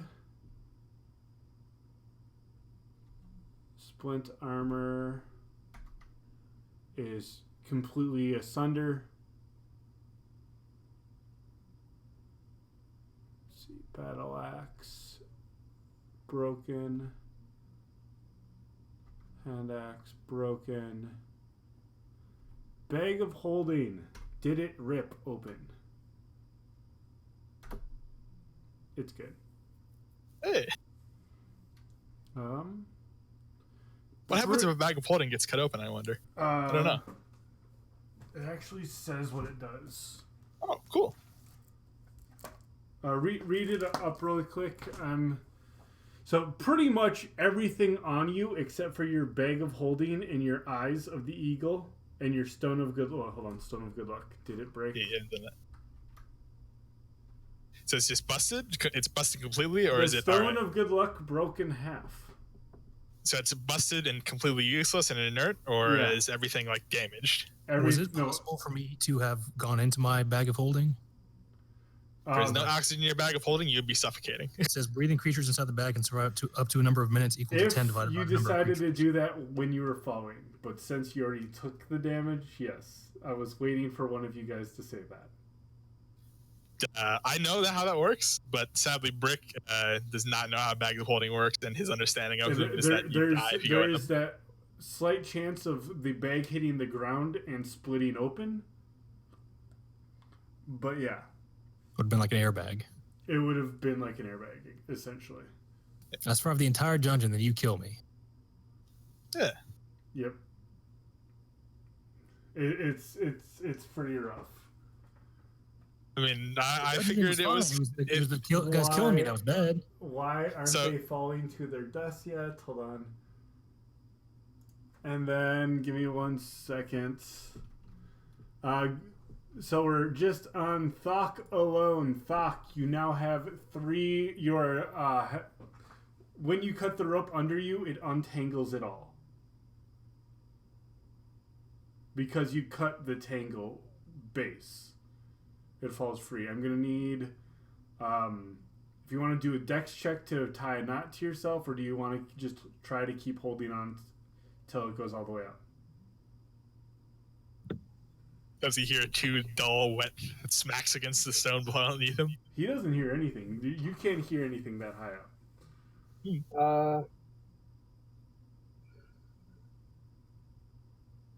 Take the dex. Dex to make a knot? Alright.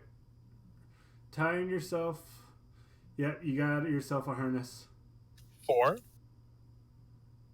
What? It's everything from the bundle down. I'm curious. Is he still exhausted? Oh shit. Oh wait, nope. That's ability. The exhaustion is only ability checks, not. Oh, okay.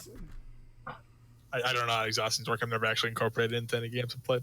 It's actually play a barbarian with the primal path. So pretty much, they threw 5 ropes. They felt 3 people on the ropes. Were dragging everything up, and suddenly they feel 1 person, and are pulling them up. Do you have a gold piece? They can have my fucking plate now. Do you have a gold piece? I do have a gold piece. Alright. They let you up. They send an entire crew down. So, Brick, you see 10 ropes. Oh, by the way, do you tell them what happened? Oh, absolutely. I'm Alright. like, that fucking half-orc tried to kill me. So they send 10 ropes down. What do you do, Brick?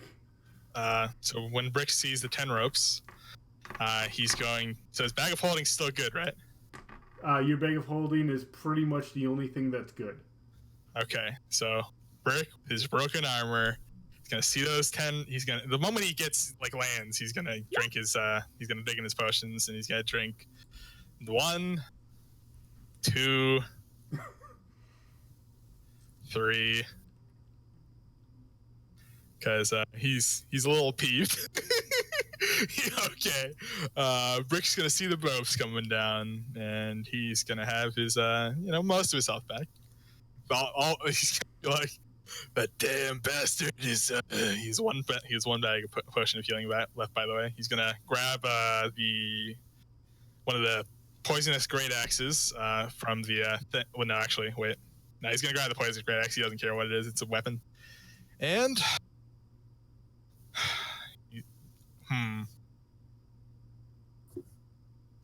So Brick sees 10 ropes, right? Yep. Okay, and so Brick is going to be digging around in this thing, and he is going to. He's gonna stand there for 1 turn. He's thinking. You got 20 minutes. Give me 1 second. Yeah, I got 20 minutes. He's gonna take an intelligence check. He's thinking. He's gonna take another intelligence check. All right. He comes up with a plan. He's going to spread ball bearings. Keep in Wait, mind, did my ball bearings break? You're in sand. Oh yeah, there's sand. Oh yeah, I forgot about the sand. Damn it. All right. Doesn't spread ball bearings. He's smart. You have a nice crater where both the bodies hit. That is a good point. Is all Mortimer's stuff busted? I'd have to go through his. Give me 1 second. I gotta. You only have to go through one. Mortimer has those shoes of flying, right? Yeah. And he has a long sword, correct? No. Okay. He has the staff, the snake staff, right? Yep. He's gonna so roll for the snake staff and then his fancy shoes. That's the only thing Brick's interested in. Give me 1 second. I gotta send an invite to somebody because people want to play now after watching this. Thok is, by the way, Do it. his fancy shoes. All right. Give me 1 second. I'm curious. I kind of want to see the stream now. Can you save a chat log of the stream? Yeah. I'm curious what they're saying about this bullshit. Yeah, I really want to like go back and watch the stream, or like even looking at chat would be awesome. All right. No, so far, Thok was the only person who made it up. Mortimer died as collateral damage of the entire betrayal.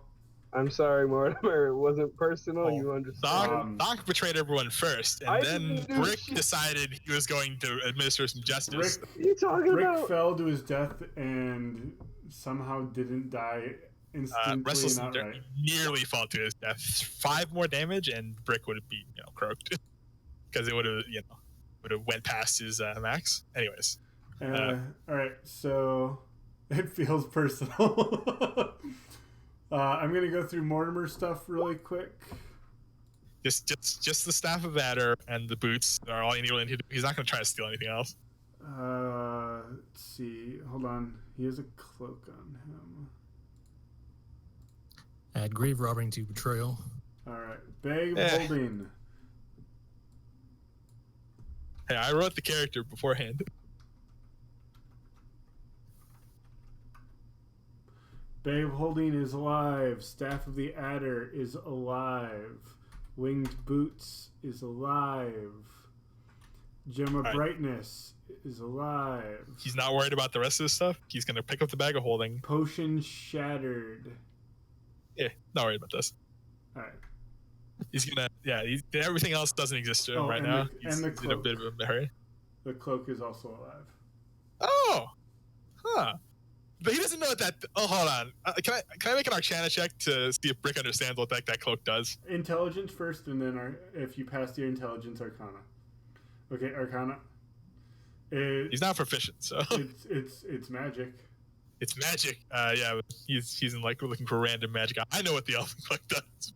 Anyways, he's gonna grab his bag of holding because he saw him. He's got one of those. You know what that does. He's gonna grab the staff of Adder. Okay. And he's gonna grab the thingamajiggy, boots, and he is going to put those into his into the pouches on his ruined belt because you might need those. He's gonna stand at the entryway of the room, facing his fate. He doesn't look like he's not looking like hostile. He puts the great axe down, by the way. Right. He's not looking like hostile. He looks like What does Thok say to these people, by the way? I don't know in character. I just want to hear him say it, just for the sake of the What do you tell them? When I get up there? Yeah. I tell them I was attacked by... first I tell them, how we were coming to leave, and we were attacked by... What was it? A blanket of some sort. A blanket, like a blanket that tried to kill me, and almost did. And then when I was saved by Brick, I took a step back to try and get a potion, and then he must have felt that I betrayed him by stepping back, even though I immediately stepped back in to attack the beast. Now, to be fair, if you say that would not be true. Thok is still talking, telling his story. Okay. I stepped back in, and I helped slay the beast, even though it kept attacking me. I stayed. Okay, We keep killed going. it. Let's fast forward. What's going on? And then we were climbing up the rope, and my rope got cut. He cut the other guy's rope, and I had to do it. I cut both ropes. All right, so you are detained by the city guard. That's fine. That's fine. They all go down, and they shoot Brick. What? Did they even ask any questions? No, They shoot me? they take the inn's keep of whatever's left off of you. Okay, wait. So if they come down to start shooting me, I want them to roll for initiative because I'm at full health, sir. What do they do? These are all level like 8 guys. This is Okay. Those are all Then the they don't dwarves. have 1,000 decks. They're humanoids. They get 20 decks, and I want to book it. Give me a second. I gotta grab 10 He's not just gonna dwarven. stand.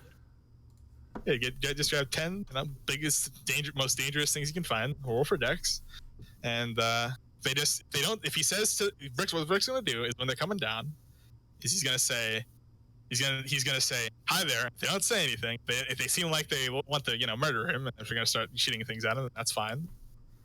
He's gonna try booking it when they're lowering it down. If they don't say anything. All right.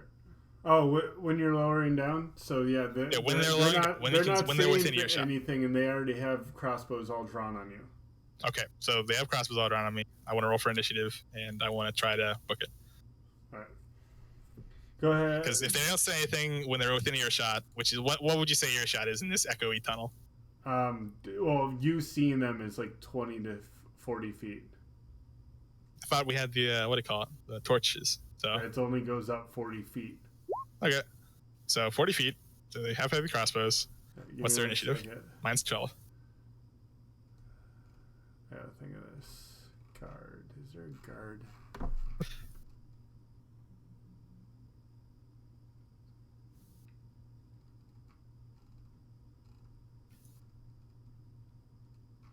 Guard!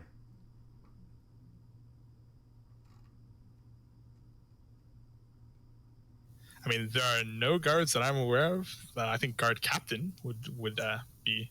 I don't know what level guard captain is, but I think Yeah, there's nothing I have that is recreatable for this. Okay. Well, hold on. on. I think I have Brick something. becomes a final boss. Yeah, Brick is the final boss of the dungeon. Hold on.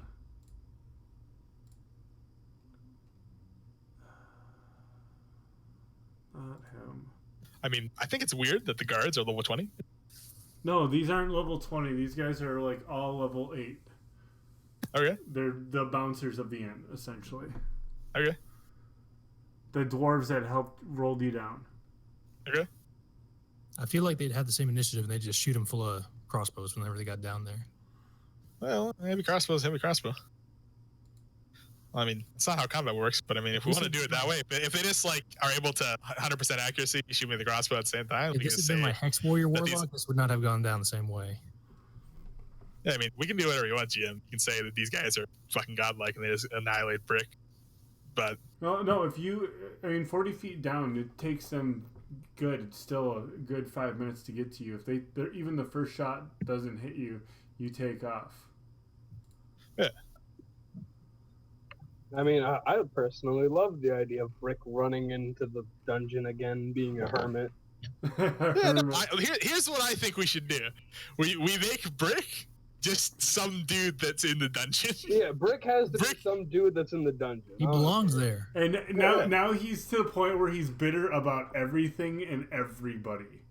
Yeah, Right. whenever he sees adventurers, he's like, "You better get out of here." No. I want Brick to just be a guy that tells you, "Get out of here," and tries to kill you. It's not you better get out of here. He's just gonna try killing you without even saying a word. No, he has to say one thing, and it has to be betrayer. Oh, I clicked on Mortimer. That was the guard. Sure. I mean, if they shoot at me whenever I come down, then I mean, could one of those guards be a necromancer? Maybe some last revenge. So we'll just do. Where's the hell's my heavy crossbows? God damn it. Fuck it. I'm gonna get Here, how about this? Let's I'm just do getting this. coward. Let's roll an intelligence check. Or a history check, or whatever you want to roll. They all missed. Okay. Sure. And Brick books it, and Yep. can I tell you what I want to do with Brick? Yep. Let's just make Brick a semi-intelligent enemy in the dungeon that will just attempt to kill people, shouting "betrayer" and saying things to the effect of "this is your fault, you shouldn't be down here," stuff like that. That he's an NPC. I'm fine with this. All right, yeah, Betrayer. Brick. So, they. Do you want to make a better token for Brick? Let's see. So Thok has survived. He's in jail. He's in but- prison. he's thrown in jail, but basically he's gonna have a trial and he's gonna be found clear of charges, pretty much. Trying to save his own bacon. Actually, is there? You said there are multiple exits to the mountain. There are multiple exits and entrances to Undermountain. They're very difficult to find, though. Well, let's just say, roll 1d100. Brick is and gonna be 5. an NPC. All right. Well, I was saying 95. He's an NPC. 5. He gets out. There's no. It's I have It's to roll impossible. 100. I have to roll 100 for you to get out. All right. Sure. No. All right. Yep. He's an NPC. NPC. Well, betrayer. yeah. So one person made it out alive. The other is now an NPC that's crazed and deranged because one, he smacked his head way too hard, and yeah, that's all he says Yeah, is he traitor. nearly died. And that's all he can say is traitor, betrayer, all that fun stuff. Yeah. Things. He wouldn't be like, like completely brain dead. You know. So He would, they're not- he would no, inform yeah. them that they had betrayed him. He thinks everyone is the guys that betrayed him. That'll be what's wrong. And he's going to try to murder them, of course. Every person he sees is Thok. Yeah, he Yeah. just sees stocks. He sees tall, varying heights of thought. No, or betrayer, traitor, or coward. Yeah, sure. All right, No, so three. thank you guys for playing. This is my second random pickup group. Normally I give everybody about a week of prep time before we go down. But you guys have honestly, you've made characters in less than an hour, which is really good. I joined 12 minutes before the game started. Yeah. It was. I want to pretty- apologize for being like doing this like in character, but I mean, Oh, It was on I a did run it character by the sheet. DM, Yeah. and you guys were saying it was easy. You had it coming. I didn't have anything coming up. I was just a dude trying to take a potion. And now when adventurers go down that entrance, they find a half-elf skeleton leaning against the wall. With Yeah, the shattered first and thing- broken Yeah. bones. Can they find like the rest of his stuff that Jafak Clutching a didn't hammer steal? and in one hand. It's gonna be just bits of broken bones, and I have to look up the staff of the adder thing just one last. Yeah, the time. guards would have definitely taken it. Yeah, so yeah. So this guy has no armor, but he does have the staff of the adder. I know, but it's not attuned to you, so I need to know if it attacks you or not. Oh, yeah. He could just use it as a quarterstaff, and like, I would think that like you wouldn't figure it out. If he's gone nuts, you wouldn't figure it out. So it'd just be a quarterstaff. He would And just if start they look at hitting it, no, I As think long he'd just as use it's it as a not- quarterstaff, yeah. and if they inspected it, they would be like, "It's the staff of the adder." Holy shit! What's Yeah, wrong with this guy? Nobody said it. Doesn't say anything about attacking somebody who's not attuned to it. Yeah, but he would have to know the command word to Yeah. use it, right? Yeah, Should I make an intelligence check to see if he remembers? but he did say it.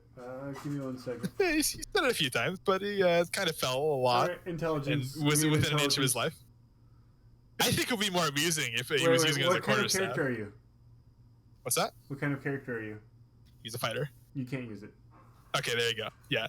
I think you'll be far more amusing anyways. That it's a quarterstaff. That's a quarterstaff. It's like this guy shouts betrayer wielding a weird looking quarterstaff that has a snake on its head.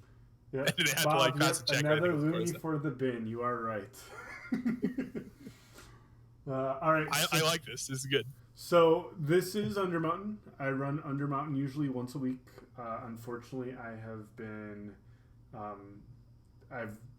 I got injured or sick, so I've had like an entire week of nothing to do, and I've been wanting to run D&D.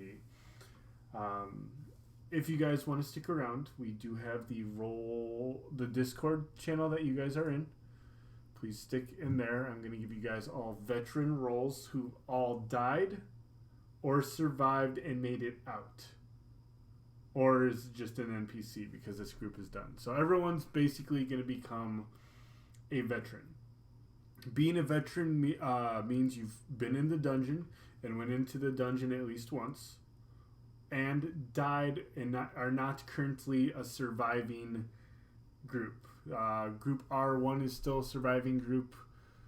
We have 1-5 is a surviving group, and 1-4 is complicated as hell, and it might just be done and over with. But what I do is I try to run it as much as possible. I want to run this at least once a week. I have people who are lined up as DMs that want to do it. I'm going to do some training, try to make it a little bit easier for them to do it. And all I do is copy the master copy of the game and create, like, this was pickup group 2. And that's a copy of the master copy of the game. Now I just need to drag Brick over to the master copy of the game and make him a random NPC. And then everyone else gets out. Do you usually run the games at the same time each week? Now, I usually run them every Sunday from either 11 a.m. start time Central or 1 p.m. start time Central. And but Sargram, our newest DM, if he's actually gonna do it, because our first game is this Sunday, if he likes it and he wants to go with it, he might be running some Saturday games. Now I'm slowly going to be adding people to the DM list. The more people play, the more trust I get, because this is sort of my baby. I've spent probably 3 months, no, I would say almost 6 months now, creating the map for this dungeon, populating it in Roll20, perfecting the magic item list, and all that. So it's sort of my little pet project that I love. Now, if you guys, as you guys become veterans, I'll give you my Twitch channel thing, so you can watch it again if you want and watch the hilarity that happened. If you guys want to go ahead, if you feel free to tip or donate or subscribe to my channel, that'd be great, because all that money that I get is going towards my Roll20 subscription, which gives us the dynamic lighting in Undermountain, which made, I had so much fun where it's like, hey, did we go left or right? And you guys got fucking lost because you don't remember which way you went. To be honest, I knew exactly where we were. I was just like, well, and I was eating a sandwich while all you guys were like, oh, we're lost. I'm like, in real life, eating a sandwich. I'm like, I could tell them. But this is going to be funny. And then one guy died, so I was like, all right, I should probably help them get back. But, just the dynamic lighting is what made that happen, and people have been lost before. With the dynamic lighting is they go through, there's actually a fucking labyrinth in here. And they get so fucking lost, they have no idea what to do. I just remembered because we kept every door open. So I was like, all right, just look for the open doors. Will you ever allow Understar Arcana stuff in this? I do it in batches of 5. Batch 1 was 5 groups, all level 1. That ended horribly. They all died, pretty much. Except for group 1-5, which is still in Undermountain, and 1-4 made it out alive, but they lost, I think, 1 or 2 of their compatriots. There's a group that's still in the Undermountain? There's a few. And not only that, they were like you guys when they were coming out of Undermountain and at each other's throat when they got out of the well and were detained by the city guard. Because if possible, I would have preferred to do Raven Queen, because I really want to try out that idea and being able to turn into a raven. So what's going to happen, Group 2 is going to be complete base. Group 3, you're going to get 4d6, drop the lowest one. And with that, and I'm going to start with, I believe it's Gold Coast, and then I might include Unearthed Arcana in batch 4. All right. It's mainly, I have the stuff. I'm going to have to print out everything for myself from Unearthed Arcana. They don't have a book yet for it, unfortunately. All these veterans have played before. Please feel free to shit talk in veteran channel when you guys get the roles and that. And again, please stick around. I love running it over and over and over again. And this is a one shot where you can create characters that you don't normally play and try them out. Like I said, I'm eventually going to get to the Unearthed Arcana part, but again, I have like 6 different things I have to do at the same time. I'm creating each different chunk, and again, if you guys, because you guys are done in Undermountain, are you guys on the stream at all yet, or do I have to send you that stream? I found it. I don't know if you wanted us to join it yet. What's the name of it? That is the. I'm gonna show you. I want to give you guys an idea of what a chunk looks like. I've seen a few chunks. And I do it. Thank you for the follow. Or what was that? That wasn't a follow. What the hell? No, it wasn't. What the fuck was that? I haven't heard that before, have you? No, I have. Well, I heard it once before. I really do appreciate the tip. One guy I started a campaign called Council of the Seven. He donated 100 for, and I threw it straight back into the game, and I bought Monster Manual and Volo's Guide immediately. But thank you. That's gonna help with the cost of the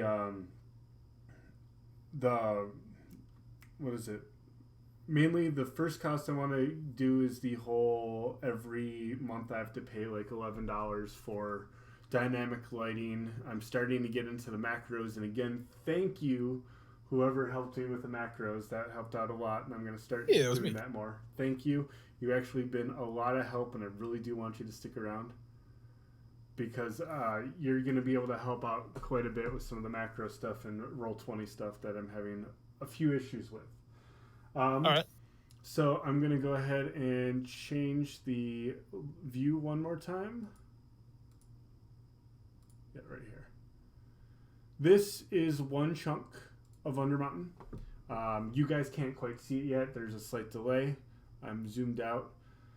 Chunk probably is a good, I would say, 80 units by 80 units, maybe a little bit more. And it should be populating very shortly for you guys on the stream. Mm-hmm. I saw it. You zoomed out. The first thing you showed me, it was insanity. That's just the chunk. How many chunks are there?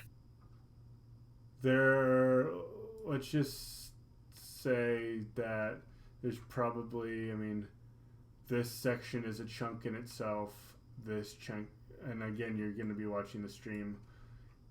Let's pull up north. Is there more than 10?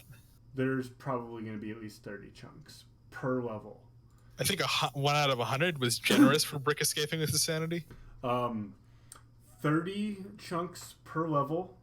There are 9 levels of Undermountain, which means he might find a way out, but that's deeper in Undermountain. It goes deeper in Undermountain. Yeah, no, the 100, 1 out of 100 was really generous to Brick's navigating abilities. Pretty much. That's a lot of turns. So far, yeah. And the biggest problem is I have all the source books for Undermountain. The first source book is 2nd edition. Second edition is what you guys are basically playing, a straight conversion from second edition. If the room is not populated, I check 3.5 and fourth edition, as well as a few of the other PDFs that of the game that are out. Like there's one, The Lost Apprentice, things like that. I own almost every. I own every single book that has printed Undermountain. Do you want to feel old for a second, Turnus? Shut up! Don't.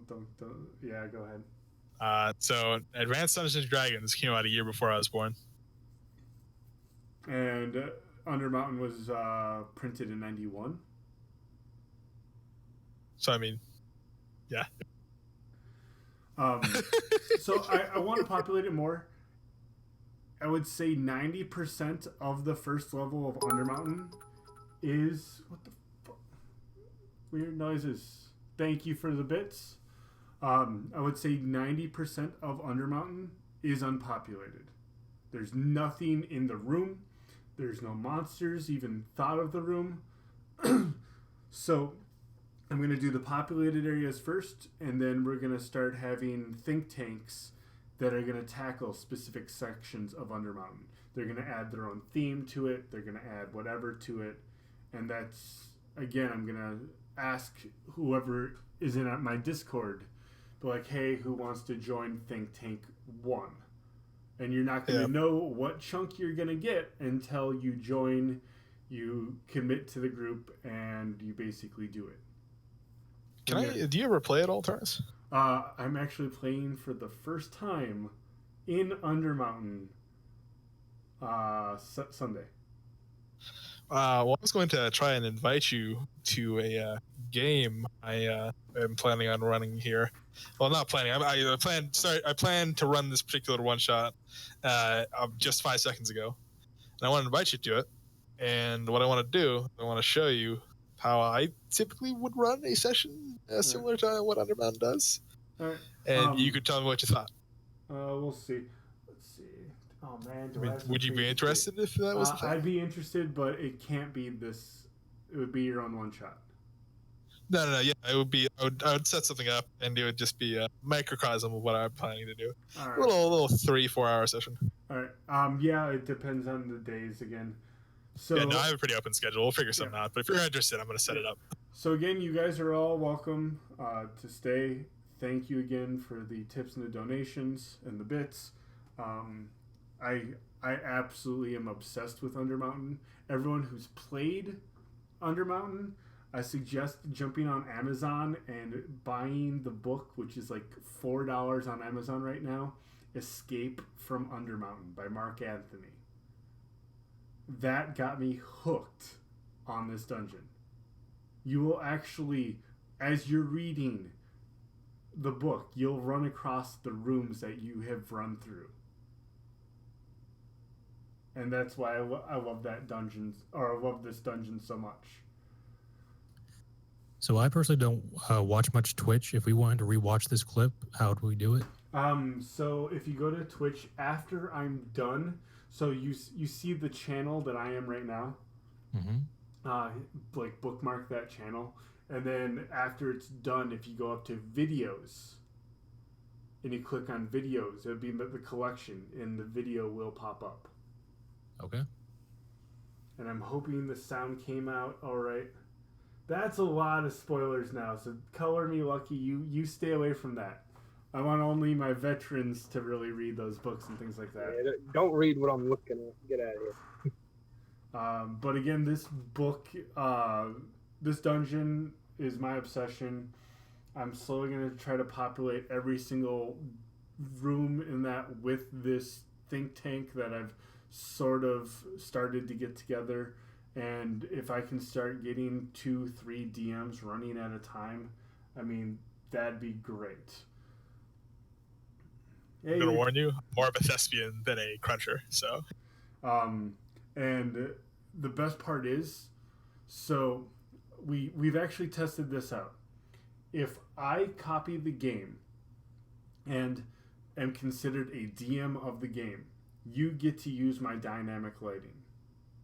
You don't get you don't get to use my Volo's Guide or my Monster Manual, but because each room is going to be numbered and everything, if actually I'll pull this up for you guys to see, I have folders for each name of each chunk. Like this chunk that you are right now is called Start Here, Moms. And I drag them all over and I change them up however I need to fit in the with the actual 2nd edition module. But every monster that is in that folder, you have access to. Meaning, if you look at it and you look, oh, this is room D, and you can look it up, and the monster literally has D, Black Blade Orc, and you get all the stats for him. So the DM can pretty much run straight from the thing as long as he has the PDF of the first book until I fully rewrite. I'm starting to write room by room myself, so all you would have to use is a Google Drive for each room. That's my end goal. I've a lot of work. I work full time already, so that takes up most of my time. But whenever I get a chance, I get to run or play. Today, I mean, this entire week has been me being sick. And so I was like, I'm just so bored at work, or bored here, not doing anything. I was like, fuck it, I'll run a game.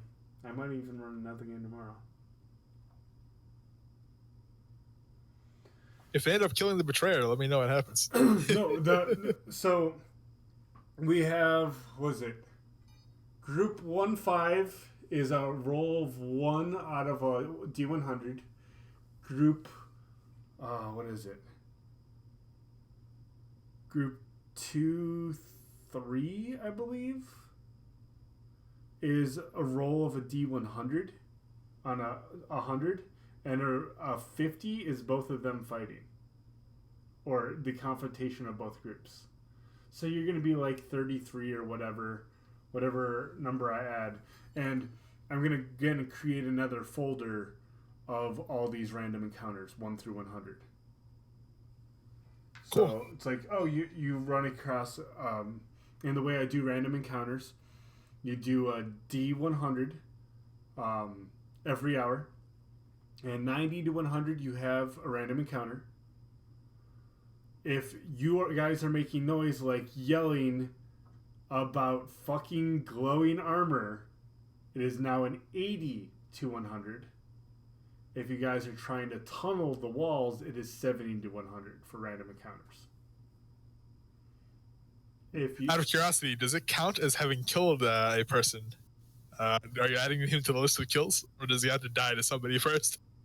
No, he's going to be there forever. Okay. Well, I was just curious how you were going to count that. Another thing for Undermountain is really weird. Undermountain resets about every 24 to 48 hours. Actually, 12 to 48 hours. So, a magical green glowing light of magic goes through all of Undermountain. All the traps reset. Hell, rooms can repopulate with things that were not there before. Traps can reset. Traps can disappear. Traps can reappear. So if you take a nice sleep in Undermountain for like 2-3 days, and you try to make it out thinking everything's hunky-dory on your way back, boy, are you in for a surprise. So reappear in Undermountain? Reappear. There's rooms that I have 5 different variations of. That's pretty sick. So he goes crazy because he keeps reappearing Undermountain? Yeah, pretty much. That sounds awful. And so the creator of Undermountain, Hallister Blackcloak, is gonna look at you and just be like, I'm keeping that, and just makes a clay little figure, and it's like literally like a D&D board. Imagine all of Undermountain as a D&D board, and he uses you as one of his pieces to randomly throw around in Undermountain. Hey, what happened to the guy that walked through the wall? Did he just die? He is currently falling forever. That is a bottomless pit. So Oh, far, he's not. He also survived. there's Yeah, only technically. Wow. one person who's survived because the rest starved to death. He has a decanter of endless water and is a druid in Cast Goodberry. So he's completely fine with his demise. He's just growing old as a druid. Well, eventually he'll fall to the middle and just balance there. Well, I mean, as a druid, he'll die eventually, right? What level is he? I mean, at one point, the gravity will just stop him, and he can, try and tunnel his way out. I don't know how endless pits actually work, so Yeah, let's go with that. It's really in. I'm not going to spoil anything else because I want you guys to play again. Yeah. And please, if you play next time, try going a different direction. You were the first group to actually go down up left. So no one was like, wall, writing on the wall. I don't trust you. Yeah, no one has ever gone up and to the left before. People have Has anyone ever gone up? Everyone has gone up to like the left and the right, but no one's gone to that left part. I'm scared for anybody who goes down and then right because that gets crazy. That's nothing. Like, Okay, don't spoil it for. I'm gonna leave. we don't need any more. But Yeah, that's, and now it's amazing. Try to avoid. Now we're gonna wrap it up. Try to avoid veterans chat because that is spoiler heavy. Stick to, and again, please, if you've played, no spoilers in general or any of the other channels you have access to. I'm going to tell them my character in Undermountain became immortal. And that's all I'm going to tell them. All right. I'm going to tell them he became immortal, and they might run into him. But yeah, and if you ever have any friends who are interested in joining, again, I like groups like your group, which Bob was, or not Bob, Dr. Fist has played before, but I like brand new groups who have not seen the dungeon before because they don't know anything. I've had quite a bit of meta, but I don't care. I need them. The veterans are to test out areas to see if level 3 characters can survive in that area. The one thing I really want to know is if I hadn't been in that magic zone, would that black water have actually done something?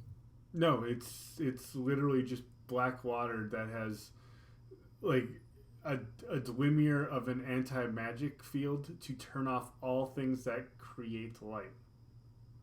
Dang, that sucks. So if you put the chainmail on it, the light would have gone out. So basically, if you ever try to wade across this, you have to have a torch lit. No, I figured that's what it did. Because I saw you took away the load. And if you slip and fall with a torch lit, it immediately engulfs into flames. Cool. Because it is oily water.